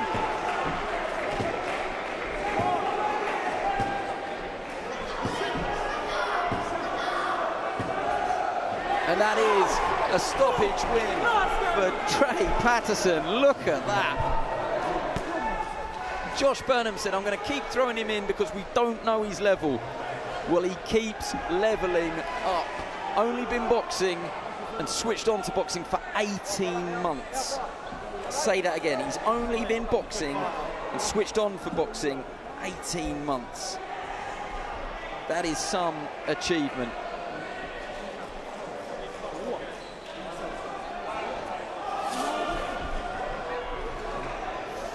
Fight number 15, and that's our first real legitimate stoppage. We've seen a couple of DQs, but I mean, he did not let his opponent breathe for a second.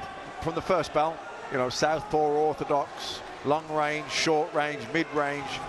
He was just completely dominant in every aspect, every area of the fight.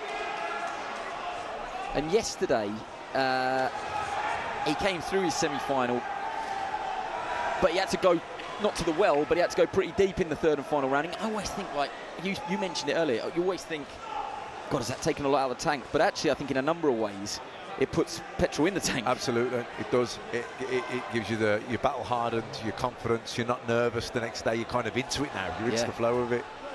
God, he was brilliant. Dre Patterson, well done. Your confidence is up. You know, you really are rolling. Right, ladies and gentlemen, the winner of bout number 15 in Ring A The referee stopped the contest in favour of the red corner. Your winner, Dre Patterson, Jab Boxing. Well done, both boys.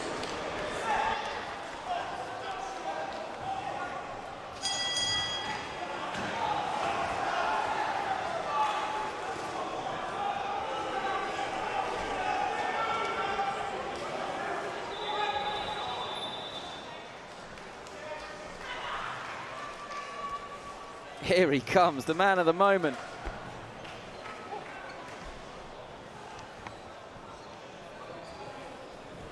Going to pop that on your head because I don't want to cover up your proud sponsors logo, I'm sure. Now Josh Burnham grabbed me and he said, I've got this guy, Dre. We don't know how good he is. He thinks he's going to the top. I'm going to keep throwing him in because we want to see if he can sink or swim. My word, you just swam all the way through the Riviera Box Cup. Well done, you must be over the moon. Oh, listen, I feel incredible, ecstatic to say the least, honestly. Listen, they call me the hard-hitting, guard-splitting, good-looking one, left-hooking one, cold in the stone, tougher than a bone, Dre Stone Cold Patterson. Give me a chance over it. Will you give me a chance over it? I mean, you've only been doing this properly for 18 months. That's quite laughable, to be honest, because it's incredible your rise and your ascent. I mean, how far can you go here? What do you want to do? I want to go to the very pinnacle of the sport. When I first stepped into the boxing gym, I'm going to be honest, a lot of my mates now that I'm obviously around because of the sport, they told me the truth. They said, listen, mate, you came in here talking, saying you want to do this and saying you want to do that. They didn't really believe it, but they wasn't supposed to, though, because it was really wild. It was really... it was a wild thing to say where I wanted to go with it, but you know what, 18 months later, I'm sitting here, two-time Box Cup champion, 9 fights, 9 wins. I beat a 28-bout kid on my 3rd fight. I've taken 4 O's. All the boys that I've boxed, these are brilliant boys. That's obviously started the sport at a lot younger age, but listen, I got into the gym, I stuck in there, and I said what I was going to do, and I've done it. And you know what, I want to dedicate this fight to my little brother, Draquan Patterson, and he's the person I do this for, because unfortunately in 2021 we lost him to gang violence. Unfortunately, and this is my way, you know, to like basically say sorry to him, say sorry that he got caught up in that kind of situation. It's awful. So that's what actually pushes me to do what I do, and I'm being genuine honest every single day. Every day I wake up, every day I get into the gym, that is what I'm dedicating this thing to. Every medal, I got it up on a wall with his picture there, and I'm starting to run out of space in my trophy cabinet, so hopefully my coach can, you know, get me a bigger one, you know what I mean? Nice one. That is the most powerful message. I hope it goes long and far. Well done to you, and congratulations. Box Cup champion, Riviera Box Cup champion, well done. Nice one, well done. Shout out Jab Boxing, thank you, I couldn't do none of this without you, let's go. Nice one, thank you so much. From the Chadwell St Mary Amateur Boxing Club, John Mara Adaromaya. And his opponent in the blue corner from the Barton Hill Amateur Boxing Club, Jadelle Stewart. Red Adaromaya, blue Stewart.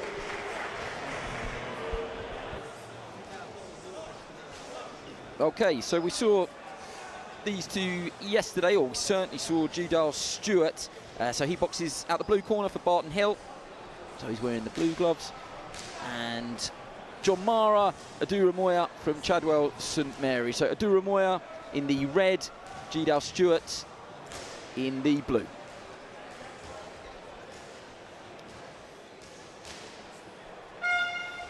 So Jadelle Stewart, who we saw yesterday, he had to come through his semi-final. This is John Mara Aduramoya's first fight of the weekend. Getting into those heavier weights now, Matt, and these guys can punch. Yeah, the bigger you are, the harder you fall. Nice right hand to the body there from Aduramoya. Oh, good left hook into the body from Stewart. Yeah, it's nice straight backhand left straight into the body of Aduramoya. He just cuffs him around the side of the head with a nice right hook as well. Stewart's getting a ticking off there for not listening, but again, the noise level started to ratchet up in here. It is almost impossible to hear, I think, those instructions. Good right hand from Aduramoya.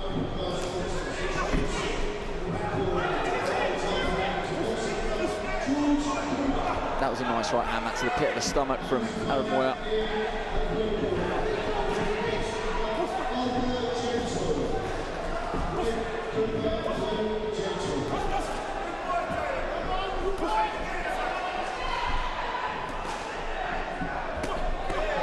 Lovely left hook from Stewart. Just went around the corner of the guard there, did G-Dal Stewart. And good body shots going in there from Stewart as well.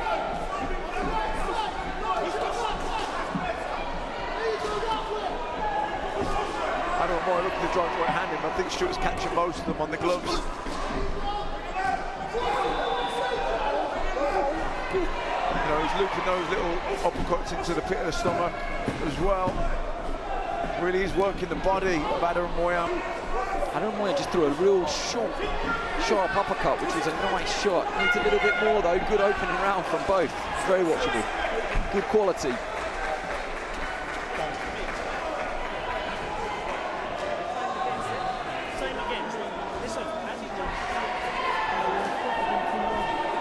This is the G-Dal Stewart corner, representing Barton Hill.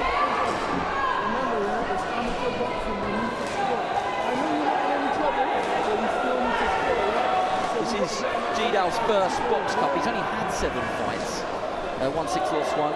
Came to a really good semi-final against Finchley yesterday. There's a bit of security work, looking to go pro once he's got a little bit more experience. This is no bad experience, I think. Keep boxing regular, boxing on a Saturday, boxing on a Sunday. They stayed on a farm on Friday night, Airbnb job, and the animals kept him up all night, and he had a terrible night's sleep, came out and boxed brilliantly. So they were weighing up, should we stay there for luck, or should we find a nice soft bed where we haven't got the cows and the sheep driving us mad? Sometimes it goes that way. You can have a terrible night's sleep and box brilliantly. You can have a great night's sleep and you can box terribly.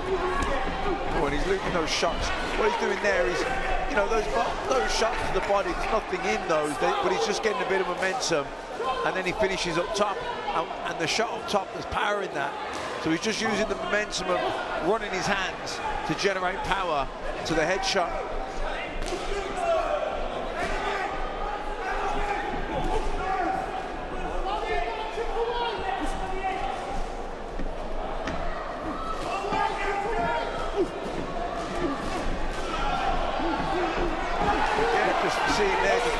Shots to the body, not a lot of power in those shots. That's an uppercut. Just looks to hold there, Adam Weir. I don't blame him either. Good right hand from G-Dal Stewart, going for it. Big shot from Stewart, body, head, uppercuts. To his credit, to his absolute credit, he took them quite well, John Mara Adamoya, but he doesn't want to be in that position again, because G-Dal Stewart went from like first gear to about 5th there.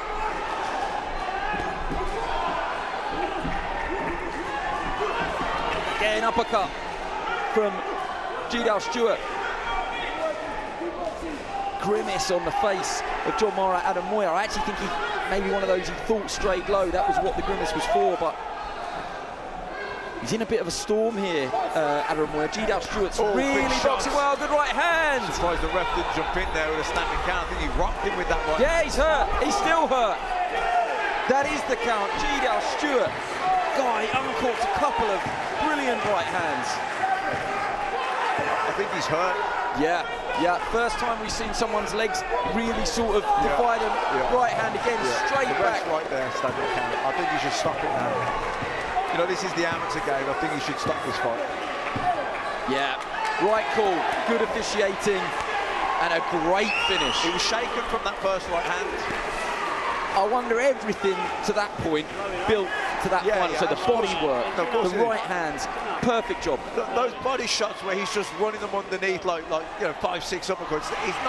There's nothing in those punches, but he's just getting a bit of room, a bit of momentum, where he can then switch it upstairs. It brings the hands down of his opponent. It helps him gather a bit of momentum, and then when he switches it upstairs, that's when he plants his feet. That's the power shots in the final shot. If I was watching that, I think there's a lot to work with G-Dal Stewart there, because it's so early in his career, 7 fights in. He's obviously well coached, but he's got some really nice natural ability there. Boxed really well, explosive as well. What did you say at the start? The bigger they are, the harder they fall. Yeah. And he really did put everything together there. Yeah, that was a really impressive performance. And how many fights did we say he's got? 7 yesterday. That was seven, yeah. that was his 7th yesterday, so 8th today. Well done to him. He's got some old school inspiration there. Larry Holmes, Riddick Bowe and Aaron Pryor. Got to find out if he stayed on the farm. The winner of bout number 16 in ring A. The referee stopped the contest in favour of the blue corner. Your winner, Jadale Stewart, Barton Hill, Aberdeen Boxing Club. Well done, boys. Yeah, I think as is the way, we're so far away from the speaker system. Okay, let's do that one again then. Okay, the winner of bout number 16 in ring A. In the blue corner, the referee stopped the contest in favour of Jadale Stewart. It is still Jadale Stewart's well done, day. both lads. Brilliant performance. Got to come and hear what he's got to say.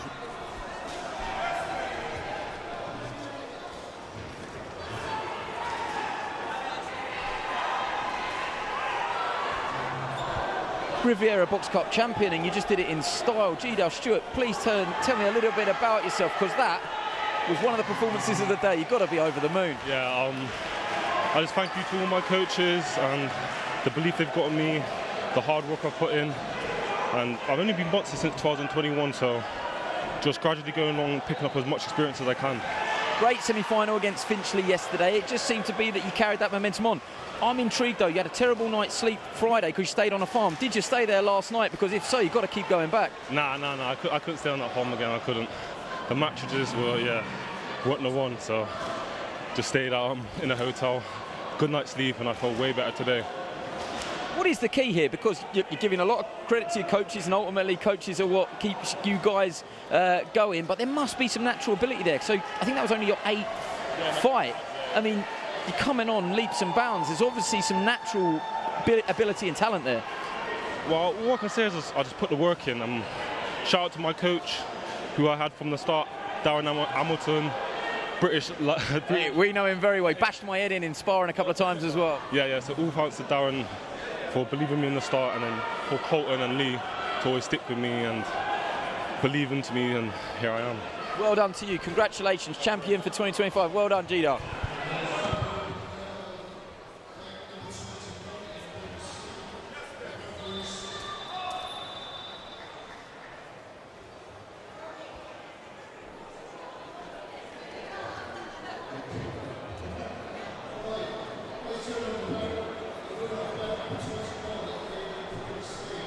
So I think we're just waiting on an announcement of a result in ring C.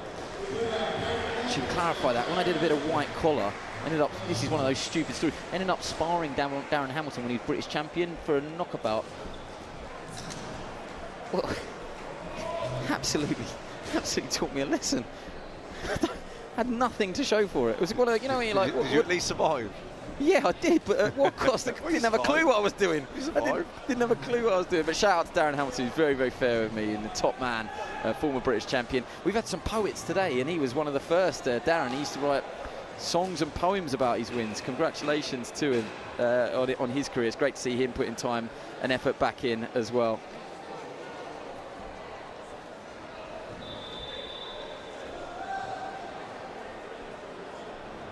Okay, back to ring A. Let's get this one announced.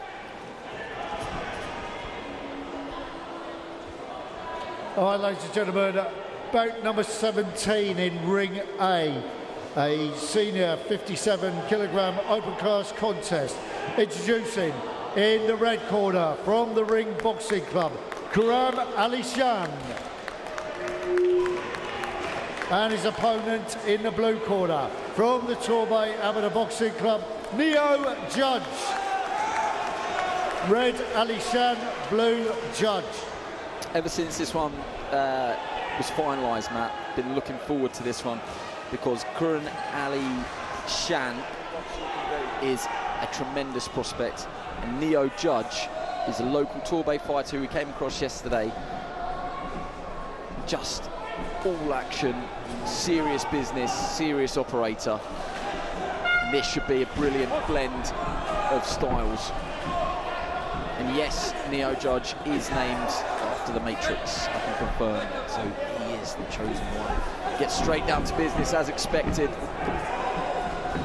This is what he was like yesterday. He's not going to be denied. It's quite front foot, and he's right on Coronel Shan at the moment.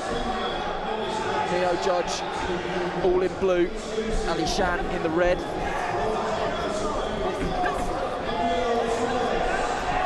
It has a left hook to the body and a right hook to the head from Neo Judge. Big shots. Certainly, but the left hand is already hit Ali Shan clean. Very aggressive start here from Neo Judge. Cuffing sort of right hand over the top. Cross come hook.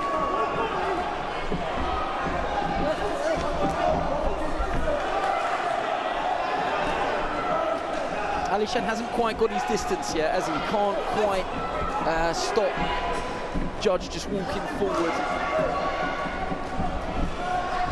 I think he's so sort of preoccupied with, you know, trying to tame Neo Judge. He hasn't really had a chance to focus on, you know, getting his own shots off. He's very much on the retreat here.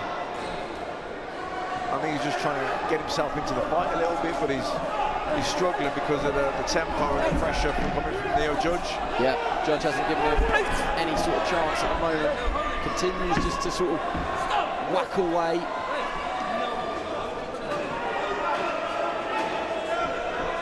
Coronel Shan, a year older at 20, Neo Judge 19. A couple of good jabs there from Judge, just as he was. Everything's come forward, isn't it? You know, he hasn't given Ali Shan any chance to come forward on his own. He's been stuck in reverse gear at the moment, the Ring Boxing Club fighter. No, I mean, he's very aggressive.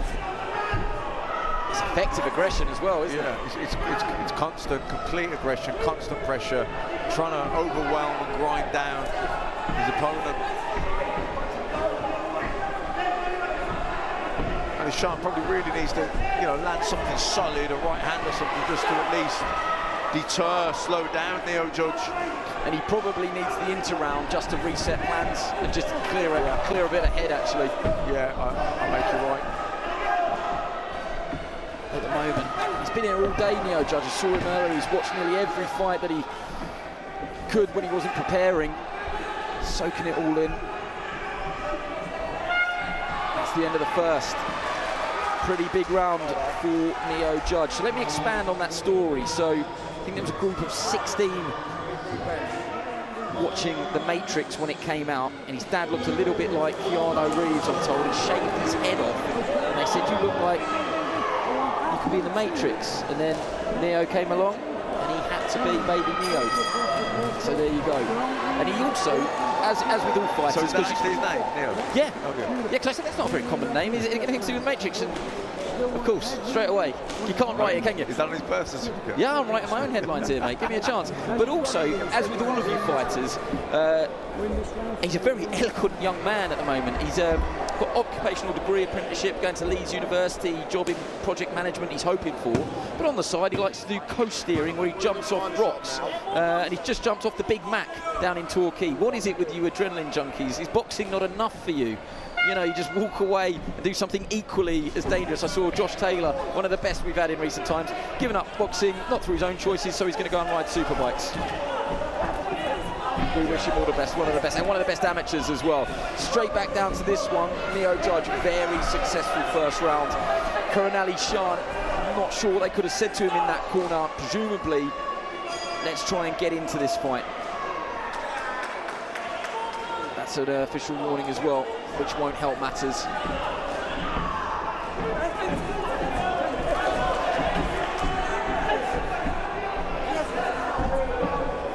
He's just not letting Ali Shan breathe at all, is he? Just all over him is Neo Judge in the blue.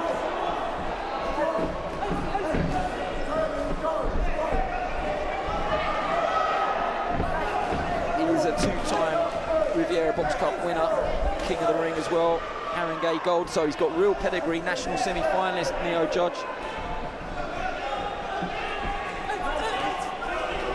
Good from Judge.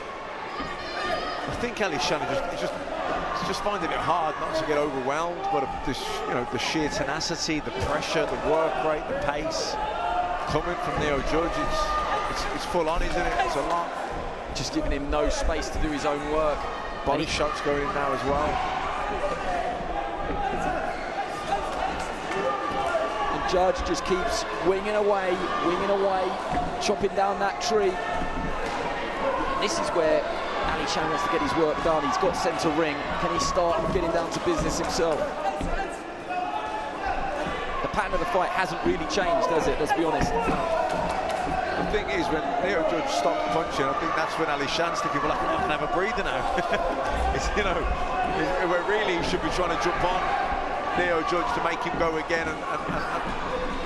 But I think he's so relieved just to get a bit of a breather from the constant pressure and the punches coming at him. Hasn't really been able to build any foundations at all, though, like no confidence boosters. Hasn't sort of landed that big right hand or stiff jab that would at least deter Judge, just for the moment anyway.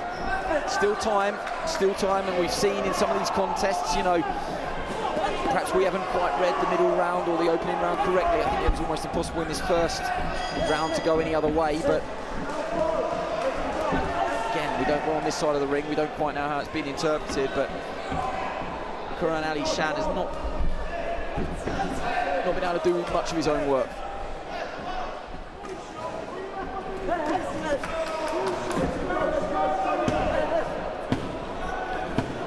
But the pace has just slowed slightly, so Ali Shan, surely this is where he's going to have to start trying to string it together.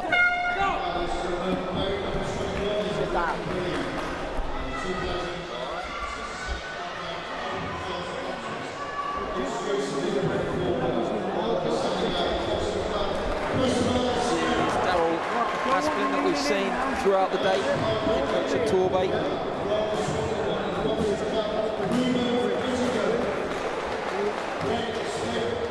And over in the red corner. Move it and move. Don't stand in front of him. So if it slows down, that's when you need to hit it. Can you stop this kid? Yeah. Then walk on to a shot. Yeah. They're doing nothing, you don't walk on to it. Zip. On the Riviera Box Cup last year, Ali Shan, I think he's got a lot of work to do if he's going to repeat that. He is going to have a big round here. Karan Ali Shan from the ring. He's in red. Neo Judge all in blue.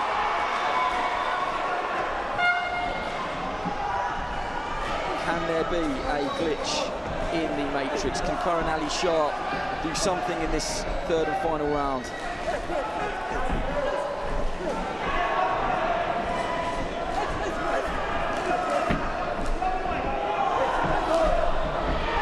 Could be a revelation to say he's definitely 2 rounds down. Better. Yeah, I think. So he needs to, he really needs to make an impact here. What's happened there, Matt? His gum shield was upside down, is that?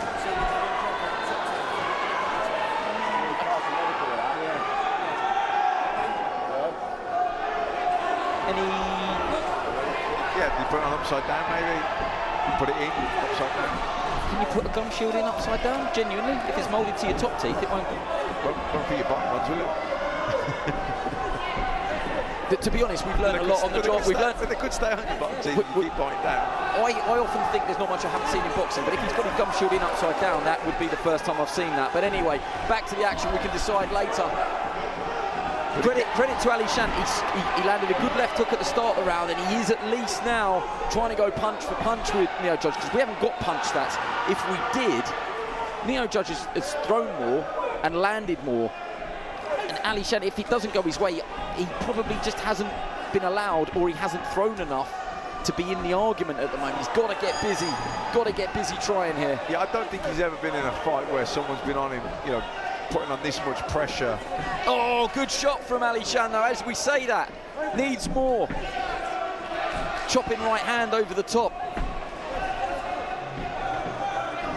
I wonder if it's where he's tired that the gum shield isn't sitting. It's like, if you look at his mouth, it's like sitting in his mouth, and maybe the ref was saying, look, you have to have it in. I don't know. Couldn't blame him, though. Oh, good from Judge. Ali Shan, to his absolute credit, is standing centre ring now, and he's trying to go with Judge. And that's a hard act, I think. It's a hard road to tread. Yeah, I don't think there's a lot of fighters that could necessarily, would be able to cope with the pace here. It's Neo Judge's set. It's been a hot pace. It's been non-stop right from the first bell.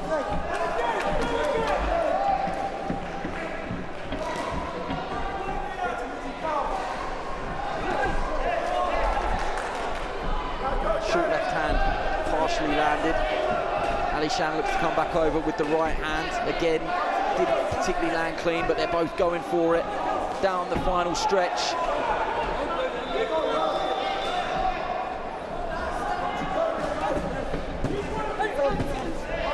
Looks for the right hand again, Ali Shan.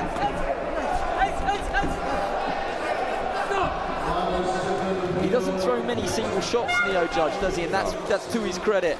Good final, good performance. Well done to both. Unless we've called that wrong from the start, we would think that that's Neo Judge.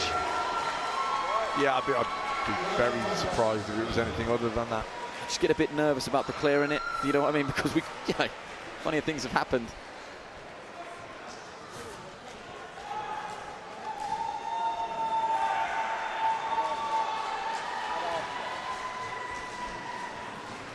Yeah, I can't remember which fight it was, but there was one today where I thought it was one of the clear ones, and they gave it the call to a split decision. And my heart was in my mouth thinking, have we called that really badly? But we were right. I don't think we've missed one necessarily today.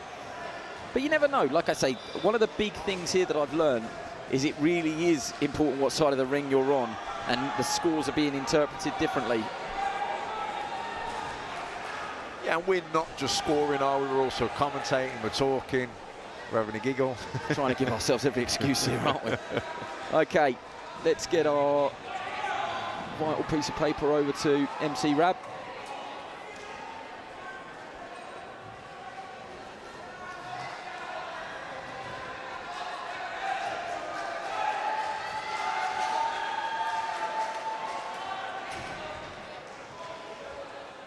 I don't think it's on the way yet, Matt, so we have got that little delay in proceedings.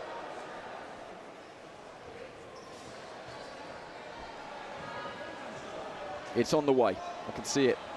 So it won't be long until we find out who has won this final.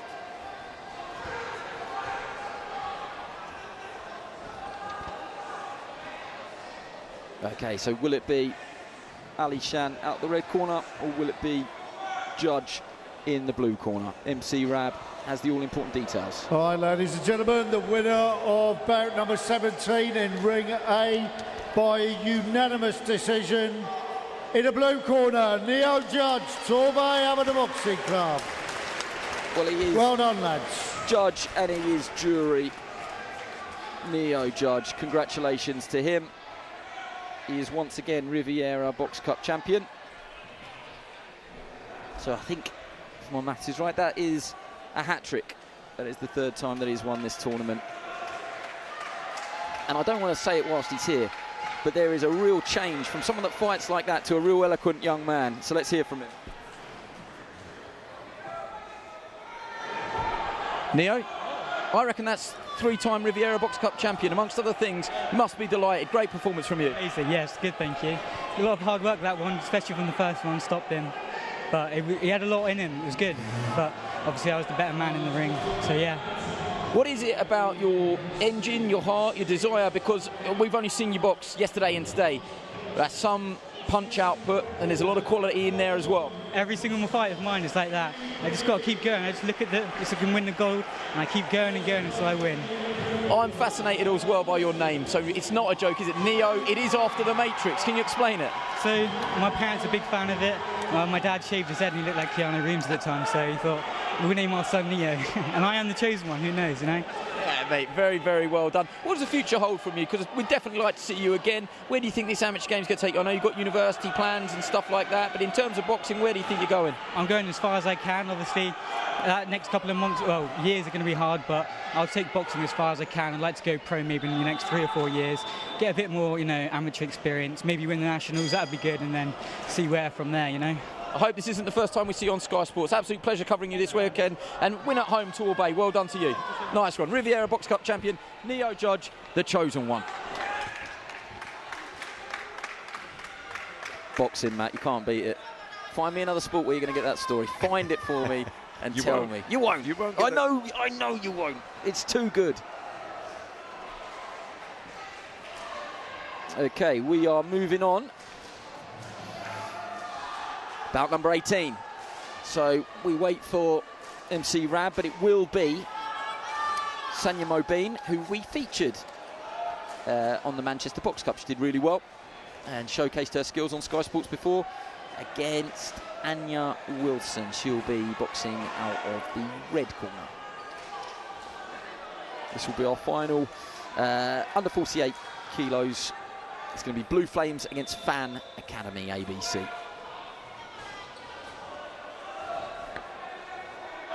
Right, ladies and gentlemen, bout number 18 in Ring A, a senior under 48 kilogram contest open class. Introducing in the red corner from the Blue Flames Amateur Boxing Club in Taunton, Anya Wilson. And her opponent in the blue corner from the Fan Academy Amateur Boxing Club, Sanya Mobeen. Red Wilson, blue Mobeen.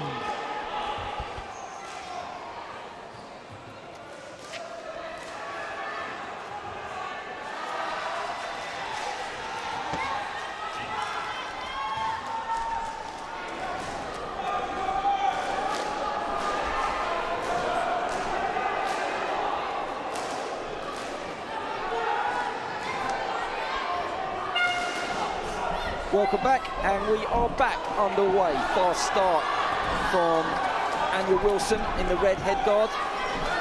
Sanya Mobeen in the blue. Just to make things double complicated, the Blue Flames Club boxing out the red corner.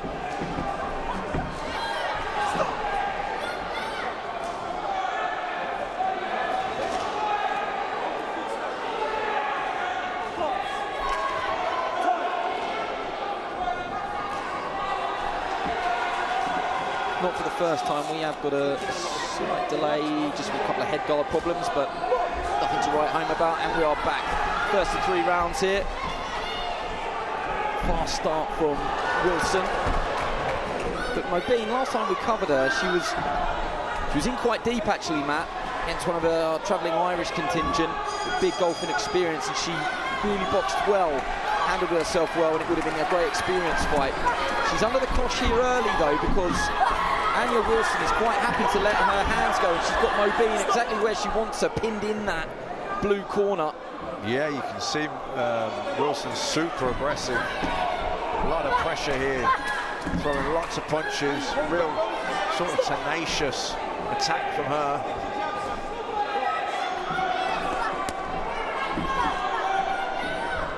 She's going for it early here, the 20-year-old from Blue Flames. She's won 3 national titles already.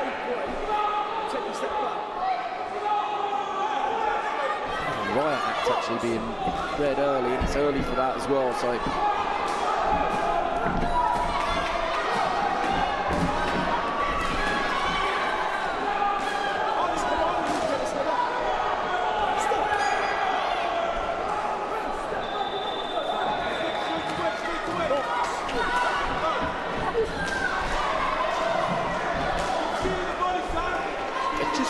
together like this, Matt, it just becomes a little bit untidy, and best endeavours are not able to work it out. Back underway though.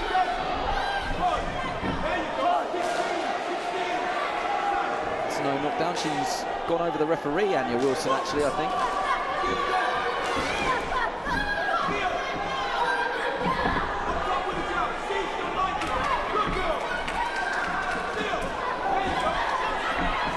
Good right hands from Wilson. Confidence is flowing through her, Matt, even the way she's holding her pose and holding herself. Anya Wilson, she's confident character and really showcasing everything at the moment. Yeah, even some of that kind of jumping right hook she went through there. I don't think I've ever seen that much before. End of the first. Good round for Wilson.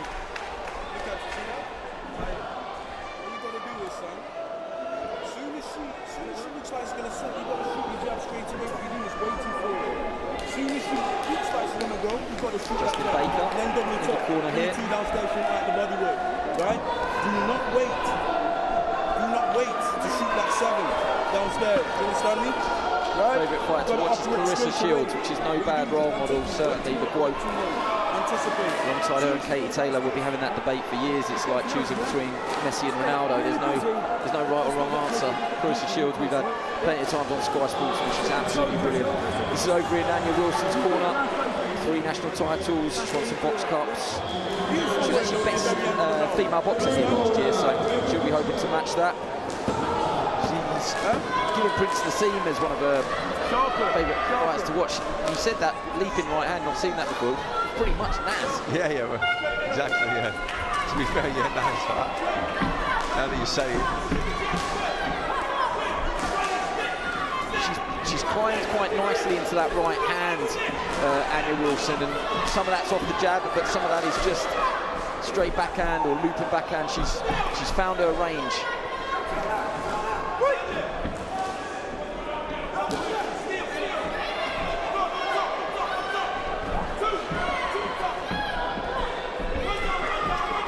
Full of confidence, absolutely flowing at the moment. Sanya's not really been deterred though, as she's not really lost her shape. She probably has to get a little bit busier. Yeah, she has.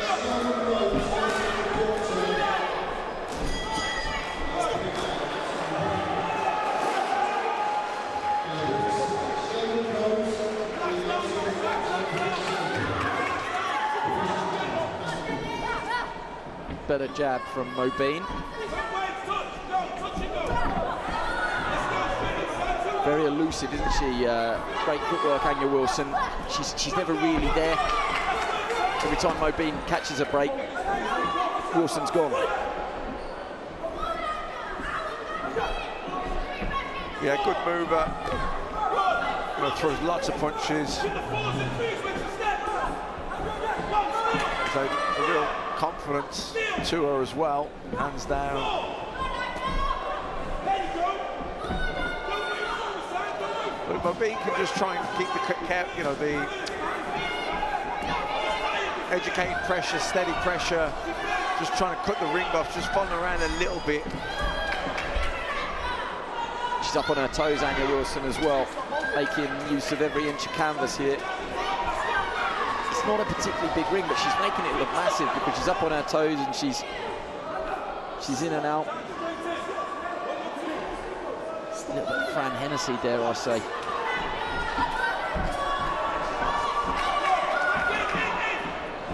Better from Mybe, just trying to punch with Wilson.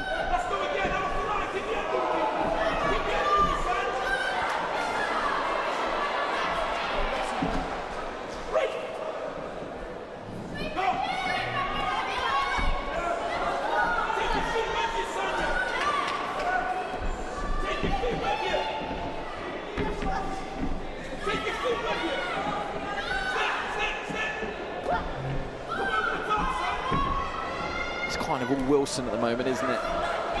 Yeah, a bit one-sided. I think Mybe just struggling with the speed of foot to try to pin her down, and obviously Wilson, very good with the long straight shots as well.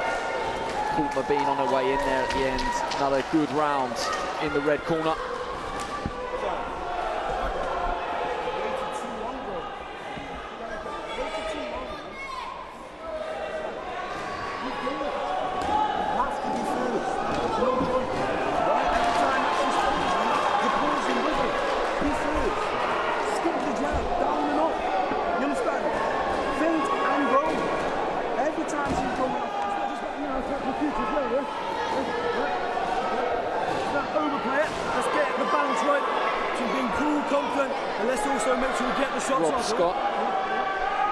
chief cornerman there. You can see Blue Flames Boxing Club on the T-shirt. That's Taunton way, so not too far away. Passed it on the way down, lovely part of the country. And so far, Matt, it looks like it's going to be a pretty happy journey home for Anya Wilson, unless Sanya Mobeen can find something. Justin Baker in the corner there, really saying to her, look, you've got to be first, you cannot wait. It's easier said than done because Wilson's so loose and fluid. We're always saying what she needs to do, but can she do that? Does she have the speed of foot to do that? I don't think so. So it's going to be difficult when you're trying to catch someone, cut the ring off for someone who's so much quicker than you. And she's following around a little bit. She could cut the ring off better, but with her experience or inexperience, she probably hasn't really learned how to do that yet. So it's difficult because of the speed and the mobility and the punch output coming from Wilson. It's difficult for Mobeen to be competitive, really. 20 years old, Anya Wilson. Got a lot of support behind. It's not for the first time she's tripped up the ref. I think that is because he's damned if he does and damned if he doesn't. Everywhere he goes, she's so quick around the ring, he keeps finding himself in the way.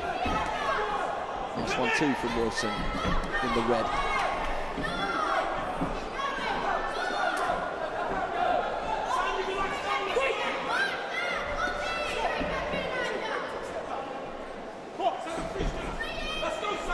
Better jab from Sanya Mobeen, needs to follow it up if she can. I wonder if that's where it's demoralising, because she had a tiny bit of success there, Mobeen couldn't follow it up, and Wilson completely took the play away from her immediately.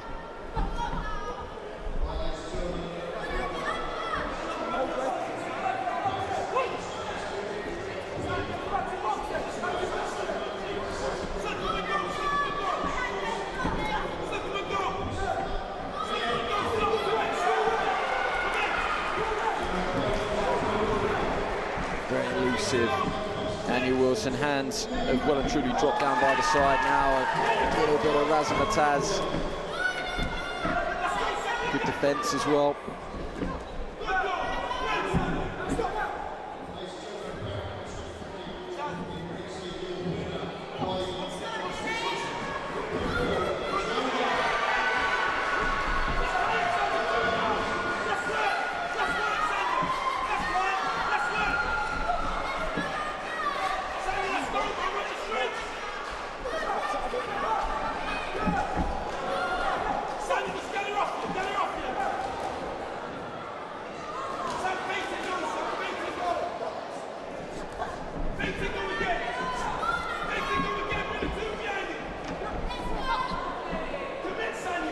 Got a weird bit of symmetry here, a nice bit of symmetry. So in ring A, we've got Blue Flames with Anya Wilson, and then in ring B, we've got another Blue Flames, and I can see outside the ring, next in ring C will be another Blue Flames. They're on fire today. Yeah, come on, Matt.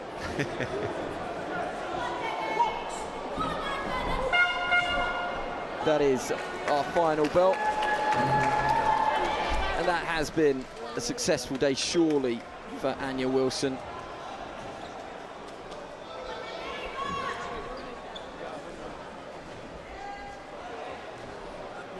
So it's bout number 18, our final under 48 kilos.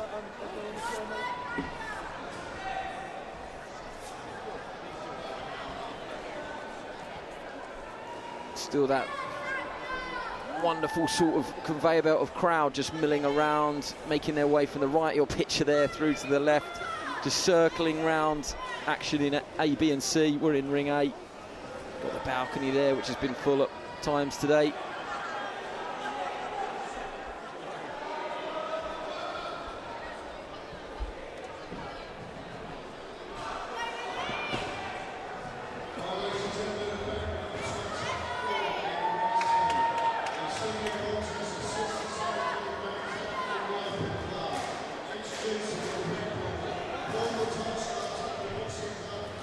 Getting everybody cleared by the doctor, and then we will get confirmation of our result. Just out of your shot there, we're just widening out, you can see it. Quite a nice moment there. Whilst Anya Wilson was waiting, she was actually cheering on her club mate who's over in ring B, next ring along. Our piece of paper, I think, has been handed to MC Rab. So I won't have too long to wait now until we can have confirmation of this result.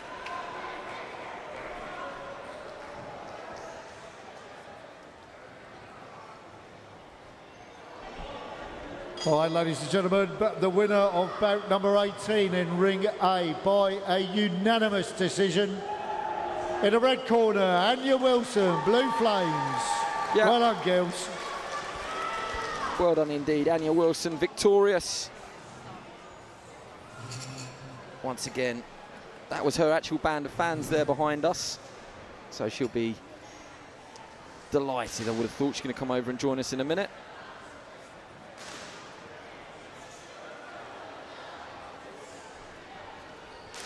Some good crowd control there.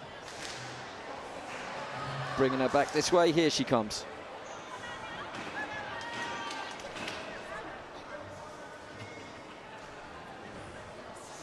Anya, you should be able to hear me. Earth Anya, good to see you. Your fans behind us, they made themselves heard. They'll be very happy with that. You must be pretty delighted with your own performance as well. Yeah, I'm pretty happy. Went through the gears, put the shots together. Yeah, confidence looked to be flowing. Is that just a little bit of a window into what we can expect from you? I think you got best female boxer here last year, so I think you're in the running again this year, you would think. I would hope so. Yeah, I mean, I love to box that way. I've been trying to box more on the front foot as well recently, mix up the styles. But yeah, it's lovely just to flow like that. Yeah, it looked like you were well and truly in the groove. What does the future hold for you, do you think, in amateur boxing and beyond? Do you want to stay in the sport and try and go as far as you can, and where do you think that might be in time? Yeah, I hope to stay in the sport, do everything I can. Obviously, it's not just up to me, it's up to the other girls around me. England coaches, my coaches, career choices. The future could hold anything. You've got plenty of time. How are you going to celebrate? Cake. Yeah, come on, you're talking my language now. Well done, Anya. You're Box Cup champion for this year. Well done. Congratulations. Thanks for joining us on Sky.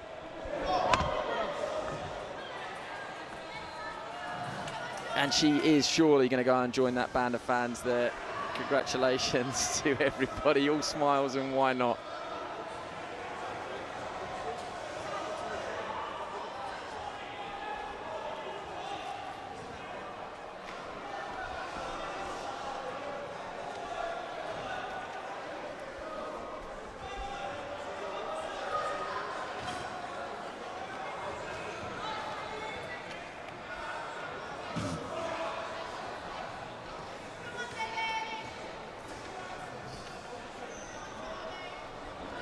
Okay, we're just waiting for our introductions, but I can see that they are shortly on the way.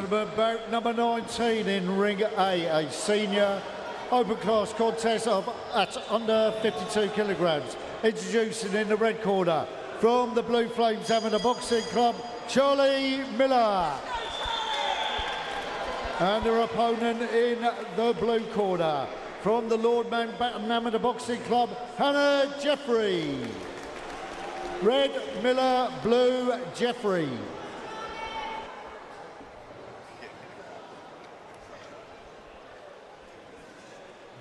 We're cracking on now, Matt. Bout number 19. This is under 52 kilos. We've got another blue flame in Charlie Miller, but she'll be boxing out the red corner. Hannah Jeffrey as well, 20 years old. Lord Mountbatten Boxing Club, she's in the blue. So 3 rounds or less. This is our final, and we're underway. So Jeffrey in the blue and Miller in the red. Both primarily boxing out of the orthodox stance at first glance. Perhaps Charlie Miller is the slightly taller of the two. There was a nice moment there where Anya Wilson just gave her one last little bit of encouragement. I'm sure club badges, club vests, she was sort of delighted for her teammate, and it's a good start. Nice right, sharp attack from Miller in the red.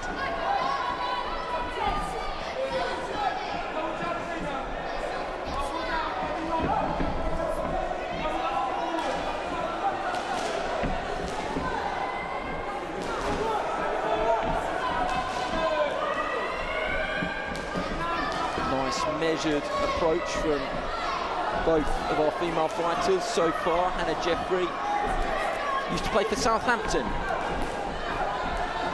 She's boxing the Golden Girl, the Winter Box Cup, boxing the Nationals as well. Yeah, she's trying to focus on the body here, Jeffrey. I think that's the right thing to do. Again, she's slightly smaller, shorter. So she's trying to break the range, trying to go to the body. Doubling up on it there, body and head, the jab. Charlie Miller just timed Hannah Jeffrey on the way in, though. It was a good right hand. Just a bit of the hair netting has come loose there at the back.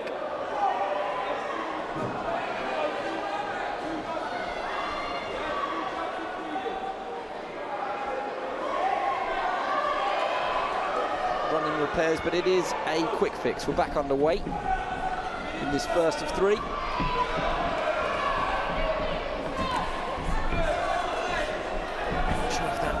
From Miller landed, but it was close. It's better from Jeffrey though. Good attack from the Lord Mountbatten fighter, and this one has just caught fire a little bit.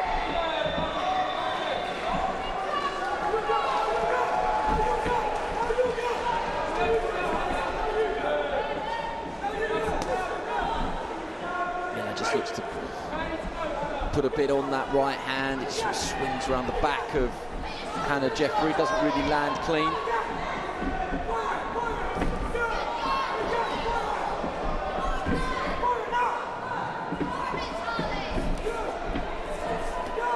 That's better from Hannah Jeffrey. Good couple of shots connected there. There's not much between these two at all. This has been pretty nip and tuck this first round. Yeah, tight round. I think Jeffrey, she's trying to put combinations together. She's trying to work the body as well.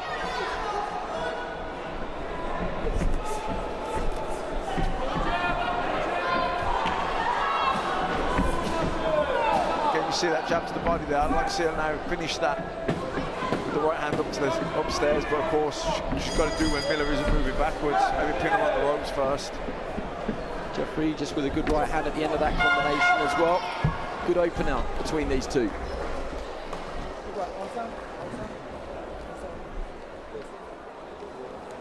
Really nice rounds, yeah? Rest, yeah? What we've got to do, we're touching that body, we can come over the top of the head. Huh? Yeah, it's drop. You're catching lovely in the double jab. Both coaches in the shot there, Louis and Molly. One single jab. Yeah? So the first one misses, we just spool the second off and go again. Yeah? Lovely. When you turn it off, yeah, you can come in for that second base, but turn off lovely, first base great. Turn off. And just more run-in repairs with the hairnet that have got dislodged a little way through the first. I think that must be such a distraction when something like that, equipment-wise, is in the back of your mind. Hopefully they've got that sorted now. It's not a distraction at all. Rob Scott, we saw him in the last fight, didn't we? Another Blue Flames representative, and Charlie Miller. She's a level 2 boxing coach as well, Charlie Miller. Second of three. Miller is in the red, Jeffrey is in the blue. Very close opener between these two.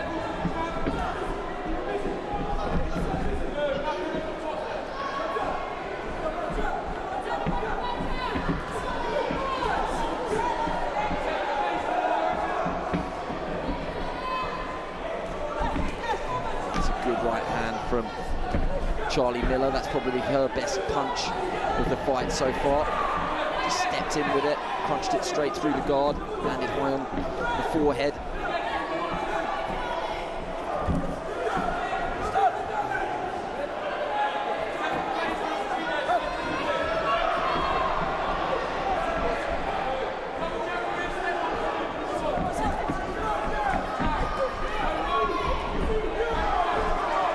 Work there, Matt, from Charlie Miller. Just spun her nicely and wished her on her way. Charlie Miller in the red. Hannah Jeffrey, she had lots of success with that jab to the body, didn't she, in the first round? Hasn't quite been able to replicate it yet. It's a good right hand to the body though from Jeffrey. Yeah, I think Jeffrey, she's got to be put more shots together now. the jabs to the body was good, but then she's got to come upstairs with the right hand to the head, or, you know, jab the head, jab the body, then the right hands. And, you know, maybe the jab after that as well. I think she's got to put 4s and 5s together now, 1s and 2s. I think that Miller's reading those, and she can see them coming, so I think she's got to come forward, and she's got to put 4 and 5 punches together.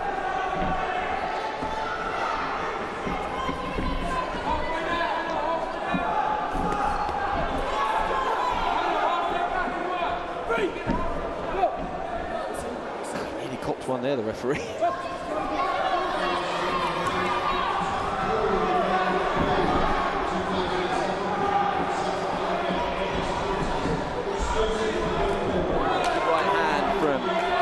Jeffrey, that will do her a world of good.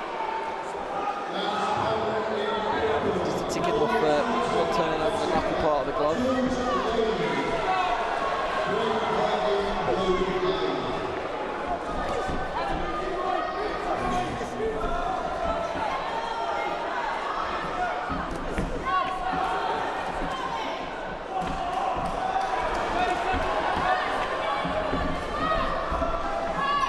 Again, she's coming forward, Jeffrey. You know, she kind of gave her the out there, Miller took it, so she didn't really manage to pin her, but, you know, she's trying to push her back behind the jab, behind the right hand to the body.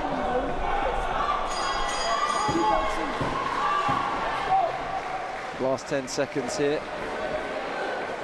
Bit of a sustained attack there from Jeffrey. Not all of it landed, but she was the one doing the throwing. This is going to be interesting on the cards. Wouldn't want to be too confident in making a prediction which way this one has gone so far. Yeah, we've got to be first. Happy with that? The jab's got to be busy. We let the lead hand go quiet this round. Yeah? But we were doing really nicely. It's like double jab route. But set it up, a double jab, then a double jab route. Just to close the gap down. When you put on the box, just take that half step back. Because it's not And Jeffrey there in the booth on the Lord Mountbatten Boxing Club. And he's down Portsmouth way. Probably gives us a nice little link there to pay tribute to Frank Hopkins. Cuts man pretty much everybody. I'm not understating it, for probably the last 30-40 years. I saw him work with Tony Donkeys years ago. From down that way. And he would have been well established by then. Yeah, sadly passed away last week or the week before. We haven't had a chance to pay tribute. One of the very best in his trade. Helped everybody. He was a top man. He would have been in Jamie Moore's corner the night we fought. Really? Yeah. Really? I mean, there was times I'm sure he was in both corners because he was everywhere. He was absolutely everywhere. So rest in peace, Frank Hopkins, one of the best. Back to this one. I would think that this could be all to play for in this third and final round. That's just a tangle of legs. Hannah Jeffrey, though, has come out perhaps having had more of a rocket of the two. She's certainly up the ante a little bit here, Jeffrey. Be interesting to see if Miller keeps at that pace or tries to match her for tempo. Misses with the right hand there, Jeffrey.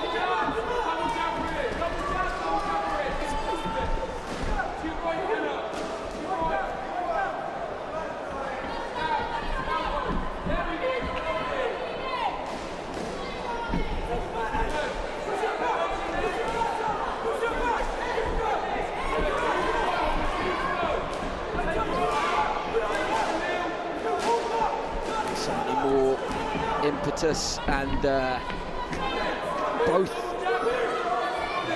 just trying to make that crucial breakthrough or land that crucial shot. Probably Jeffrey with the better left hand there.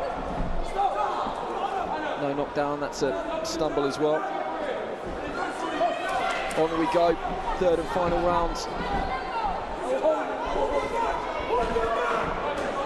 That's better, that's good, nice uppercut there, sorry, from Jeffrey.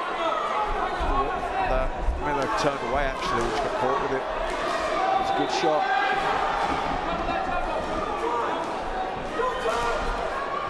Again, Jeffrey with the right hand. Just as Charlie Miller was looking to get her own work. Both are tired, which I think is how we've had a couple of these tangles. Yeah, make your right hand there. I think it's fatigue's playing a big part in those slips. Again, she's just doing the basics well here, Jeffrey, just coming in behind the jab, and because Miller's tired, you know, just that double jab landed cleanly, the right hand up in, nothing particularly sneaky, nothing particularly subtle, very basic, but effective. That is a standing count, and I think it was coming because she put a lot into that, Hannah Jeffrey. It was a good, sustained attack. Can she go straight back there? Yeah, straight back in now with that double jab.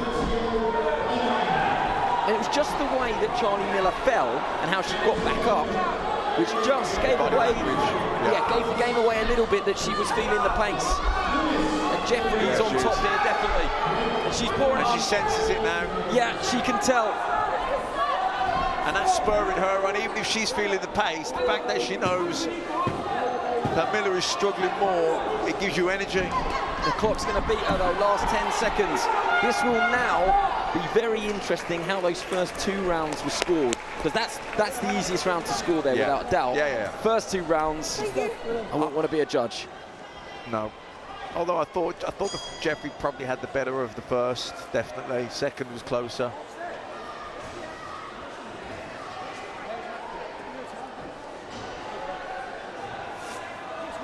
They look happy in the blue corner. Yeah, they look happier. I'd agree with you.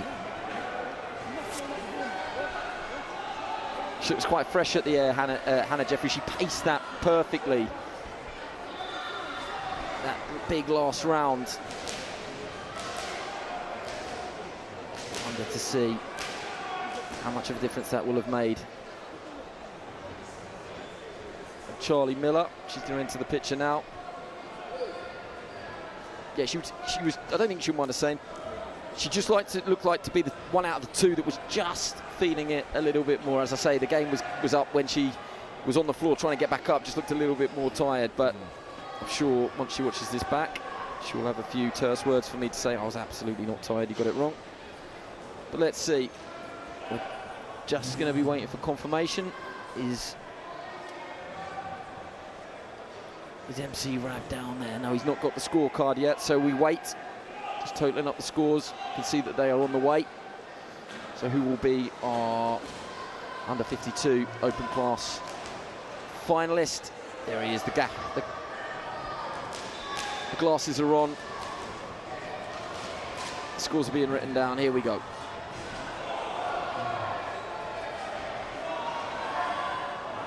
Hi, ladies and gentlemen, the winner of bout number 19 in Ring A by a unanimous decision.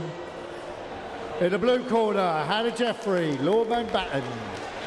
Well done, both girls. I think, Matt, you called that perfectly because, yep, certainly the last round, easiest call for Jeffrey. And I think certainly Hannah Jeffrey did enough in one of those opening 2 rounds there to get her nose in front. So she'll be delighted with that, I'm sure.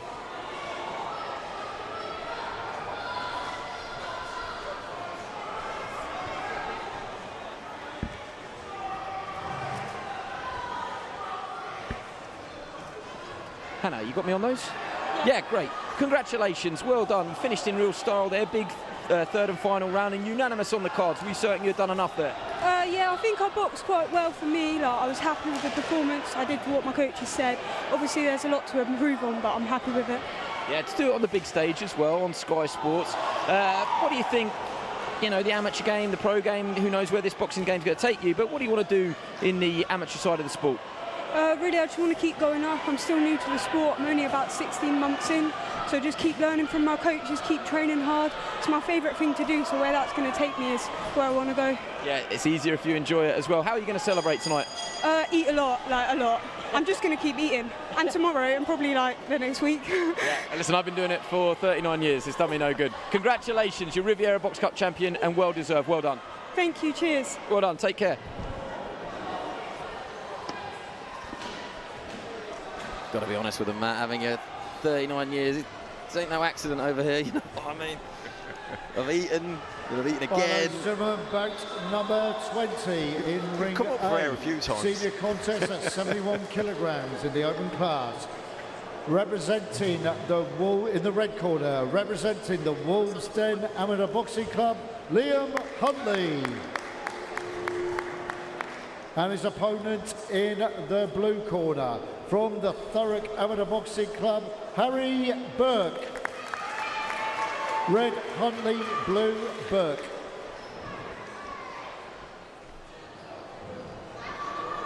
bout number 20. Final instructions for both Liam Huntley, representing Wolves Den, he's in the red, and Harry Burke from Thurrock, he's in the blue. 3 rounds or less, 67 to 71, open class. We're just about ready to go. It looks like it's orthodox against southpaw, and we're underway. Liam Huntley with Liam on the waistband and Harry Burke with Harry on the waistband as well. Should be easier for us to decipher. Yeah, you can see both guys here, lead hands just cancelling each other out, both looking for the backhand. Not far away with that left hook, just snuck round the back there from Liam Huntley.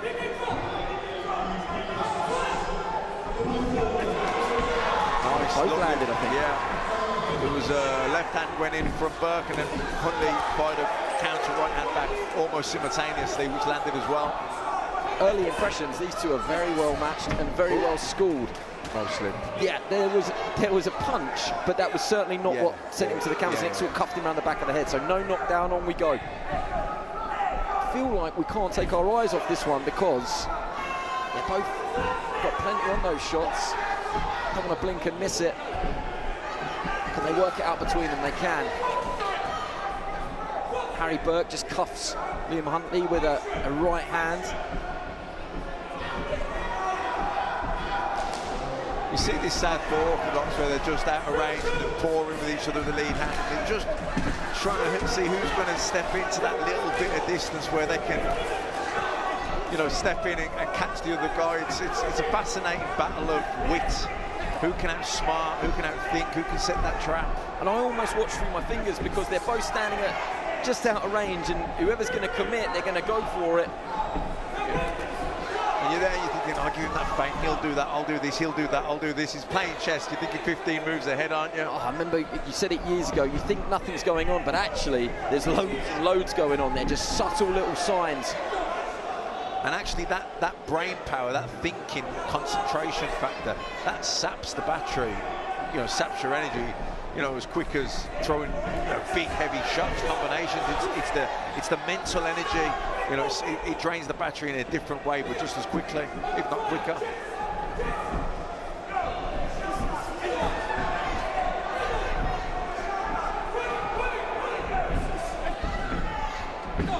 Harry Burke with that southpaw left. He's not been far away on a couple of occasions. Game of fractions, if he just takes his feet in a little bit more and lands that left hand, it looks like it could be a weapon. Liam Huntley, he's got the height and reach advantage. He's got it cocked, doesn't he, that right hand? Looks like he's ready to let it go at any time. You see, in a fight like this, you've got to be light on your feet, and you can't afford to be stiff or tight or load up. You've got to be able to just throw it and react quickly. Just look for speed and accuracy, not power.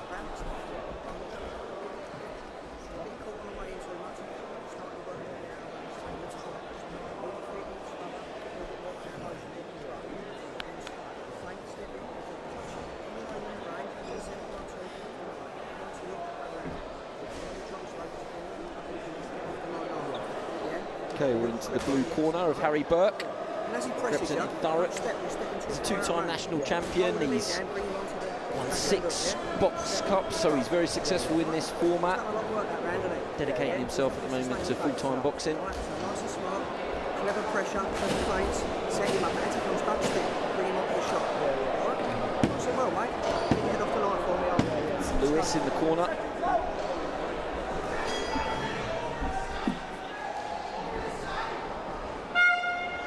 And this is second of 3. Huntley in the red, Burke in the blue.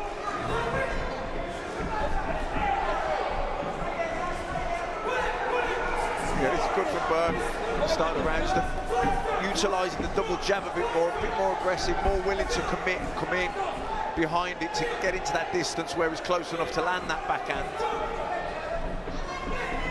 You know, you've got to, like I say, it's fine margins sometimes. You've got to get the balance because you don't want to be like gung-ho. You don't want to be too bullish where you walk onto shots. You know, but you have to be willing. He who dares win. You've got to be willing to take that chance and be the guy.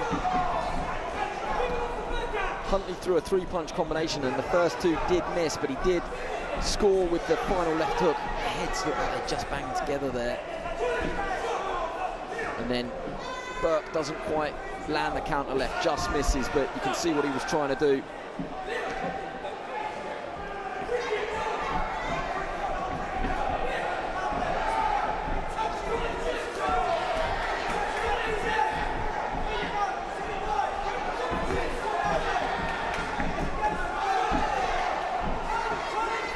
Was obscured momentarily by the referee, but both looked to land there.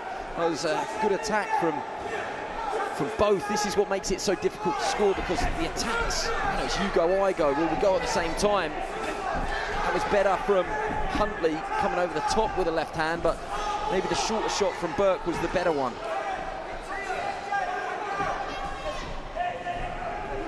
Yeah, in a fight where as well, they're both, you can see they're cagey there because they're trying to set traps for the other one. They don't want to fall into the other guy's traps. They're trying to set their traps. But someone's got to be willing, the guy who's willing to come in and take the chances, to risk it. He's usually the guy that'll come off best. As Dalboy says, he who dares. That makes me Rodney, and I'm not sure I'm comfortable with that role. A lot of my colleagues off camera are nodding. I think you were right in what you said. Everybody's looking to load up, but it's the speed. Don't load up. That would be the message surely here, because they can obviously both punch. They've obviously got a lot of speed. Burke just looking to really pile into that left hand. Don't think he landed it clean. And they're both so eager when they come together as well. Being relaxed is the key. Just loosen up. Think relax, think speed, think accuracy. Don't think back power. Don't load up. Don't get tight. Oh, better from Huntley though. The right hand was like a cuffing shot, but the left hook was a good one. His best period of the round. And that brings to a close the second of 3. This is not going to be easy to score, you would think.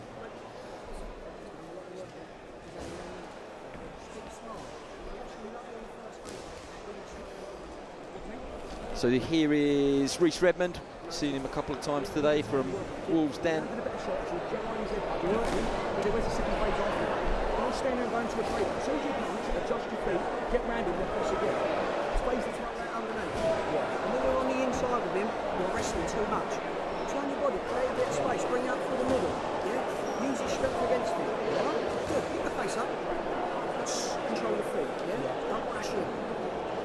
1, 2, a little bit further out. Double your jab. Close the distance. Double jab, hold your feet. Backhand and then roll. They need this round. Okay, so you probably heard that, Matt. Lewis was saying to Harry Burke there, they need this round, so they think they're 2 up in the blue corner.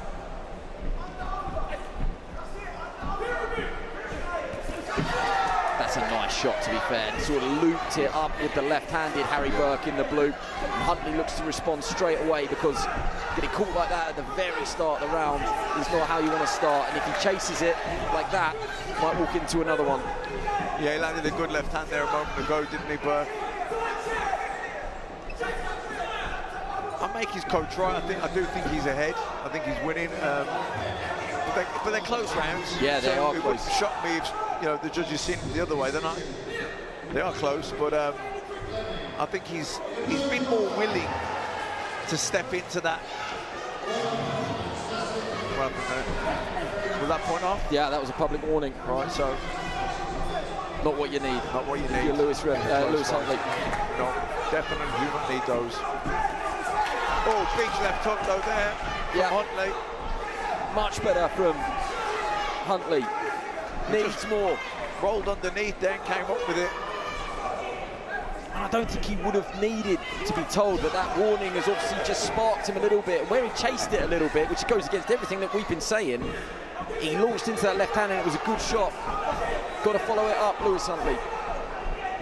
Liam Huntley, apologies. Got to follow it up, Liam Huntley, if he can.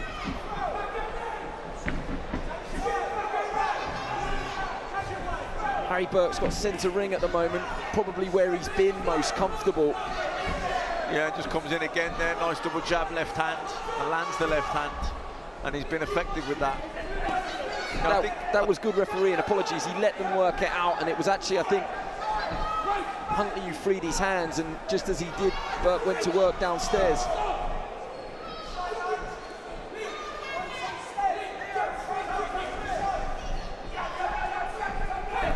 Oh, good left hand again, just nailed him down the middle.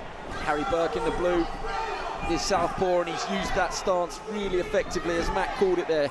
Sharp, crisp left hand from the Thurrock man.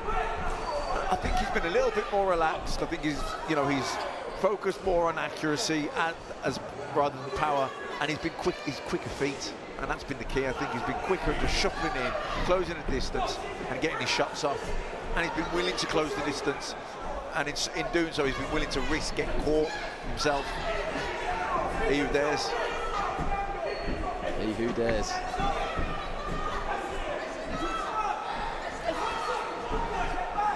What can Huntley do here? Good left hook from Huntley, off the back of some nice looking body work from Burke. Last 10 seconds. If you're gonna go, you've got to go now. Good fight. Well done to both Liam and Harry. He probably landed those two left hooks in that one just there, and at the beginning of the round, are probably the two best left hooks he landed in the whole fight. Yep. When he was going for it a little bit more. Tough though.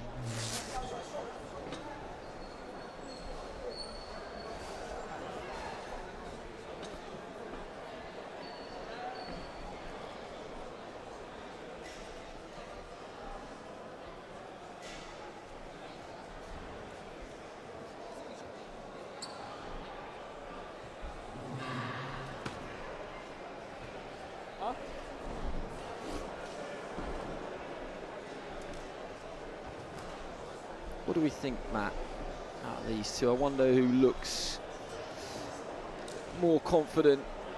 I think they look pretty relaxed in that blue corner. I think Burke Harry has got Burke, it. yeah.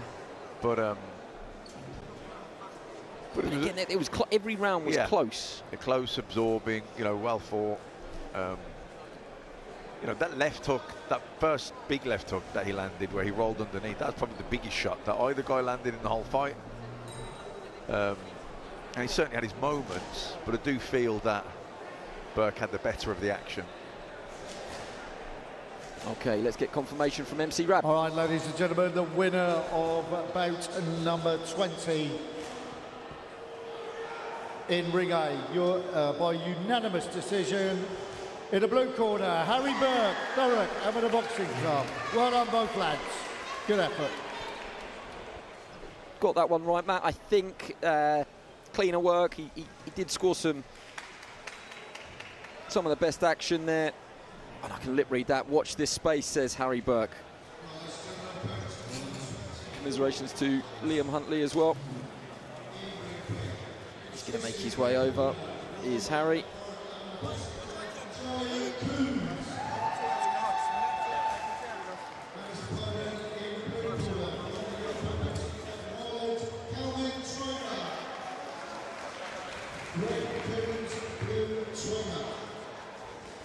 Can you hear me, Harry? Yeah, good stuff. Congratulations, Riviera Box Cup champion for 2025. You look confident at the end there. Unanimous decision. What do you think won it for you on the day? Yeah, well, I felt a box cleaner. I thought I was stepping in, stepping out, landing cleaner shots. Like at points it could be scrappy, but I felt like for the majority of the time I kept it long. Like when it come in, I had to work. I felt like I did work, and yeah, I wasn't trying to get involved in a scrap. I was trying to box, keep it long, step in, move my feet, stick to the game plan. First time we've seen you on Sky Sports, hopefully not the last. What were you saying to the camera? Watch this space at the end. So what does that mean? Is that a sign to the future and where you want to go? Yeah, definitely. I'm going to take over the amateurs, and then I want to take over the pros, go to the top. Good stuff. How are you going to celebrate tonight? A bit of a long journey home. We'll probably see you at the services. What is on the hit list tonight? Well, if it was my choice, it'd be a Chinese, but I've got to stay disciplined. I'm going to America in a month's time, so hopefully I can compete against some top opposition there. and yeah, so got to keep it good, keep it going, keep it disciplined, and then hopefully that will help me be world champion one day. Right, from Matt, who boxed all over and experienced America, I'm sure he'll agree. That would be a great experience. Thanks for joining us today, and well done, you're Box Cup champion. Thank you. Eddie Hearn, Frank Warren, Ben Shalom, watch out, watch your space, like I said. I know they'll be watching on a Sunday afternoon, they'll be watching the Box Cup, I'm sure. Great message, well done, take care. And his opponent in the blue corner, from the Blackbird Lays Amateur Boxing Club, Jamal Franklin. Red Murray, blue Franklin.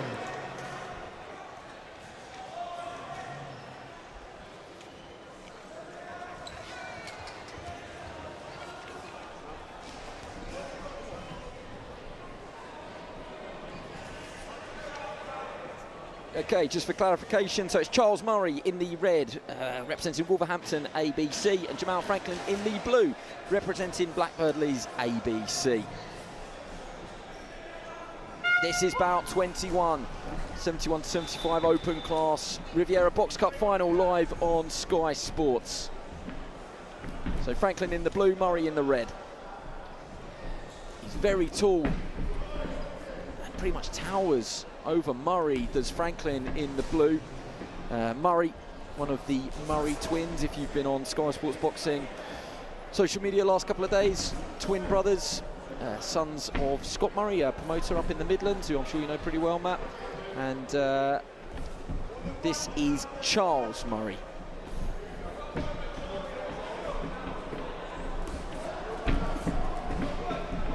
Franklin just looking to get behind that jab and follow up with a right hand. Doesn't quite land. He does stiffen a left hand into the midriff of Murray.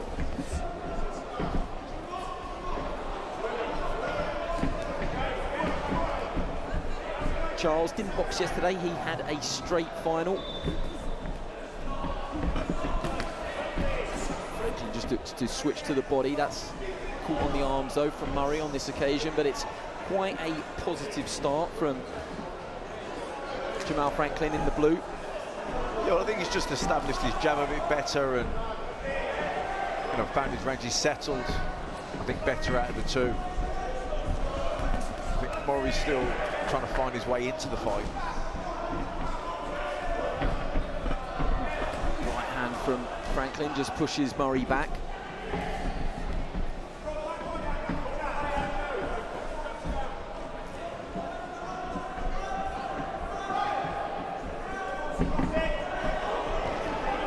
Screw shot, lead left hand from Murray, who then looks just to get busy with the right hand, but a lot of that was smothered, and that's no knockdown.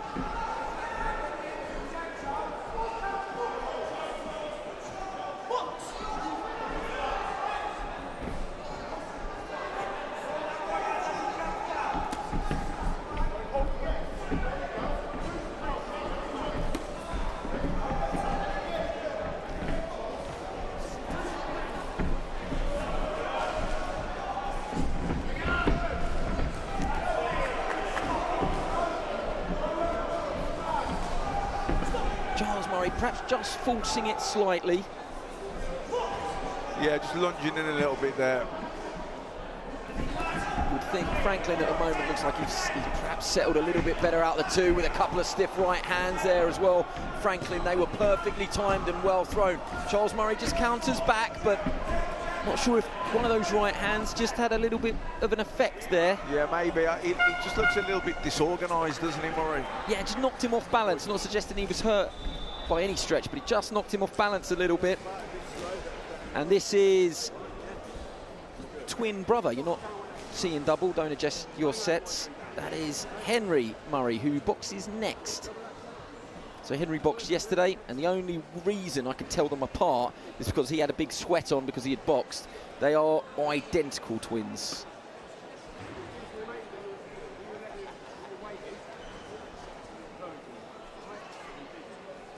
Sons of Scott Murray, as I said. He's pretty long in the tooth now in the business. And they very much look like their dad. Yes. And this is the Jamal Franklin corner. Keith Parisi, Greg James and Brandon May, the training team. He's had 45. He's had 45 fights, Haringey Box Cup champ, so he's well schooled. He's been in here for the Riviera Box Cup and won it, and multi-country champ, etc., which is always a bad phrase at the end of a list of tournaments. He didn't even have enough paper to tell us everything that he's won. Yep.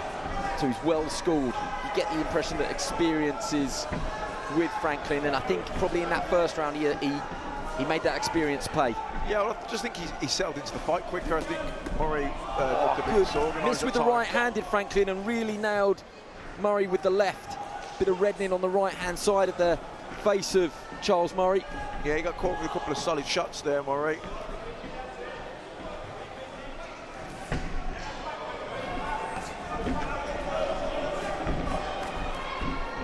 I often wonder, he's so tall, is Jamal Franklin. If it's almost a disadvantage when you're trying to get out the way, but he's got very fluid upper body movement, actually swayed out the way quite nicely there when Murray just looked to pin him in the blue corner. Yeah, probably just struggling with the range, isn't he? The height. You don't feel like Murray's actually been able to beat that lead hand or get inside at the moment. And when he's got there, he's smothered very well, Jamal Franklin. So far, so good for the Blackbird Lays ABC man in the blue. Yeah, because Murray's got to try and come forward and chase the fight, close the distance, but I'm not sure if that's how he would normally go about his business. You know, I'd say he's someone that likes to keep it sort of straight and long as well. So they're really being the aggressors. Sorry, Matt, they're really buoyed in that blue corner with some of these attacks where he switched it really nice, Jamal Franklin, who went to the body with sort of a short left uppercut, come screw shot, and then he went up to the head and he came back, and that's a quality right hand. He might have to do well just to tuck up here, Charles Murray, because he may well have been on the verge of a standing count there. He did well just to come through that. He got nailed there, didn't he? Really walked him onto it, just dipped outside the left hand, chopped the right hand straight over, and kind of the biting point was him walking onto the shot. Even that chopping right hand there around the back of the ear, hurtful shots. Yeah, back of the ear or sort of above the ear or temple even. It was a good shot. Oh, sickening uppercut through the middle. Partially blocked, but thank God he did, because that was a very, very good shot from Jamal Franklin, who at the moment is showing us every shot in the book. Well, he's boxing with real confidence now as well. And he's actually got that frame and the long levers. When you get stuff like that working for you, he's got the range right. He's not loaded up too much, but when he has, he's landed it. So far, Jamal Franklin is in charge, you would say. Yeah, Murray just going to the body with the straight right hand. Good idea. I think that's a good shot to go to the right with the right hand to the body, but again, you've got to be careful not to reach for it. Good second round.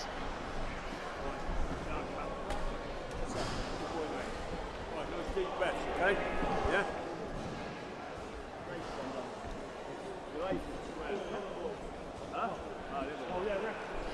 This is over in the red corner.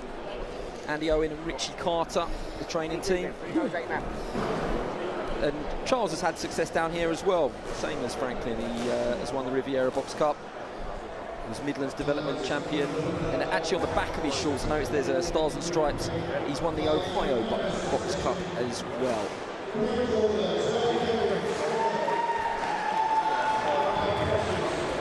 You feel he's going to need to come out and certainly box better than he has in the first two rounds, or hope that he can put a dent in Franklin.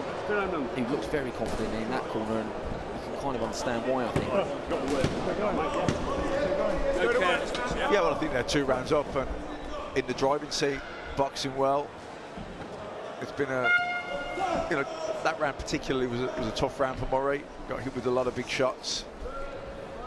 What have we not got here? We don't have both shoes tied. They are not tied together. Here we go. Back underway. Third and final round. It's bout number 21. Jamal Franklin in the blue. And he's back to us at the moment. Charles Murray in the red gloves.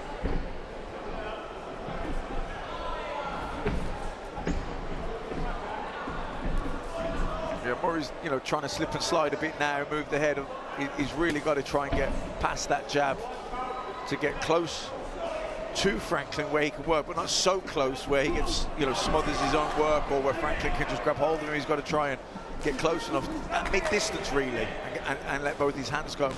Murray actually nearly scored with a right hand that sort of cuffed the shoulder and then hit the head, and all it did was spark Franklin into life, who's really landed with a sharp three-punch combination. It's just sort of jump-started him in this third round. Nice jab, snaps the head back in front of us here from Franklin. Yeah, you know, Franklin turns him nicely on the ropes there, gets back into the centre of the ring. Murray just tried to repeat the trick with the right hand. Yeah, and he's down. That was a good right hand. I think he's sort of saying no punch there, but I think it was definitely the punch that put him down. Yeah. Stiff right hand. It looked like it went from head down to his legs. You could see his knee dipped. Yeah, he felt it, Charles Murray, as much as he protests. I think that was a very solid right hand from Jamal Franklin. Can he follow it up now? Because he's done well to this point. Can he put the icing and the punctuation point? That is no knockdown on that occasion.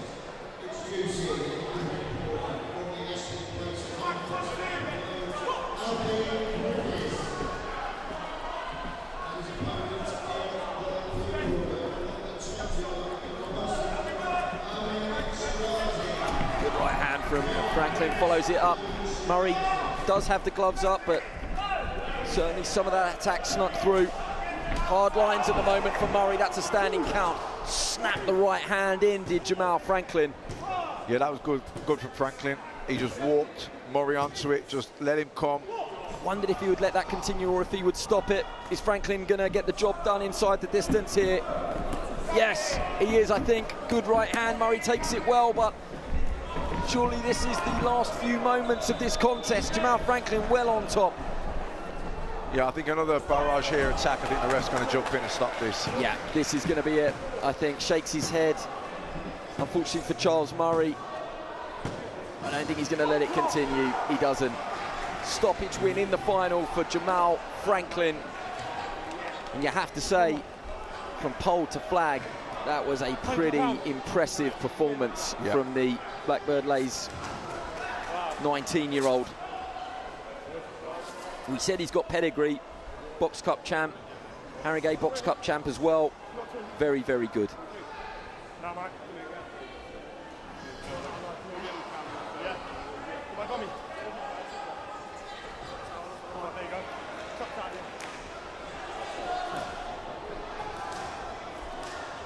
I think that was a well-timed stoppage as well, because there was plenty on those right hands. I agree with you. I think it was the perfect time. He gave him every chance, every opportunity, but you know, by the time, I think it was that third standing count, and there were hard shots. And I think the body language also suggested that the fight had probably been knocked out of Murray at that point. And you know, he's only 19, Murray as well. You don't want to leave him in there, you know, knocking his confidence. Yeah, nice embrace between the two, and he is all right. Charles, we think, just getting a check out for the doctor here. All right, ladies and gentlemen, the winner of bout number 21 in Ring A. The referee stopped the contest in favour of blue. Your winner, Jamal Franklin, Blackbird Lays.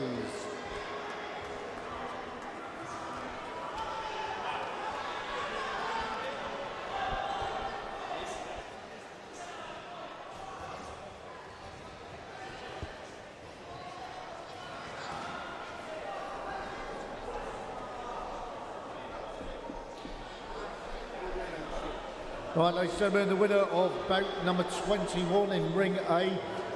The referee stopped the contest. Your winner in the blue corner, Jamal Franklin, Blackbird Lays. Well done, both lads. Double confirmation. Well done, Jamal. He's just made himself probably going to be #1 with all the cameramen. He's going to come and talk to us, I think. Just 2 more to go. Got his medal, but he is going to quickly come over and talk to us at Sky Sports.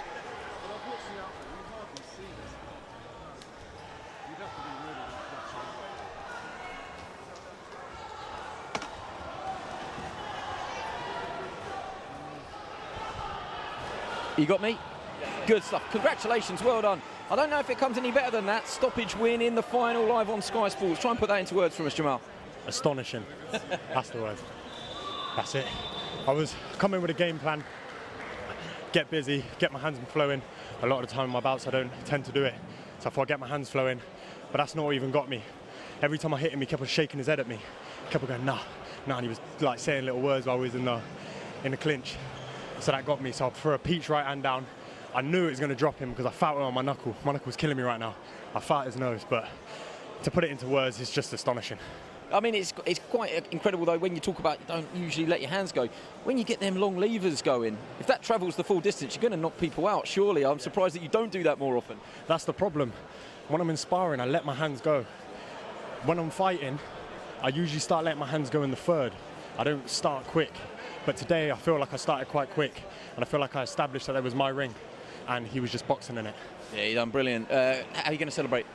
Oh, mate, probably go get a fat Domino's. Beautiful, man. I want a large pepperoni pizza. Me and my missus. What did you say to Dylan there as you were coming past? I said go get the other brother, because me and Dylan, we've known each other for a good 2-3 years. Not personally, but just through boxing, just around the shows, just like everyone does. But I've known Dylan for quite a while, and we was chatting yesterday, and after he got his win, he said that he's got, Henry Murray. Yeah. And I said, I've got Charles Murray. I said, when you boxing him? He was like 22. I said, I'm 21. I said, let's get the other brother. Obviously, I have nothing against the brothers, of course. It's just amateur boxing. I have a dream, they have a dream. It's whoever implicates their game plan a bit better. But nothing malicious towards them, just to psych up my boy Dylan. Yeah, we got that. It's all good copy. Good stuff, mate. Congratulations, Jamal. Well done. Box Cup champion, Riviera 2025. Well done.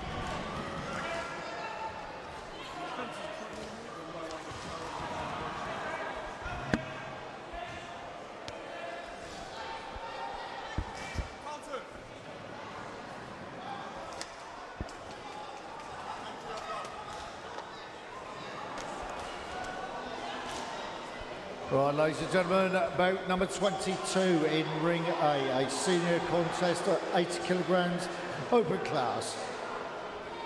Introducing in the red corner from the Wolverhampton Boxing Club, Henry Murray. And his opponent in the blue corner from the Bideford Amateur Boxing Club in North Devon, Dylan Burston. Red Murray, blue Burston. Bout number 22, penultimate fight of the night in Ring A. Confirmation, Henry Murray in the red, representing Wolverhampton. Dylan Burston from Bideford in the blue. Both of these boxed yesterday. Both were pretty convincing winners and impressive yesterday. So this should be a good fight. Both boxing out of the orthodox stance, and fast start from Henry Murray. Oh, nothing wrong with that right hand though from Dylan Burston. Did he heed Jamal Franklin's warning, go and get the other brother? He was really aggressive yesterday, but in a measured way, Dylan Burston. And I always wonder, Matt, I've seen it so many years when you had like the Smiths boxing on the same card, and I used to fear, oh God, I hope one of them doesn't get beat, how it would affect the other one. I wonder, Henry, we saw him, he stood ringside skipping and shadow boxing, he's just watched his brother get stopped there. I wonder if that will affect him at all. Yeah, I know, it's, I've always wondered that myself with the Smiths. I actually remember when Stephen got stopped by Lee Selby. Yeah, and Paul had to box after. And he was watching it in the changing room, I remember. Yeah, it was because I stayed with, you know, all the there to win with. I stayed with Stephen in the changing room. Everyone else went ringside, obviously for Paul's fight, but it was yeah, I know that would have been tough. Would have been difficult for Paul. Burston, great left hook to the body in the blue gloves. These two are well matched though through the first sort of minute and a half of this opener. Good right hand from Burston. He's got the skirt-like trunks, blue gloves. Henry Murray in the red.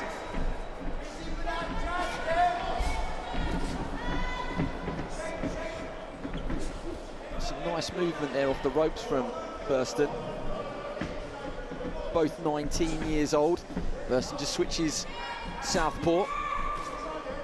Yeah, there's a strong look to Burston, isn't there? I don't know if it's me, but he looks quite a bit bigger. I know they're in the same weight class, but you know, 75 to 80, 5 kilos.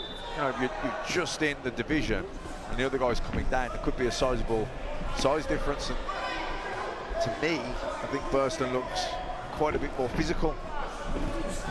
Good right shot hand though from Henry Murray. Yeah, great right hand from Murray. Brilliant. Being well executed. These two are well matched. This is a very watchable, evenly matched contest so far. Felt it would be as well, just from what we saw yesterday. I'm no expert, first I've seen them both, but very easy on the eye. Both good offensively as well there, both letting their hands go.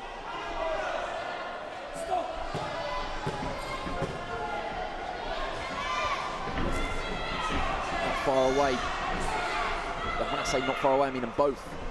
Murray had the right hand, which wasn't far away, but good round as well from Dylan Burston. Very, very good.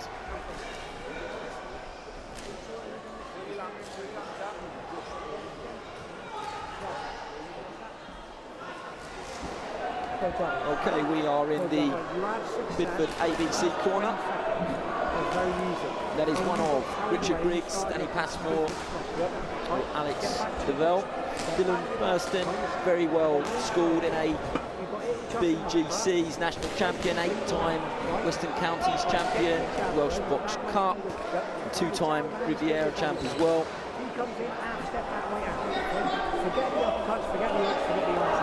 Senior elites this year and then go pro. And he's trained actually for a week out in the top rank gym. When Floyd was there, sparred with #1 youth champion at the time, who went on to the Olympics. So he's gone and trod the American path and presumably picked up terrific experience on the way. Second of three, bout number 21, Henry Murray from Wolverhampton in the red, Dylan Burston from Bideford in the blue. And a very well evenly matched first round between the two. Plenty of that sort of action. Who's getting the better of this? Because both landed and both took a couple of shots there. I think they both landed heavy shots. Yeah, I mean, you're right. He's almost wincing there, both unloading and almost going for broke.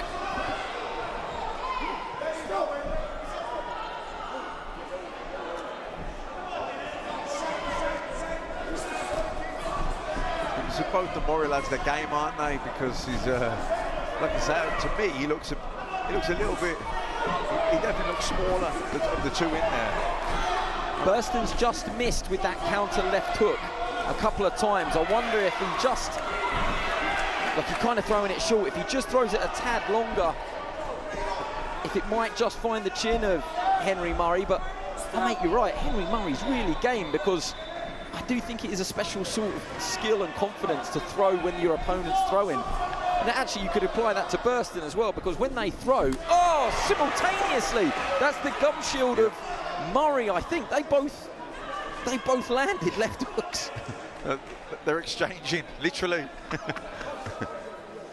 I said, what feels about 8 hours ago now, you can't call every punch, it's impossible. This is the perfect example of that. Thought we were going to get a simultaneous knockdown there. Good right hand from Burston, straight after the break. Good left hand from Murray. Oh, who's getting the best of this, Matt?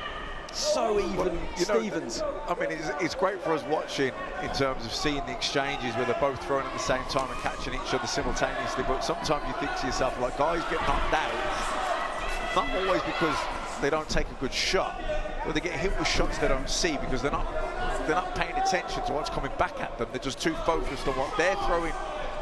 Yeah, Murray landed a really good right hand, but the whole start of this exchange was a Burston right hand.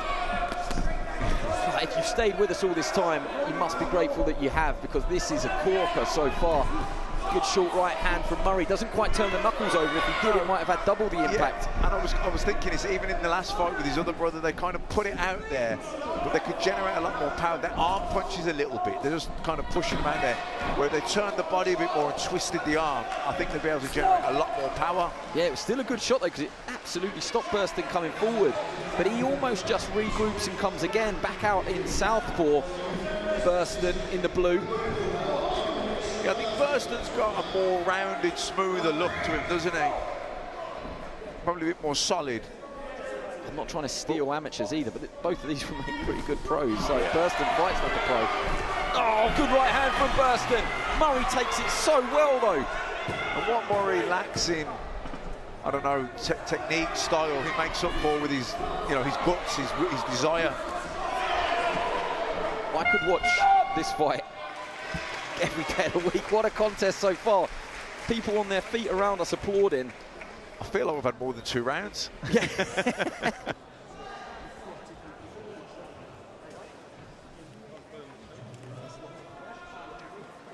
Now, Matt, you may have stumbled across a gem there. So, because twin brothers, they're built identically, they can't, or they won't, which I think is fair, they won't box at the same weight class. So, presumably, Henry really should be at the weight below, but because his twin brother is there and they don't want the brothers to fight, he's the one that's gone up. I didn't even think about that, but now that you've said it, it makes total sense because, 75 to 80, it's a big jump, isn't it? 5 kilos, you're 11 pounds, 12. So, that is, if Burston's coming down to make 80 kilo, and, Henry's moved up because Charles Murray's at 70, 175, then, he's at a physical disadvantage. Yeah.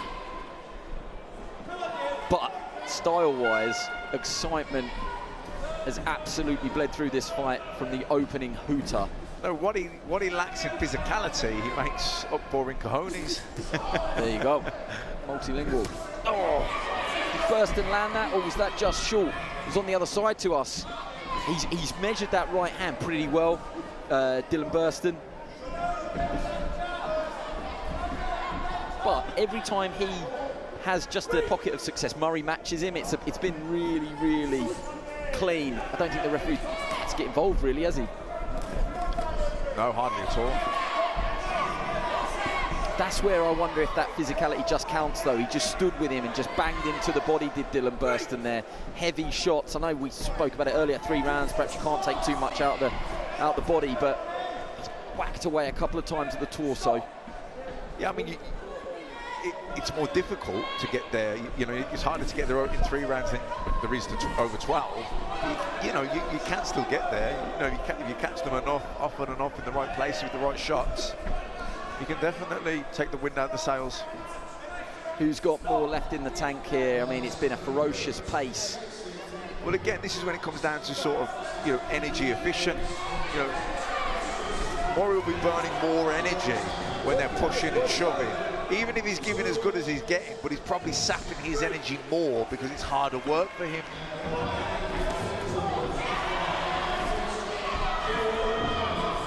Oh, Murray was just chasing him there. Yeah, and he got nailed. He got nailed. When Burston goes, he absolutely commits, like he really goes.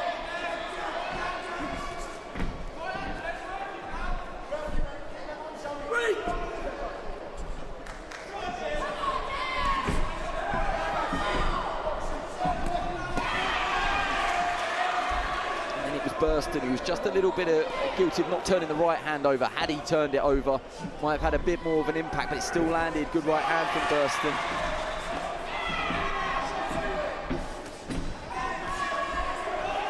Fair play to Henry Murray, though. He keeps swinging that axe, trying to bring this tree down.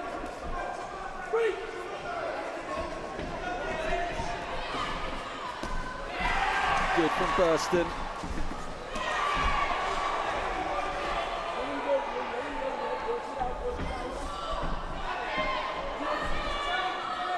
Murray's still right on him, though. Still right on the chest of Dylan Burston.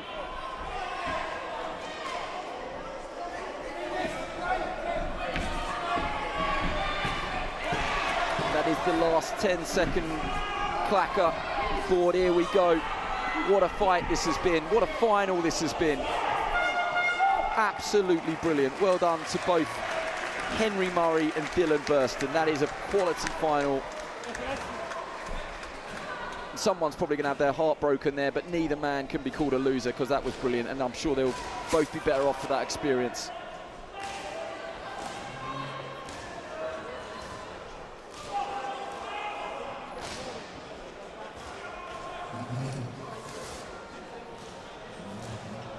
Just a little bit of marking under the right eye there of Burston, which isn't a huge surprise because there was so much leather being traded.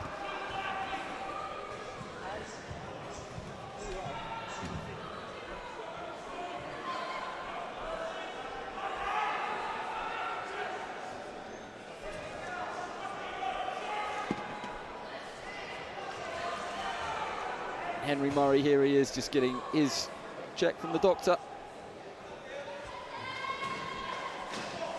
1 to go, and it's the super heavies.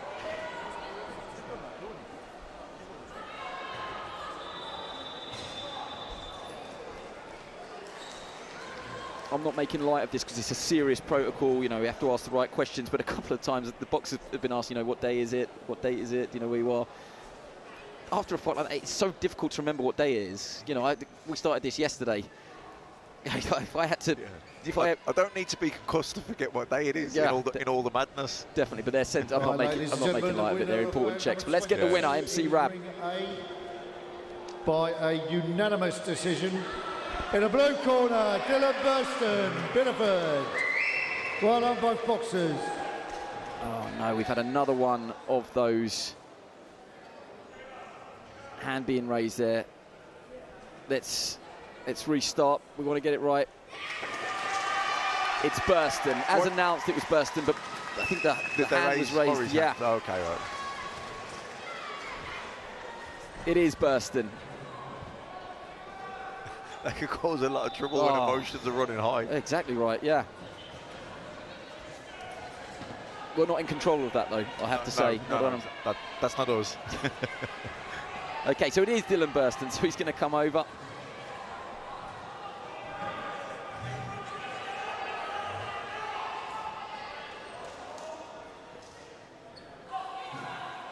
Dylan, you got me? No, I see. All right, I'm on this one. You don't need to worry. Congratulations. We've had a lot of finals today. That was arguably one of the best. We saved it to almost last. You must be over the moon. What a high-quality contest that you've come out on the right side of. Yeah, I'm absolutely buzzing, to be honest. I've had 2 hard fights in 2 days, 2 against good quality lads that won it. When you got 2 lads that won it in the weekend, like they want to win, it just makes all the training and the fight worth it. And it's lovely to be involved in a good fight that everyone enjoys. So yeah, I'm happy. Yeah, it's a great shot window because we didn't show your fight yesterday because we weren't filming, obviously, but we watched it. We were like, God, we want to see a bit more of that. Takes 2 to make a great fight, though, and he bought it, didn't he, Henry? Yeah, Henry did. He's a tough lad. Kept coming forward. We never got a fight that always wants to come forward. You know, that can take punishment, and they keep replying. You know, it brings something out of you to, you know, keep pushing, keep going. Like, it almost brings that dog out of you, do you know what I mean? And yeah, like I said, it takes 2 to tango. It was great, and you're on the right side of it. How are you going to celebrate? With pizza and back to training tomorrow. Back training tomorrow. Come on, you've got to give yourself a break, haven't you? Nah, no break. I want to win the Nationals, want to win the Elites this year. You know, my dream's to be a pro. I'm surrounded by, you know, a great team in Richard Grigg, Stephen Phillips, Billy Stanbury, Alex Double, Danny Passmore, got a nutritionist, Jack Cope. You know, they all make it worth it. And when you get rewards like this, it makes you want to train harder and keep fighting. And yeah, like I said, I've got bigger aims this year. That's what I keep on pushing, keep training. Yeah, well, listen, we enjoyed you as an amateur. I think you'll make a pretty good pro as well. So come and see us one day. Hopefully we'll see you on Sky again. 100%, I hope so too. Nice one, well done. You're Box Cup champion. Well done, congratulations.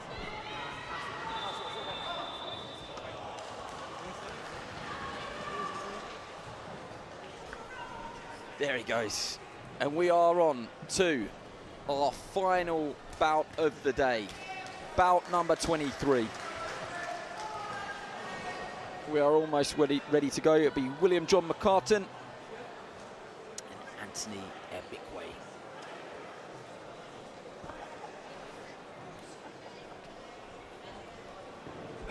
Right, ladies and gentlemen, our final contest in Ring A, bout number 23. a senior 92 kilogram open class contest. Introducing in the red corner from the Guildford Amateur Boxing Club in Ireland, William John McCartan. And his opponent in the blue corner from the Finchley Amateur Boxing Club, Anthony Bakune. Red McCartan, blue Bakune. I think quite often with some of these amateur tournaments, the paperwork that is submitted is what is read out. It's Anthony Ebikwe from Finchley in the blue, and Willie John McCartan from Guildford, Ireland, one of our Irish visitors. And I know that that looks like a small ring, but these are two very big men. It's not an optical illusion. Over 92 kg final Riviera Box Cup. This is the last one. Here we go. And it's going to be bombs away, you would think. Well, McCartan's come all guns blazing here, hasn't he? Bobbing and weaving, looking to get inside and throw body shots and big left hooks. He's got a good jab, a bit Quado, and then he just cuffs McCartan around the right-hand side, and then he comes up the middle as well. Well, that's the shot from McCartan, is the uppercut, because he's trying to duck and dive and come inside, and, you know, jab, uppercut is the shot for him.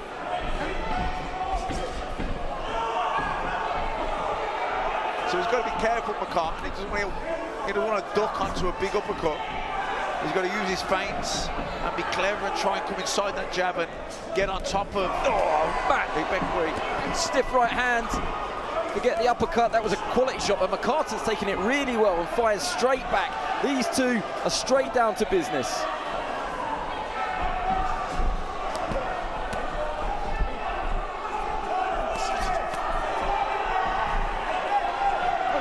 It's a fast pace, Matt. It's a fast pace for two very big men. Yeah. High tempo. Good jab from Ebikwe in the blue.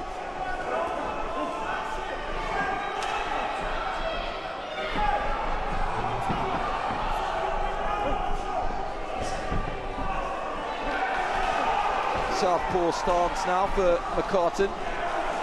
Switches straight back though.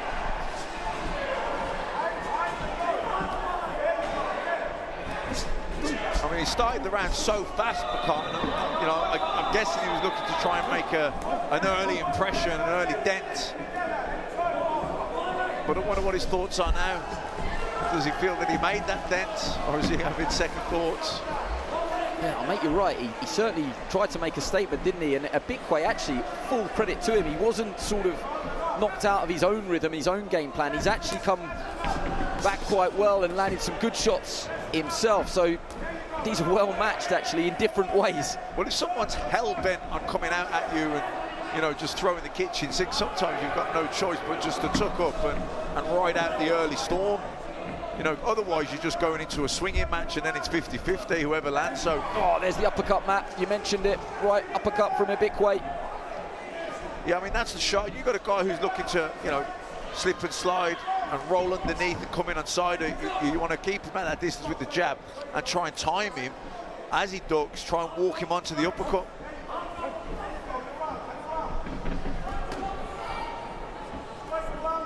Good defence there from McCartan, because Ebikwe's just throwing some quite nice right hands there. He doesn't block that one or the uppercut, McCartan. Yeah, that was nice. Right uppercut, then just switched the attack and looped it underneath. A good uppercut. Good right hand, though, there from McCartan. Yeah, on great. The belt. Yeah, great first round. What a nice moment yesterday. The semi-final. It was Stewart against the Finchley competitor.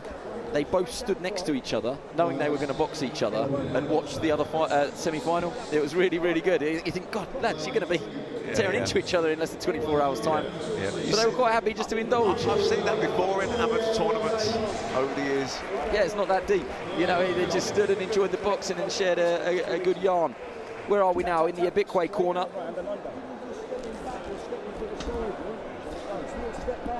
Just out of shot there if we wind it out fraction. That is Sean Murphy. I mean, anyone that's followed Finchley or Anthony Joshua as an amateur, and even years before that, he was a brilliant pro, Sean Murphy. I think he was British Commonwealth champion back in the day. And Johnny Oliver and Sean Murphy are two of the people that are really credited with some of the success of Anthony Joshua, and it's amazing that he's still down there at Finchley, still putting all that time and effort into his fighters. So big up to Sean Murphy.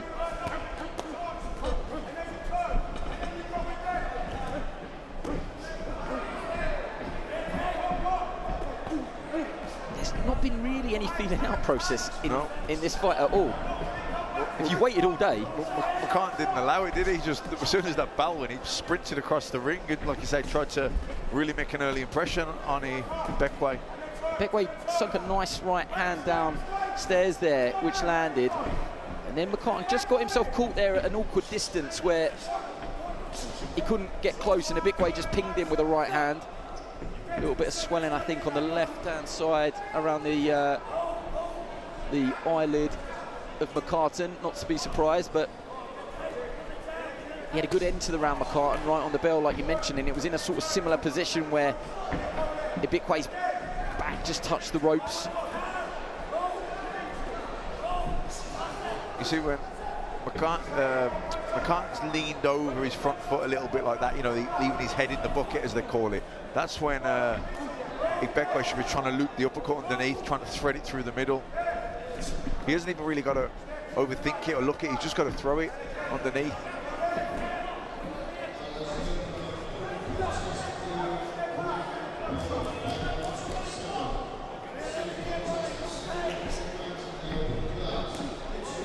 Good defence from McCartan, hands were up high. Yeah, I mean, he's done well there, McCartan. He's slipped inside the jab, but once you're there and you've slipped inside, you want to throw, you know, whether it's left hook, left screw shot. You've done good work from Ibikwai. Yeah, you've done the hard part, you're right, you've done the hard yards to get there.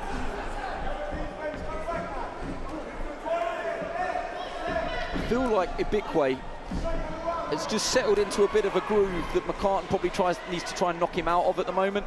Yeah.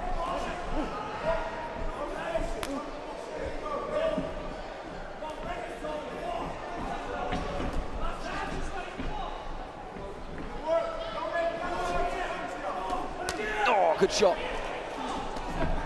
He's putting those shots together nicely. You know, he's got gears there. You know, when he landed that shot and he knew he was there, he you know, those shots he put together, uppercut, hook, uppercut, and then left, right side, changing it around. But you could see he turned up the tempo a couple of notches. Yeah, so not everything has to be heavy. Exactly. Touch, and then he went up. That was lovely. You're right, exactly. Well described as well. And there he goes again. Just touch with the shot and then climb into the next one. I tell you, William John McCartan has got no shortage of determination and chin, because at periods there, Ibikwai was really going through the gears and up in that tempo. Yeah, but he stayed with him, didn't he? Even though he couldn't stay with him with the punch power, but he stayed with him in terms of, you know, you can see his will hasn't been broke or even deterred. You see he's sucking up there. He's game, he's gutsy, he's tough, he's durable. I hope you won't mind me saying, but if you imagine a Navy shipyard scrapper from the 1820s, that's what William John McCartan looks like there. What a bear of a man. I would not want to stand across the ring and look at that face right now. Look at him. I was thinking gangs of New York, but... He looks a real determined character. Look at that face. I think this is the riot act as well. Go on, get into him. This is the last one. This is the last round of the day. It's now or it's never. Oh, here he is. Good right hand though from Ibikwai. Yeah, McCartan's just, you know, it's good. You know, he knows he needs this round. He's coming out big, fast, strong, but he's just got to be careful that he doesn't get too reckless. He's got to stay mindful of what's coming back at him so he doesn't walk onto a shot he doesn't see. Ibikwai switches really well though. He doesn't stay head hunting. He does switch to the body and then come back up. Yeah, and even he's good at switching with the same hand, like I say, right hook, right uppercut. Then he'll go over to the left side, do the same.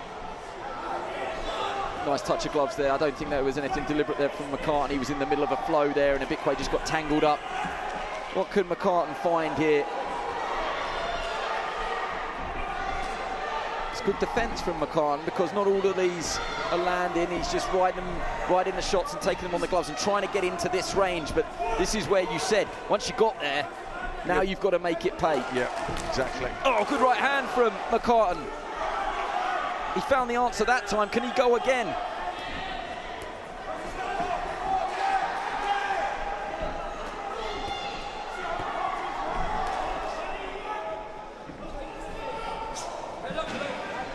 Sometimes you see with fighters, they burn up so much energy trying to get inside. By the time they're there, they want to have a breather. I think a big way though, it's just because he is so fluid. You know, we've seen some single shots today from in other fights, but actually at the heavier weight here, he's really, really easy on the eye, Anthony, a big way. Yeah, for such a big guy, he's actually nice and loose, isn't he? Impressive so far. Can William John McCartan just put a dent in him though? In the dying embers of the Riviera Box Cup. Who's going to have the final say here? The last bout of the day in Ring A.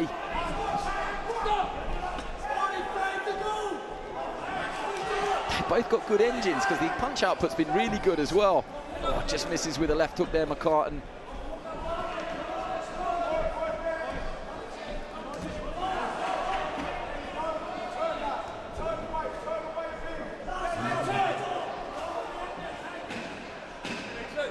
That's the 10-second clacker, but it will be surely time off. We've got a loose thread. We'll be straight back to it.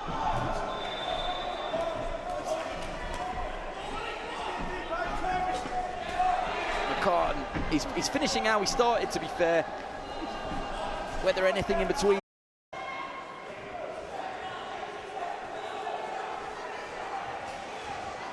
think we're almost ready. Okay, ladies and gentlemen, final contest in Ring A. Your winner by a unanimous decision. In the blue corner, Anthony Bakune, Finchley. Well done, lads, and that concludes our boxing. Thank you very much. Anthony Abikwe. As I said, a lot of the paperwork that gets submitted doesn't always have the correct spelling, so Anthony Abikwe, to avoid any confusion, is our winner. And out he goes over the top rope. He's going to quickly come down and join us. Hopefully he's pretty delighted with his day's work.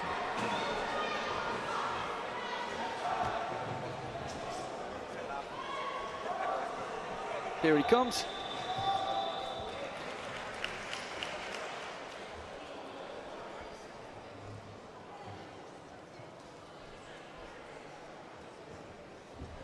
You hearing me, Anthony? Hear me. Riviera Box Cup champion, so you definitely can hear me. That was a really good fight. We sort of hoped we'd save the best till last. Really, really watchable. It takes two to make a great fight, and I felt like that was kind of what you came for, wasn't it? Yeah. Considering I only had one fight here when I wanted two, that made up for a lot. Went against a very good opponent, persistent, very fit, especially for a heavyweight. Getting the win, I couldn't ask for more. About you, though, I mean, a lot of those things you showed yourself. Great fitness, great engine. I think one of the things we picked up on, really fluid in attack as well. Punching, combination punching, finding the target. There was a lot to like there. Would you say that's one of your strengths? Not exactly, no. Putting my punches together, obviously in sparring and training, it's always fine. I always have a little problem in my bouts. Today, not so much. I knew because I was going against a good opponent, an Irish one, so I knew it was going to be tough. So I had to just dig deep for this one. Happy I put it together. Yeah, you did really well. What do you think this sport has in store for you? Where do you want to take this amateur career of yours? Oh, there's no other choice. I'm going pro. Yeah, I'm going all the way. Because I'm not doing this for nothing. I made a lot of sacrifices, so yeah, I'm not doing this for nothing. Yeah, I mean, it's a good time to be a professional heavyweight. When do you think that will be? Will you stay around in the amateurs to get a bit more experience, or is the pro sort of lure of the pros not too far away? As you saw, I did decently today, but a few things I need to brush up on. I'm a little rusty, so I'll give myself 2 more years, I'd say. Then I'm ready to go pro. I just need to brush up on a few things, but not too long. I hope in about 10 years' time we can show you this footage, and you've gone to the very, very top. Long way home for you today, though, Finchley. So how are you going to celebrate? With the friends, as always. With everyone at my club boxed well. Although we all didn't win, we're all going to celebrate still. Great performance by all of us. Just spending time with the club. Yeah, you've done brilliant. Thank you very much for coming and joining us Riviera Box Cup champion. Congratulations.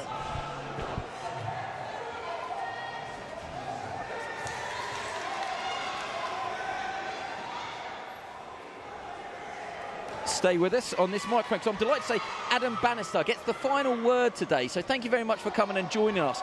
I hope, in fact, you can probably hear me if I pop these on. One second. Can you hear me on Earth now? Hello. Yeah. So you've been judging today, one of our officials. But one of the things I kind of want to chat to you about is the benefit and the impact of the Riviera Box Cup. Box Cups up and down the country, but in this area, it's a pretty good Box Cup, and I feel like it's gone down really well today. I don't know how you felt it went. Yeah, it's been great. I mean, the Riviera Box Cup's always a good one. I think it's a prestigious Box Cup. People travelling from all over, loads of lads over from Northern Ireland, all over, really. America as well. We've had a few US visitors. Yeah, it's great, yeah. Let me ask you a little bit about officiating in the amateurs. We've been learning on the job a little bit today. I don't envy you guys because it's fast, it's frantic, it's only 3 rounds. What's the key criteria and how do you kind of keep that clarity when there's so much going on? It can't be an easy job. Well, it's not easy, but, you know, there's a criteria that we stick to, you know, scoring shots and stuff like that, you know, what ones don't infringe on the rules, and, you know, there's a whole criteria we stick to, right? But, you know, we need more officials, and I personally think that ex-boxers, you want to get back involved in the sport, please just volunteer, because we are short on officials, and I just think it's we need to give back, do you know what I mean? Like, we can't do it without you, though, that's the truth, so we need more of you. Do you enjoy it? Yeah, I love it. I actually really love officiating now. I'm going to do my refereeing this year coming up, because I've been judging for a year, so I can move on, upgrade.